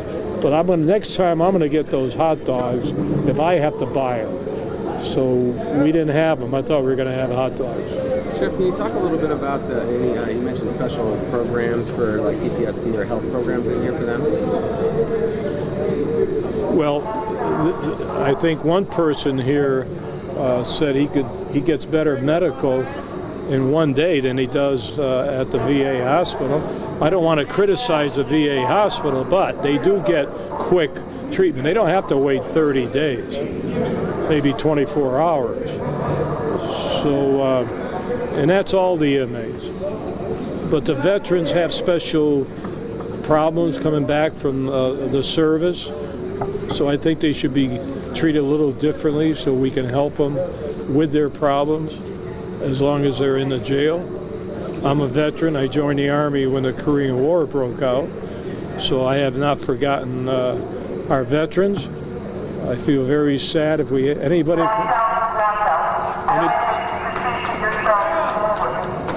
in Vietnam here? Vietnam? Vietnam?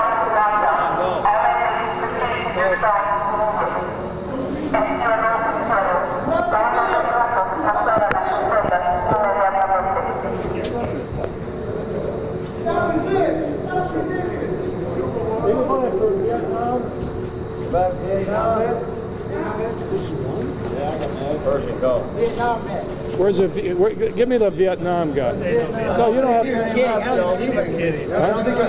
Anyway, hold on. They left at the moment. They come and go. They come and go. Who's Vietnam? You're a Vietnam vet. You're the one who didn't like the food. I didn't say that. Huh? But it doesn't mean it's my favorite. Come on, where you going? You afraid? Right? Yes, sir. Yeah. Vietnam? Yes, sir. Let me tell you about the Vietnam, and I say this in every speech. I talk to the military. I'm proud of all of you. But the Vietnam, when they came home, they spit on you. You remember that? It was the worst day. Now, I was in Turkey fighting drug traffickers. I wasn't here when that happened, so I didn't see it. But I hear a lot about it, how they treated the Vietnam veterans when they came home. So maybe it's make-up time, and I see that now across the people supporting our troops. Well, that's a blessing there. But they shouldn't forget what happened when you guys came home. Now, when I came home after the Korean thing, nobody cared either way. I mean, I don't even know that. But the Vietnam was sad. Well, thank you, sir. So thank you. And I appreciate you for sharing that. For the simple fact, I still feel that because I'm still fighting the VA for 35 years for PTSD. Okay? Unfortunately, I'm here. But even though being here, it's a pleasure that you stood up and said something about the Vietnam vets, because we're the ones that's most stranded and still fighting for our cause. And that's just to get the proper help that we need for PTSD or anything. The other thing is for the vets that's coming home now, that's maimed and don't understand what it is. That's why I like Wounded Warrior Project, things of that nature. At the same time, a whole lot of us is in jail, whereas we should not even be, us as veterans. However, we're still fighting for that too. Wounded War veterans, there are a lot of help. We can help ourselves as long as we help each other. It's no race, creed, or color. That's not what it's supposed to be. When we fought side by side with each other. And that's the same way we stand now, even in a place like this. I got another reason putting you all together. My reason. We have any sergeants here in the middle? Ah, very good. I want to thank you guys, because I don't have any problems with you guys. No, sir. Because the sergeant is going to, you're private? Third class. Well, I don't care, but the sergeant is going to make sure you don't screw up. So once again, I don't have to worry about you guys. I got sergeants take things. I don't have to worry about your discipline. You've been through all the discipline. Very much so. So that's why I put you all together. But the real reason, I want to treat you different. And I don't care what anybody says about it. When they don't like it, sue me. So, yeah. So you are different. Because the French TV just said to me, well, wait a minute. What about all the other people that come in They have their problems. Why do you treat the veterans different? Because I'll tell you, the veterans fought for our country. There's a difference, and the other gangbanger, I don't know, the gangbangers didn't fight for our country. They fought against our country. So I'm talking about the veterans that fought for our country, who served, just served in the military. So that's why I do it. Well, that's a Are you blessing. getting a little better treatment here than you did in the VA? If you need an aspirin, how long you have to wait? Well, tell me the truth. I'm telling you the truth. I waited 10 days for my back aspirin. Well, it's 30 days in the VA hospital. Well, or a little bit more. That I do know. But still, no, we shouldn't have to wait. And thank you. You'd be good. I can't help but when you get out. And another thing, I got a big developer that wants to hire you guys. He doesn't care whether you're convicted of a felon or not. I got him. I can see 200 of you guys volunteer. Well, he's willing to give you guys a job when you get out of jail, regardless what the charge. What's the developer's name? I'll have it. Okay. So I'm going to get him back here. He's taking names, and he's going to hire you. He's making money.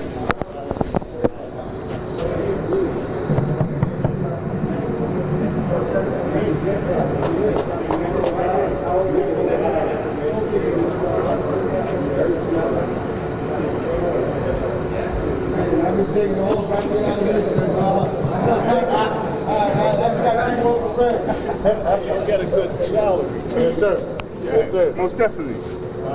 And that's what we need. That's all we want. You got to get a job when you get out. That's what we want. I'll be out next week. That's what we want. Rico, make sure I get in touch with that guy. Okay. That's what we need. We need jobs. Listen, we understand that, sir, and we don't want nobody to force us to go anywhere. But we need what we need. And I didn't even ask you why you're in here. I don't care. No, you did. I don't even care why. And listen, it doesn't even matter. Well, let's hope you get out. That's the blessing that I do. Okay? So that I can get that job. Or one of those jobs. Thanks, guys. Thanks, gentlemen. See you.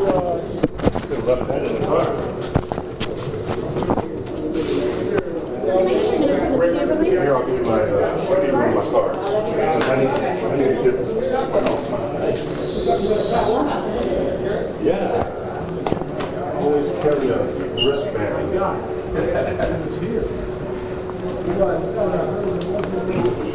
Yeah, the program.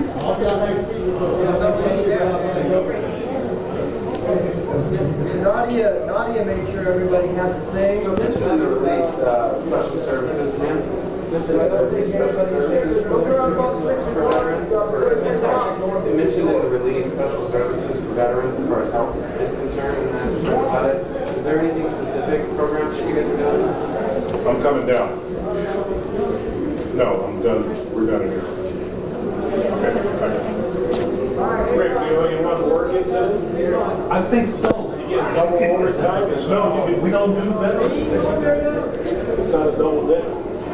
It's a holiday. It's not a paid holiday. All right, guys. I don't know if we're going to be able to get any more of this event. Hopefully. Oh, there we go. The camera has been picked up, and we have lost the feed. Okay, so on that note, I am going to be back with you guys. There we go. So we talked about the recap of the 4th GOP debate with Steve Kraft. We talked about Bob Dole endorsing Jeb Bush. We just showed you a Veterans Day celebration. So it's time for bullet point number 4. Mozzarella sticks coming to McDonald's. Yes, in 2016, McDonald's is going to be introducing mozzarella sticks nationwide. This is kind of a big deal. I'm going to just pull up the article on foxnews.com. People were excited about this. I saw it all over my Facebook profile. We are just going to pull this up for you guys. It's true. Foxnews.com. People were excited about it. You guys could hear me. Weird. All right, guys. So McDonald's introduced mozzarella sticks nationwide in 2016. Look at them. Oh my gosh. I didn't even know McDonald's had mozzarella sticks. McDonald's getting an Italian-style menu shakeup with the rollout of mozzarella sticks across the U.S. next year. According to Business Insider, McDonald's president announced the new menu item at an investors' meeting yesterday in New York City. Apparently, they had experimented with mozzarella sticks earlier in the summer in Wisconsin. That was their test market. It was on their value menu. I guess at the time, they had said that customers wanted more choices in terms of snacking. So this is pretty exciting. McDonald's is charging $1 for 3 mozzarella sticks that come with a side of marinara dipping sauce. We do not have an exact date for the nationwide rollout, but people are pretty excited. First 24-hour breakfast now. Nationwide access to mozzarella sticks at McDonald's.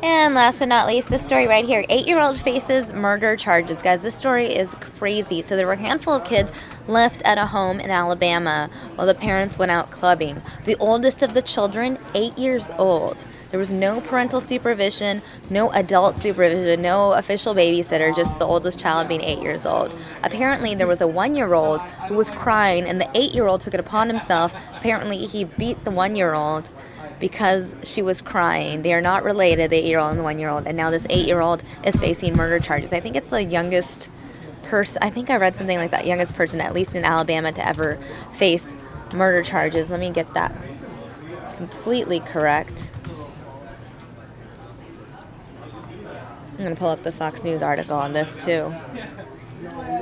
Alabama 8-year-old murdered girl while mom was clubbing, police say. That is the mother there. 8-year-old Alabama boy charged with murder after police revealed Tuesday that he killed a 1-year-old girl while her mother partied at a nightclub. Girl was killed last month, October 11th, in Birmingham.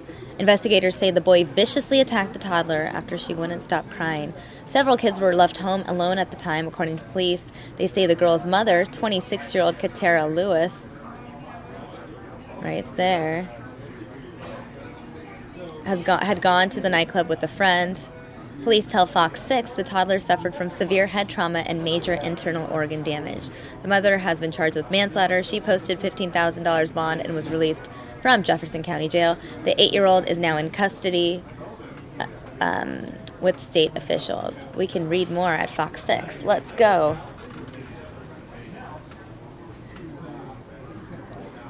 Oh, let's watch it. Yeah. We're probably going to get an ad first, though. They always show us ads. See, there's always an ad. 4K TV from Best Buy.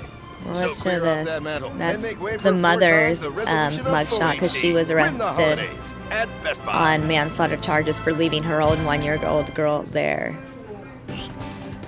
That breaking news is heartbreaking. We first told this on the WBRC News app a couple of hours ago. An 8-year-old boy is accused of murdering a 1-year-old girl while the mother was away, and that mother is also charged now with manslaughter. We followed the death of this baby girl named Kelsey Lewis for a while. In fact, this is from a vigil we were at for her back in October. Birmingham police have been working this difficult case, came to these new developments today. Melanie Posey live from police headquarters. Melanie, with an update on the family relationship here. Well, Jonathan, during that news conference that ended just a couple of hours ago, police were very transparent about how tough this case really has been for them. The emotional side of this, dealing with the amount of violence that was involved, and also grappling with the fact that someone so young could present or could be faced with a murder charge. Now, because we are talking about a juvenile here, of course, authorities are not releasing the name of that 8-year-old suspect, but they are releasing the name of Katera Lewis, who you see here. She is the mother of the 1-year-old victim, Kelsey Lewis. Police have charged her with manslaughter in this case, saying that she was reckless in the actions that she took, leaving her daughter alone with an 8-year-old. Now, according to police, Katera and Kelsey Lewis lived with the mother of the 8-year-old suspect and 4 other children that woman had. On the night of October 10th, Katera Lewis and the other mom, police say, went to a nightclub and left the 6 children at home alone, the oldest of which was the 8-year-old. It wasn't until later the next day that Katera Lewis realized little Kelsey hadn't stirred. When she checked on her baby, the baby was found unresponsive. Police say the coroner's report was really key in this, showing the trauma to the infant's head, the bruises to the baby's body, and also damage to her internal organs. We did have some information that the 8-year-old got extremely agitated because the 1-year-old refused to stop crying. And so I guess the 8-year-old took it upon himself and began to commit violent acts against the 1-year-old. But it was just one particular kid that was able to really communicate with the investigators to give us some key information that helped us paint the picture of actually what happened. And tonight, that 8-year-old suspect is in DHR custody, again charged with murder in this case. Kelsey Lewis's mom, we are told, turned herself in on that manslaughter charge. She has since bonded out of jail. As for the other mother, the mother of the 8-year-old suspect and those other 4 children, we are told that she does not face any charges at this time. In fact, I just spoke with the DA representing this case a few moments ago, and she could not tell me if that mother would face any charges to come. However, we have learned from DHR tonight that those other 4 children she had custody of are now in DHR custody. We'll have more at 6 o'clock. For now, we're live at police headquarters. Melanie Posey, WBRC Fox 6 News, on your side. Melanie, thank you very much. All right, so that was a report from a Fox station out in Alabama where all of this took place, Birmingham, Alabama. Pretty shocking story. Now, I want to clarify that the 8-year-old and 1-year-old were not related. Our friends went out clubbing and they left their children inside this home. There was no adult supervision. The oldest of the children was 8 years old, and that is the 8-year-old that has been charged with murder. It's a pretty crazy story. With all that said, let's go back to the recap of the 4th GOP debate, since we're back to the top of our top 5. Recapping the GOP debate, basically, it was an interesting show. I do have some clips of different presidential candidates commenting, speaking with Fox News after the debate. Let's start with Governor Chris Christie, who was in the early debate, the happy hour debate, the junior debate, whatever you want to call it. Let's hear what he had to say to Fox and Friends.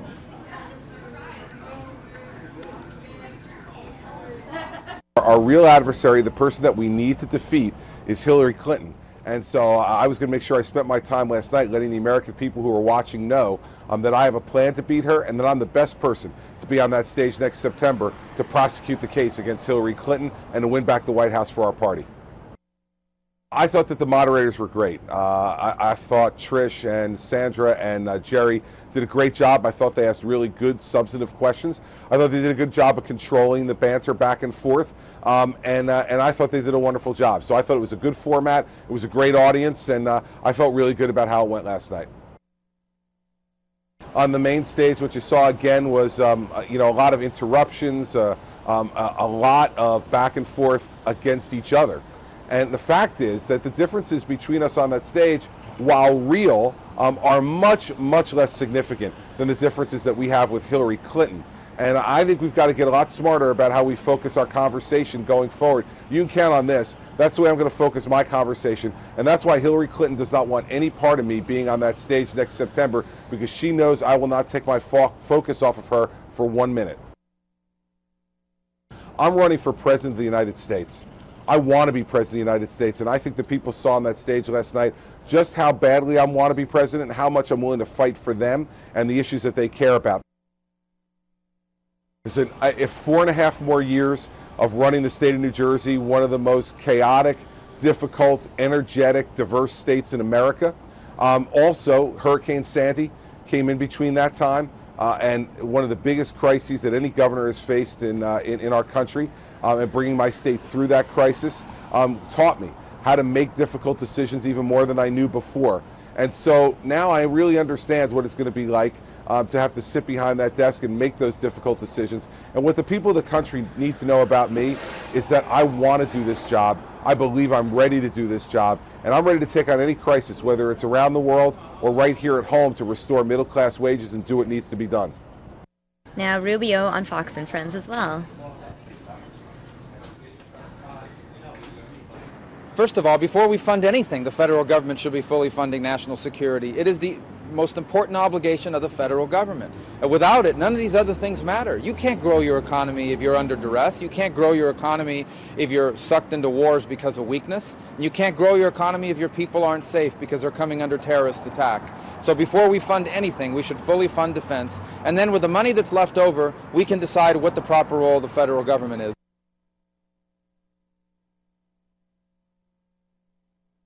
We are on pace to have the oldest and the smallest Air Force and Navy in a generation. We are reducing 40,000 positions in our Army. The Chinese are practicing how to shoot down our satellites. We have no answer for it.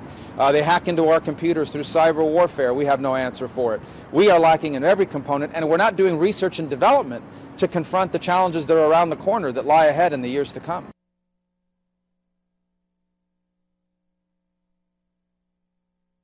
The people of the United States do not trust the federal government on immigration. And you're going to have to prove to them that illegal immigration is under control, that the numbers have been brought down substantially.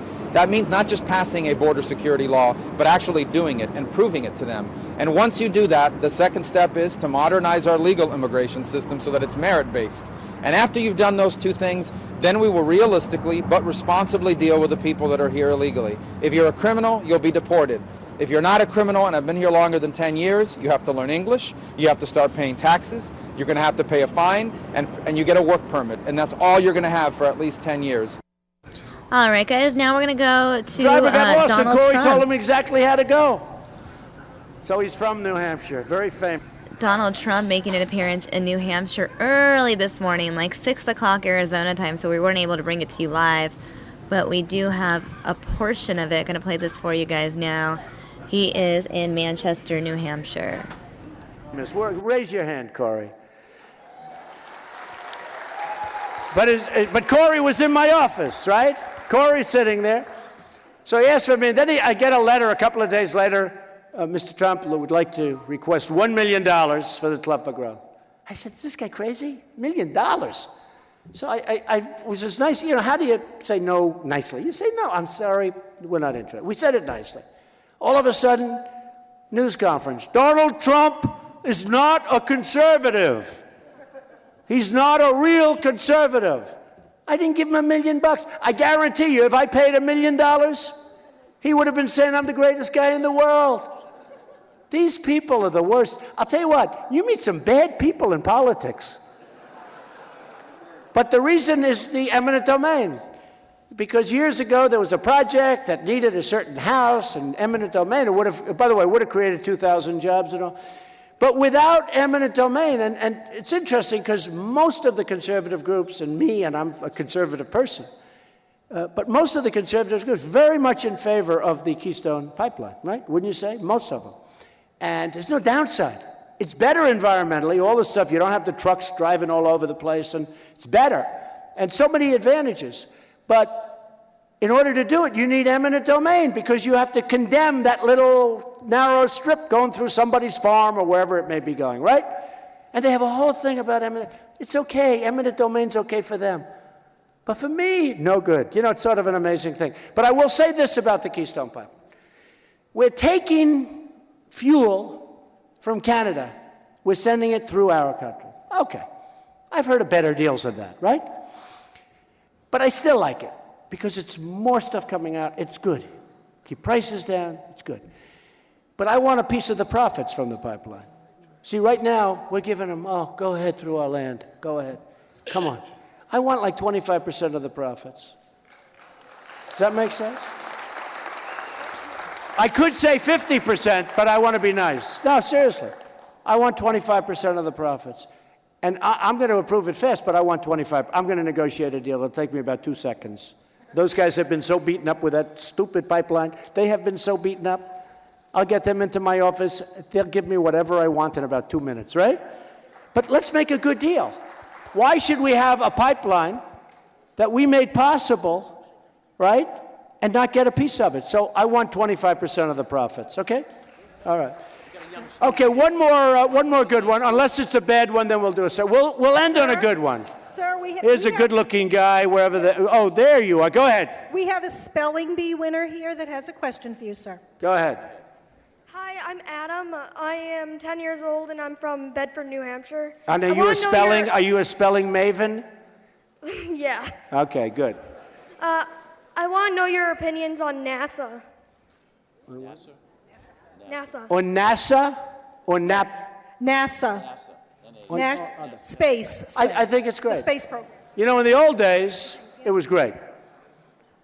Right now, we have bigger problems. You understand that. We got to fix our potholes. You know, we don't have exactly a lot of money.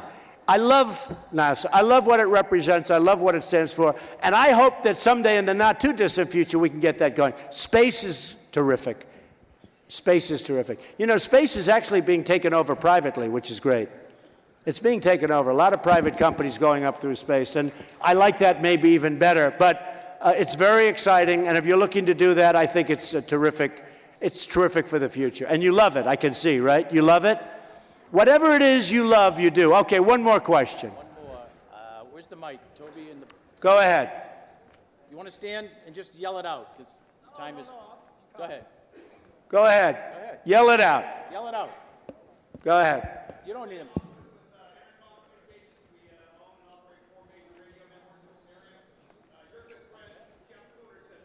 Good. Say hello to him. Good guy. Right. You talk about jobs. Right. Talk about minimum wage. Talk about that. You talk about bringing all these jobs back from all these countries. How are these people going to make money? Because right now, did you hear my question last night? My answer on the minimum wage? Because we discussed. Yeah, we discussed minimum wage last night. Here's the problem with minimum wage.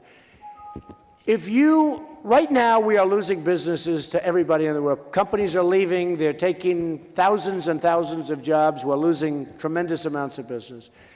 And I gave this answer last night, if you start raising it up, we're non-competitive on taxes. I'm cutting taxes big league, more than anybody else, by the way, but under my tax plan. But if you do that with minimum wage, if you raise it, like New York just did, they raised it way up. But if you do that, you're going to become non-competitive even beyond what we are right now. So it's a very, very slippery slope. And what the key is to get the people on minimum wage to work hard and not make minimum wage anymore, to go out and make 5 times, 10 times, 100 times what they're making. Because that's what the American dream is all about. But we have to remain competitive with the rest of the world. And we're not competitive now because our taxes are too high. And if we do that with labor, we're not going to be competitive at all. So we have to be very, very careful, okay? Ladies and gentlemen, I just want to thank the whole thing with New Hampshire has been so amazing and it's like a love fest. And it's a movement going on. You know, I went to Dallas, we had 20,000 people.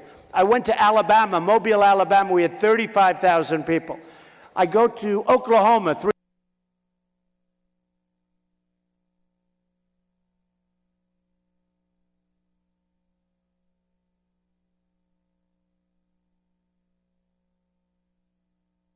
All right, guys, looks like we're having some technical difficulties with this Trump video, so instead let's show you Jeb in Iowa.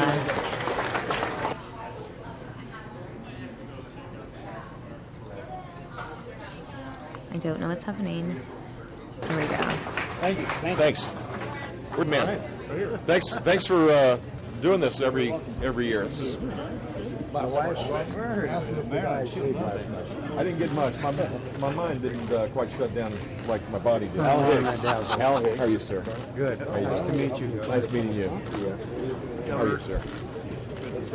Right here. Wow, we got a lot of action going on. We do. It's a good crowd. How you doing, sir? How are you?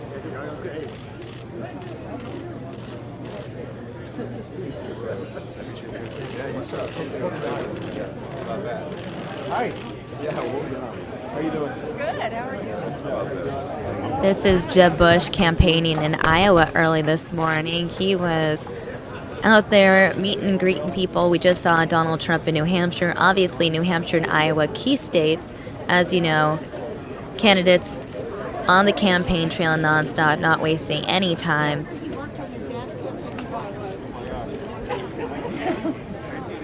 And Jeb Bush in Iowa, this event taking place, I believe, 8 a.m.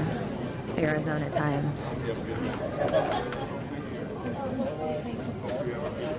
You guys, oh yeah, got a full day. Well, 2 days actually. You look better in Shorter and wider.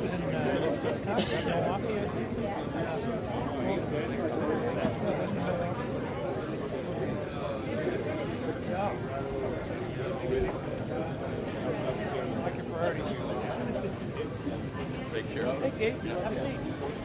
Sure. Yeah. Want some coffee? Oh, you've already had some. He's got his already.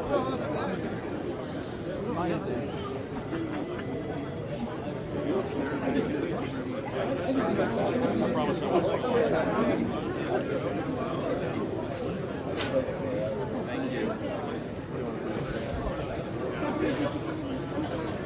I got a little, I got here. About 1 o'clock.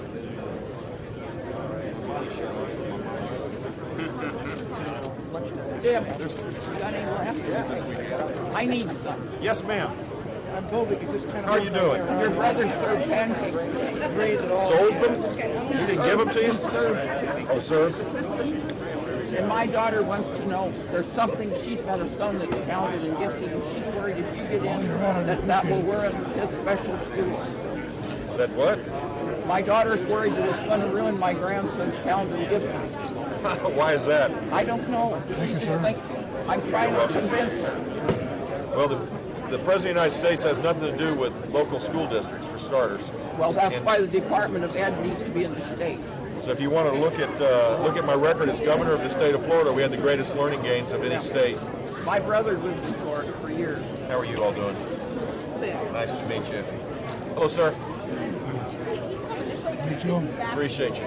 You guys should have been on a channel that we all could have gotten. I had to listen to you on the radio. Do I have a good radio voice? Yes, you do. Yes, you do. How are you doing? And a face for television. Nice to see you. How are things? Thank you. Thanks a lot.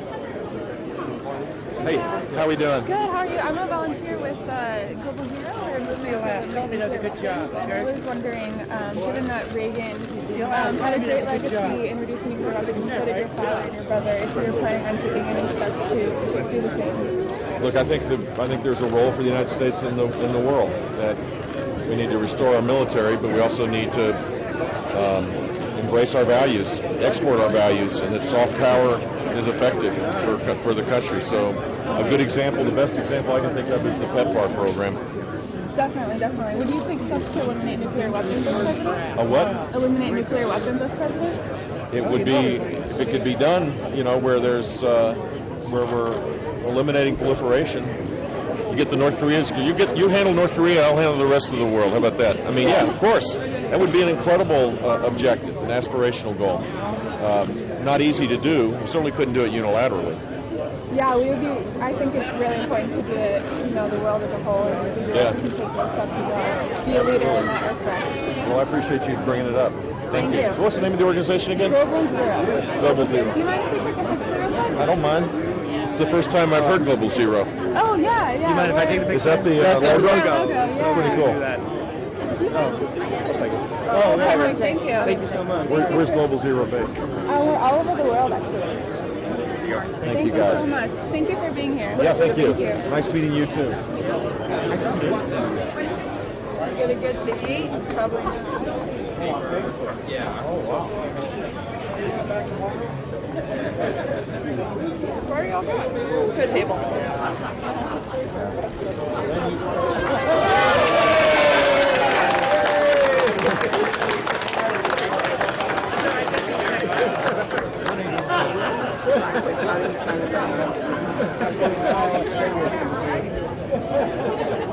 House divided.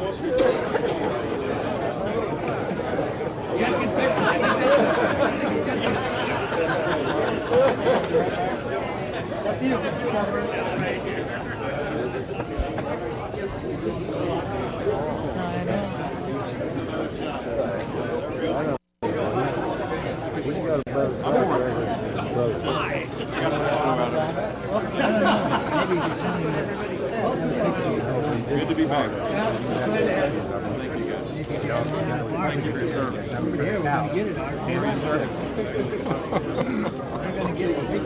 Oh, he's coming up behind you. You know what? It wasn't that hard.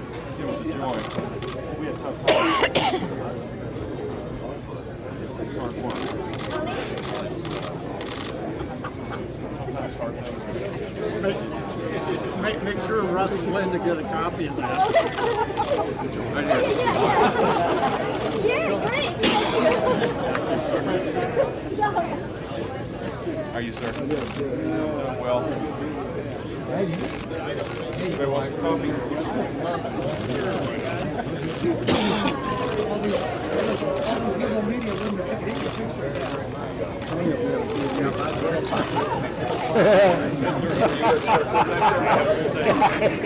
Hang on to it.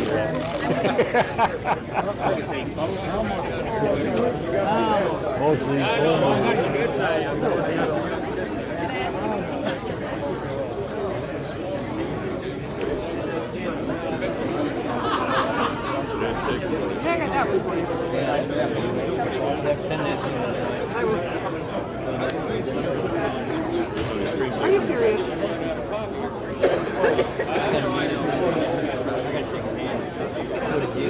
Nobody else gets to say that. Yes, exactly. Yes, exactly. Coming your way. Thank you, sir.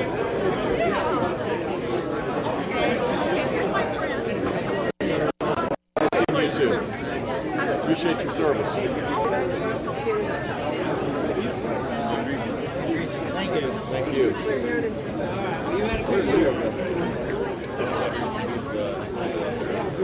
Hi. How you doing? Thank you. Hello, sir. Appreciate your service. You guys finished your coffee? Yeah. All right. Let's got orange juice in it. Okay, Pete. All goes down the same pipe. That's true. I need to get more coffee. Governor, say, yeah. Thank you. Yeah, with your song. Yeah. There you go. Support you, yeah. Thank you.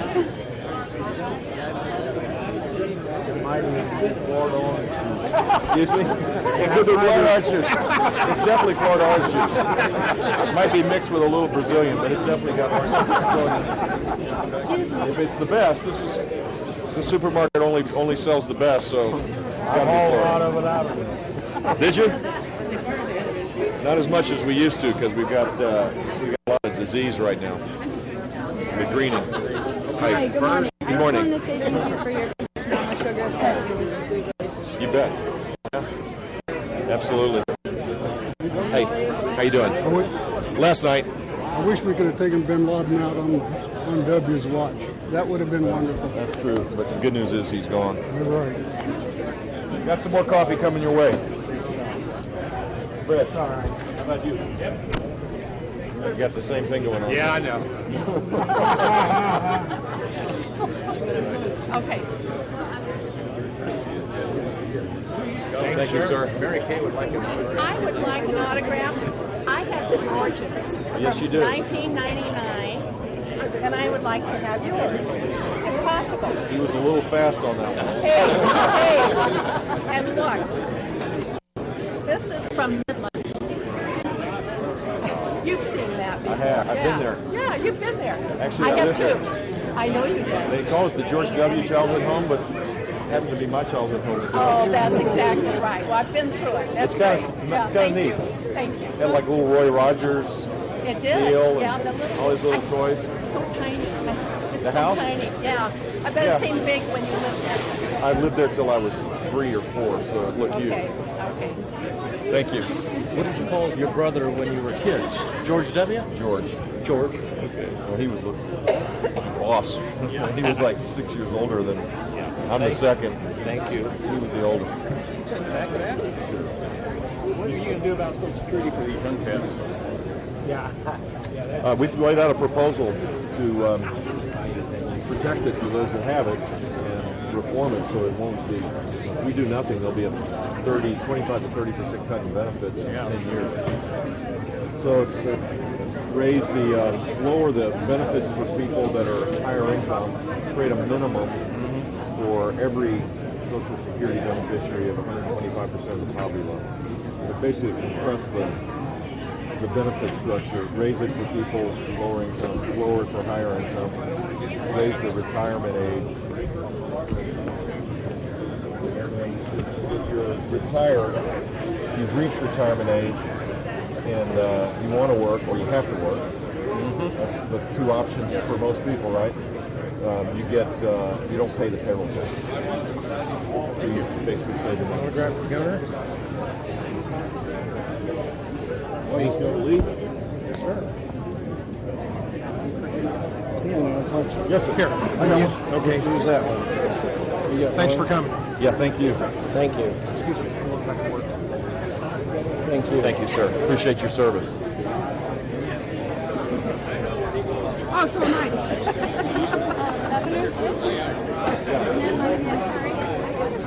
Yeah, sure. Absolutely. Thank you. Nice meeting you. Thank you. Thank you. Sure. How many of those have you taken? Would you like some coffee? Good to meet you.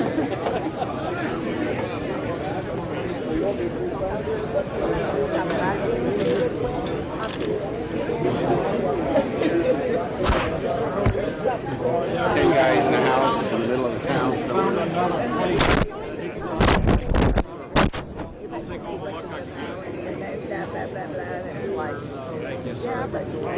What's that mean for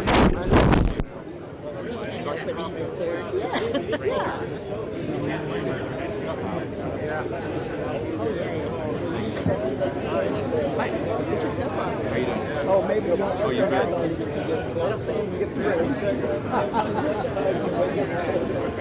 How are you guys doing? Good. How you doing? Got no complaints.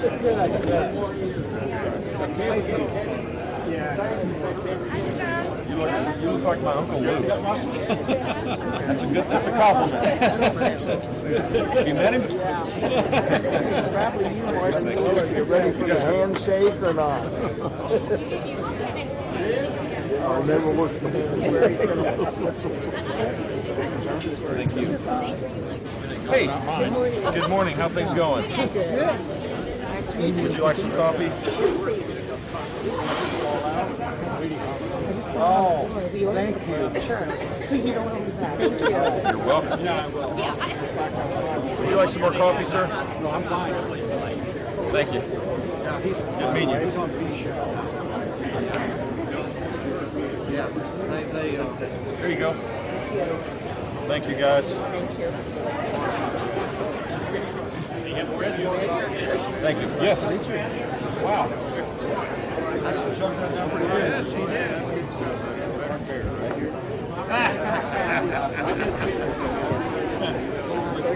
I know. Yes. It's noon somewhere. It's clear that way. I think I can get there. Get a cup too? Yeah, but I want to make sure I don't spill coffee on Thank you so much. I want to talk to you about jobs. Jobs for veterans. The time your sister's for veterans. I don't know if I can make it to the town last night because the weather will try to be there. Yeah, I heard the weather's supposed to be really bad. But it used to be that any veteran could get help looking for a job. Yeah, there's a veterans preference Yeah, there's in Florida. But there's a new policy.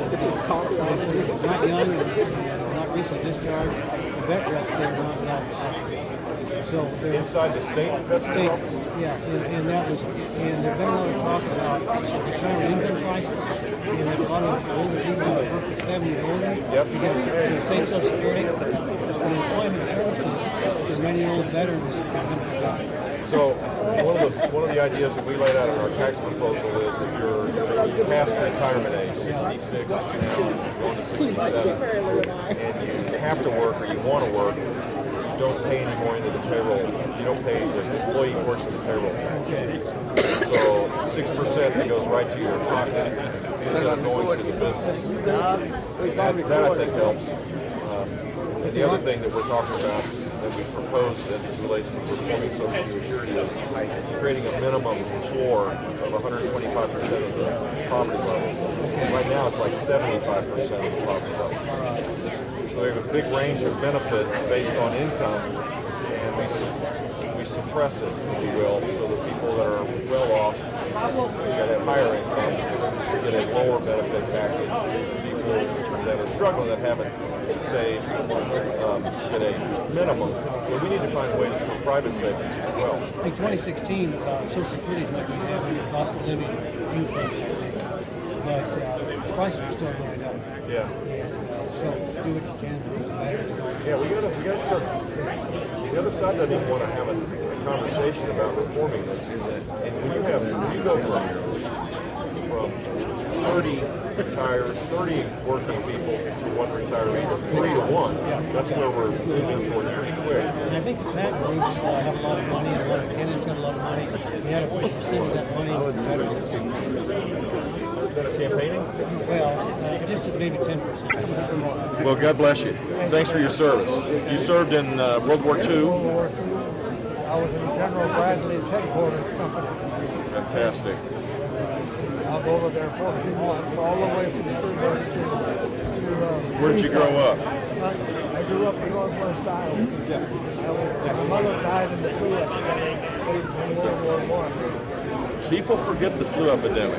You don't realize it? I mean, how many people died? Oh, thousands. No, it was a percentage of the population. It was like hundreds of thousands, wasn't it? So I was raised by an aunt and uncle on a farm in Northwest Iowa, little town of Minden Grove. Fantastic. And you live around here now? I live here in half acre. Fantastic. And you live alone? You drive? Drive carefully. It's pretty impressive. Let me get out of here. Thank you. Nice to meet you. Would you like some more coffee? That'd be fine, thank you. I hope I got some for you. Hi. Hi, how are you? Good to see you. Good to see you. No.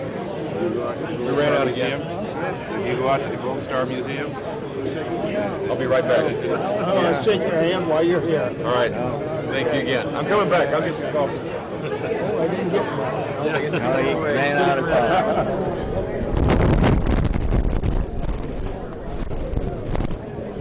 He was, what I say, 97, he's 98 years old. I knew he was right up there. I'll tell you, that's just fantastic. Yeah, he gets around pretty good. Want some information? Can you have the... Thank you. Yeah. There. Can I have one as well? Sure. Don't let her. What else you want? What's your impression of Governor Bush? Well...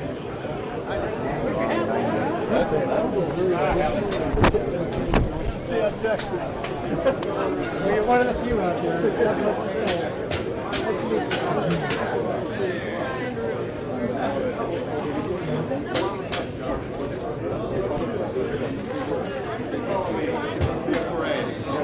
Make it work.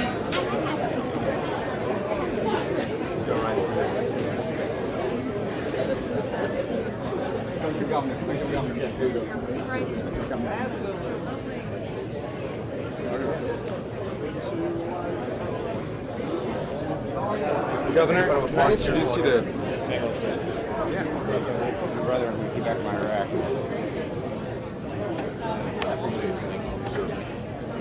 Can I introduce you to John Schneider here? How are you, sir? Welcome to Iowa. Good to be here. Oh, yeah? Absolutely. But it's a good reminder of what the job's about. And I think we need a commander-in-chief. We need someone who's really focused on the greatness of our country and how we keep it safe. Appreciate you. And the families. Absolutely. Absolutely. Well, that's what this is about here today, too. Sorry.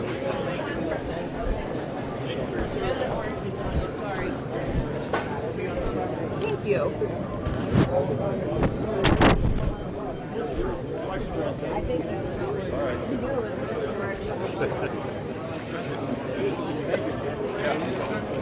I'm coming back, I promise. Got waylaid a little bit. That's all right. That's okay. Thank you, sir. How's the coffee here at Hy-Vee? Good. Pretty good. You haven't had a cup yet? You know what? I'm kind of coffeeed out. I didn't get a lot of sleep last night, so I started drinking. Drinking my caffeine early. Would you like another one, sir? No, thank you. Okay. Did you come over from Milwaukee last night? Yeah, I did. I did. I didn't know if you'd leave this morning. I guess we could have, but figured might as well get. I did some TV interviews this morning from here, so. Well, good luck on your campaign. Thank you. Thank you. At the last couple of weeks ago? No. First time. But at the state fair? Well, that was a blast. You want another picture? I didn't bring my camera. Okay. All right. But that's the light. Thank you. I'm pushing. Thank you so much. Thanks for your help. How you doing? Nice to meet you. Coach, you did a good job. Thank you. Well, it was a debate. It's more of a conversation about issues that actually matter rather than, he said, you're an idiot. What's your response to him calling you an idiot? I appreciate you're not joining in. Well, I tried to change the conversation to Hillary. Yeah. Because we need to contrast against her. Nice to meet you. Nice meeting you. That's all you need. Yeah, no problem. You bet. Thank you. Tell them in Spanish. Muchas gracias. ¿De dónde eres? ¿De qué parte? ¿De México? ¿De qué parte? De Dunkin, del norte de México. Ah, muy bien. Trabajo acá en Rayo. Ah, fantástico. She works with me at Pioneer. Excellent. Mi esposa es de León. Ah, de León. Ciudadana aquí, por supuesto, pero nacida en León, Guanajuato. Ok, sí. Gracias. Por nada. Okay, good. Yeah.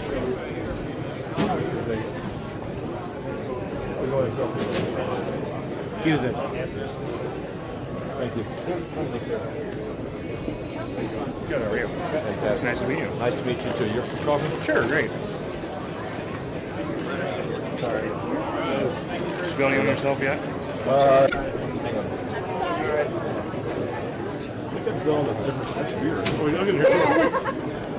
1, 2, 3.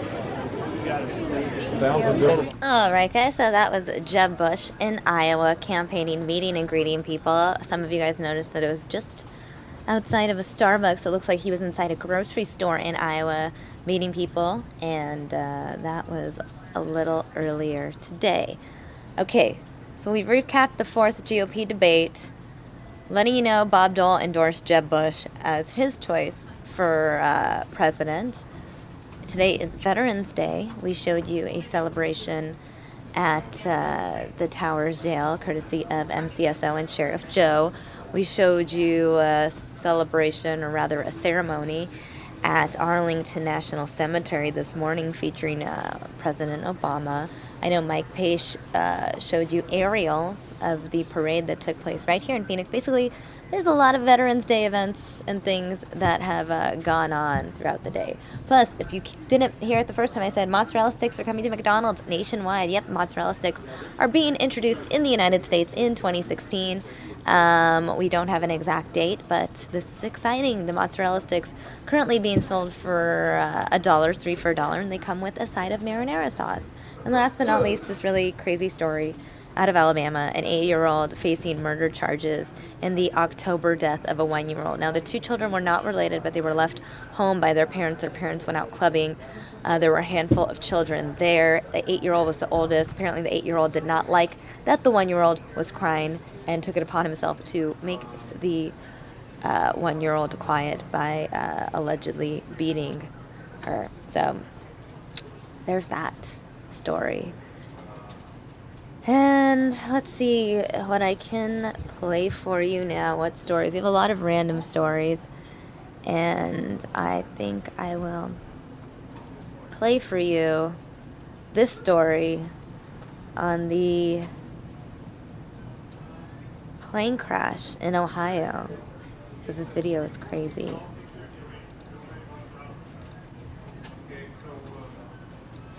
Nine people dead in a Sudden, this plane just dropped out of the sky. It just like veered sideways and just plowed right into the duplexes there. A horrific scene in Ohio as a small business jet crashes into an apartment building, killing everyone on board.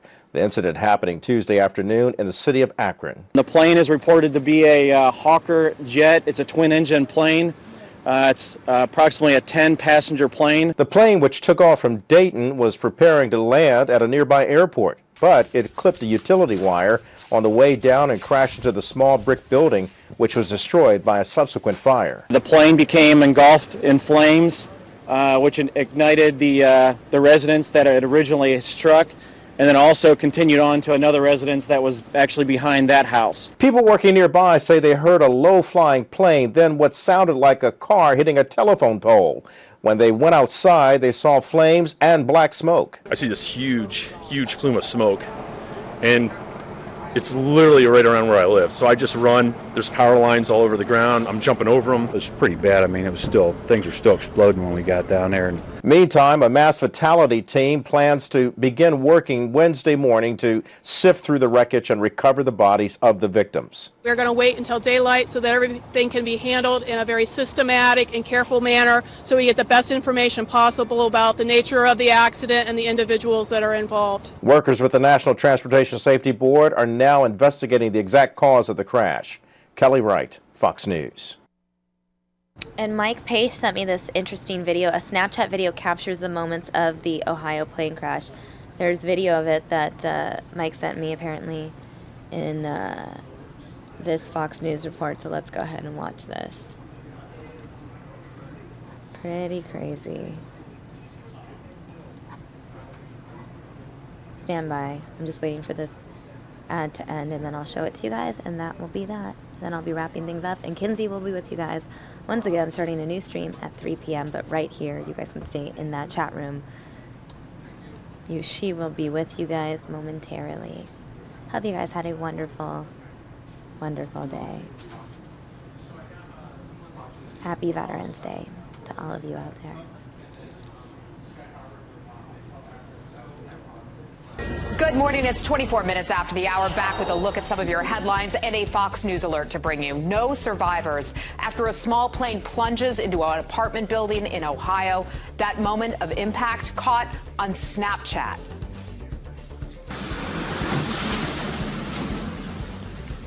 Oh my God! That woman taking some sort of a selfie, the exact moment that the private plane that was carrying 9 people was on its final approach to the Akron airport and crashed. Investigators say the cause was likely mechanical.